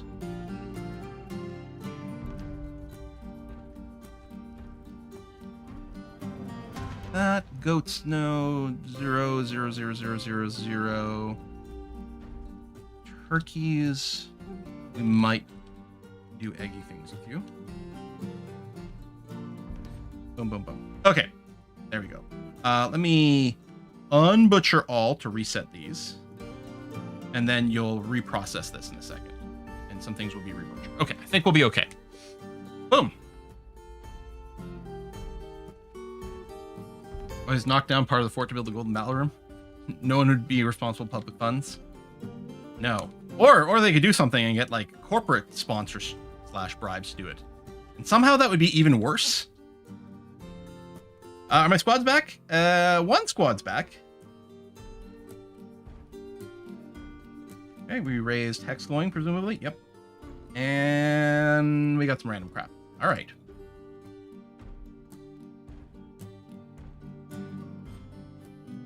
I'm a little unhappy. That's fine. Go. Things are being brought over, and if we check here, yeah, there we go. So a bunch of things have been purged down to 0. A bunch of beak dogs are gonna get slaughtered. That's fine. Ooh, something is dehydrated or drowsy. That's probably something that needs to go and get end here.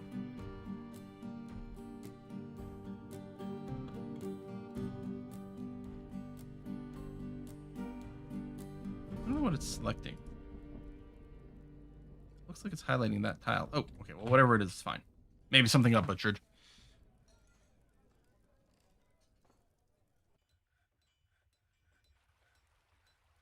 There you go. Yeah, lots of butcher commands.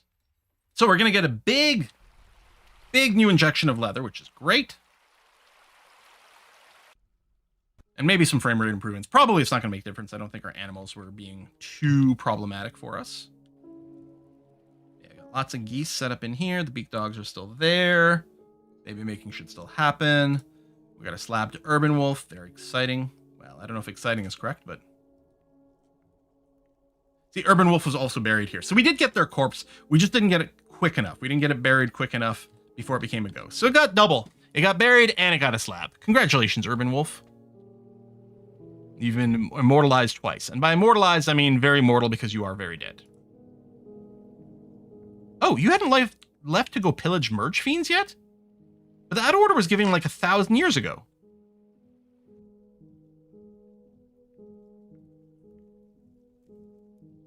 Huh. We've seen this happen before. It happens in RoMode sometimes too. You're like, God damn it, caravan, just leave. Whoa! The weather just got warm. Just overnight, all the snow went away. Although our brook is still frozen. More than a little annoying.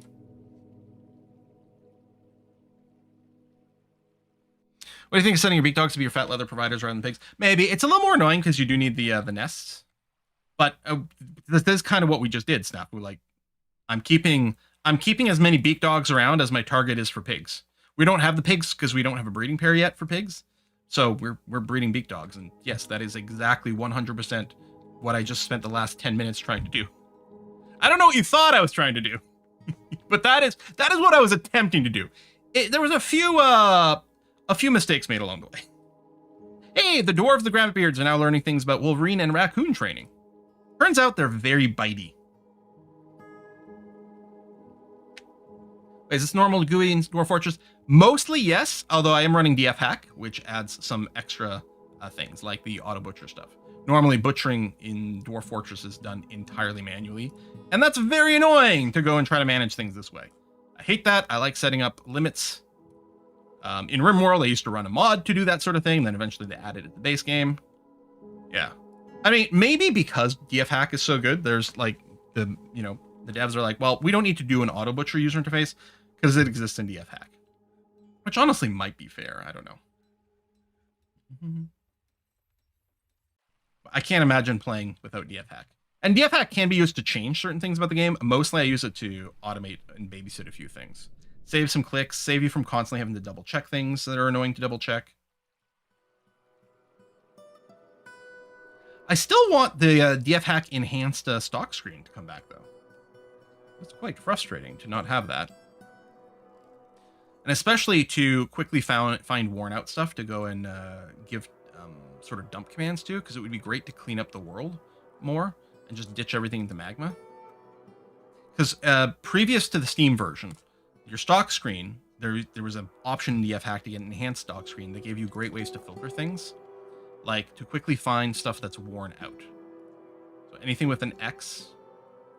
Do we not have a double X stuff? But yeah, the stuff with the X is like slightly worn out. And this stuff that's forbidden on the ground, a lot of this stuff has like, yeah, 2 capital X's that is like completely obliterated. And we could just dump it. I mean, it does semi-decay on the surface. Oh, we have a new Forgotten Beast. Deadly Dust. All right, where are you? All right. Oh, there's some mushroom people over here who are going to have, plump helmet men, that are going to have a real bad day. Yep, real bad day. Okay, everyone's back, so we did go and finally do that extra pillage.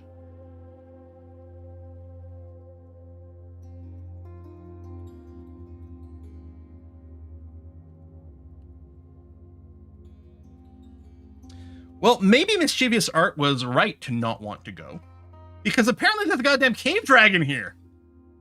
So what merge fiends? Right? Athos is leading. Great. You know, we're engaging some goblins, we're killing some goblins. Engaging a goblin, we're killing a goblin.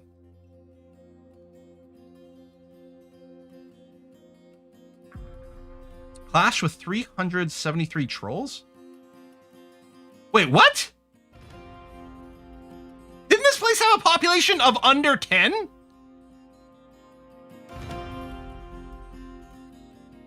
I think, if I recall correctly, that population number only includes the actual members of civilizations, i.e. goblins. So I guess it's not counting the 375 trolls and the 372 blind cave ogres, which killed a few of our dwarves. Or apparently the fact that there's a goddamn cave dragon. Oh no.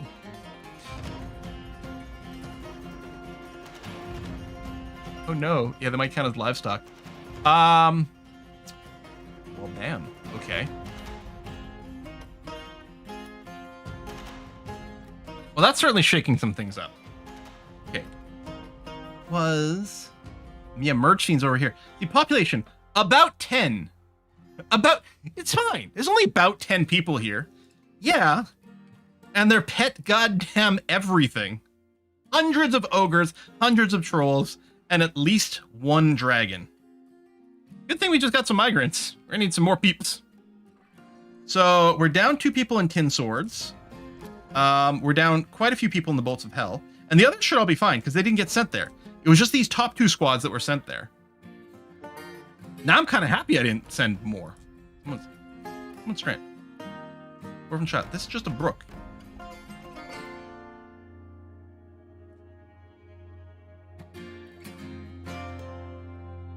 Wait, why is the water level so low here? Do I have? Is there like a little waterfall dip? Tell me you're not stranded anymore. Someone's stranded in a tree. That's different. All right. I wonder if someone fell out of the tree into the water. Downward slope. Wait, this is... That's interesting. I hadn't noticed the downward slope. And this is a river here, not a brook. Which is why, because brooks you can just wade through just fine. Rivers you do have to swim and you can get stuck. I never noticed that. That's really interesting. The children yearn for the water. So, we're about to wrap up the stream today. Again, our plan right now this week, Monday, Wednesday for EU5, and then probably next Saturday we return to Dwarf Fortress. And then we're going to figure out some sort of structure to bring Stationeers and Bloodlines back into play as well, in one version or the other. Converts from brook to river at that point. Yeah, like right here, we can see. I mean, graphically, it's different and everything. We could build a little bridge over here, but I mean, they can just skirt around, so it shouldn't actually be required. 5 hostiles. It's crazy. You're still stuck in a tree? Well, eventually you'll climb down, or we're going to chop down that tree. We'll have to see what happens there. Let's go and name our migrants. All. Boom. And yeah, if they're established, let's go and throw some extra people into the military over here. Again, we're going to ignore the people with set jobs.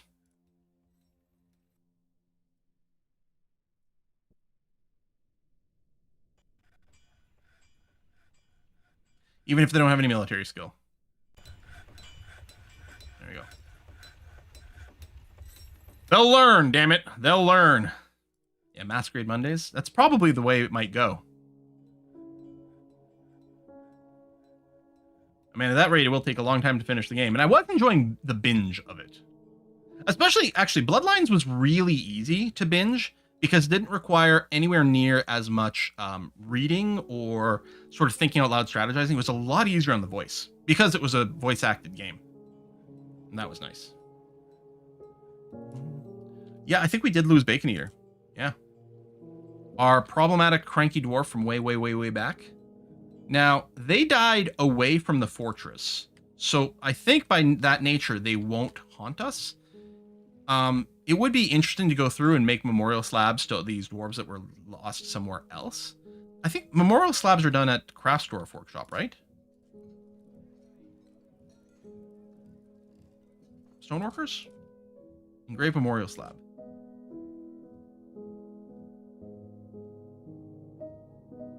Like, only need a slab. Bacon. No, yeah, I think it's only people who died here that can be engraved as a slab, which is terrible.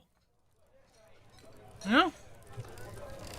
It'd be nice to honor the people who died apparently fighting like everything on Earth simultaneously.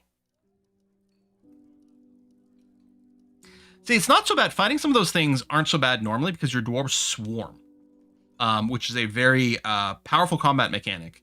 That I can't remember how it works, but there's things like that. Or if a dwarf gets swarmed, then they can enter a martial trance, which is really powerful. I don't think any of those happen during a raid because it's not fully simulated.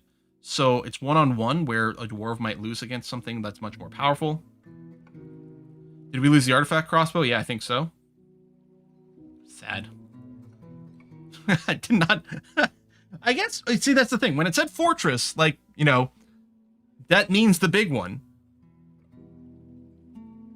We didn't fight a demon, so at least there's that. And we might eventually be able to purge that fortress. I don't know. That's nuts. Oh, everyone's giving names to their shields. Make 5 new squads, send them all. I mean, we could. We could throw like 100 people at a time. It'd be nice if they had skill. Did the 10 mean 10k? No, I think it's probably like there's only 10 goblins that live there. But yeah, they have trolls, ogres, and a dragon. You can still force a slab to be engraved to a specific dead body. Can you? Because Bacon Eater wasn't in the list. Like, there's people here, like, these guys here, not memorialized, no slabs. But they're not ghosts. Even the ones who entombed. Like, I can force a slab to Alan, even though they're entombed. But, whereas I can search for Alan, I cannot search for Bacon Eater. Because I think they don't count as existing on this map at all. So they're not pickable. If there's another way to do it, let me know, because that'll be interesting. But, yeah, we're not talking about a regular death on this map, which is the inherent problem. We don't have a dead body. Wait, you think there were 55 cave dragons? Oh, I don't know. We tackled with one, but yeah, maybe there was more than one. Oh, and then on Twitch, someone says 47 cave dragons. Okay, so there were hundreds of trolls, hundreds of ogres, and dozens of cave dragons. So we really can't go back either. Where's this kid going? What are you doing? You're attending a meeting. With whom? Are you leaving the map? No, you got to the edge of the map.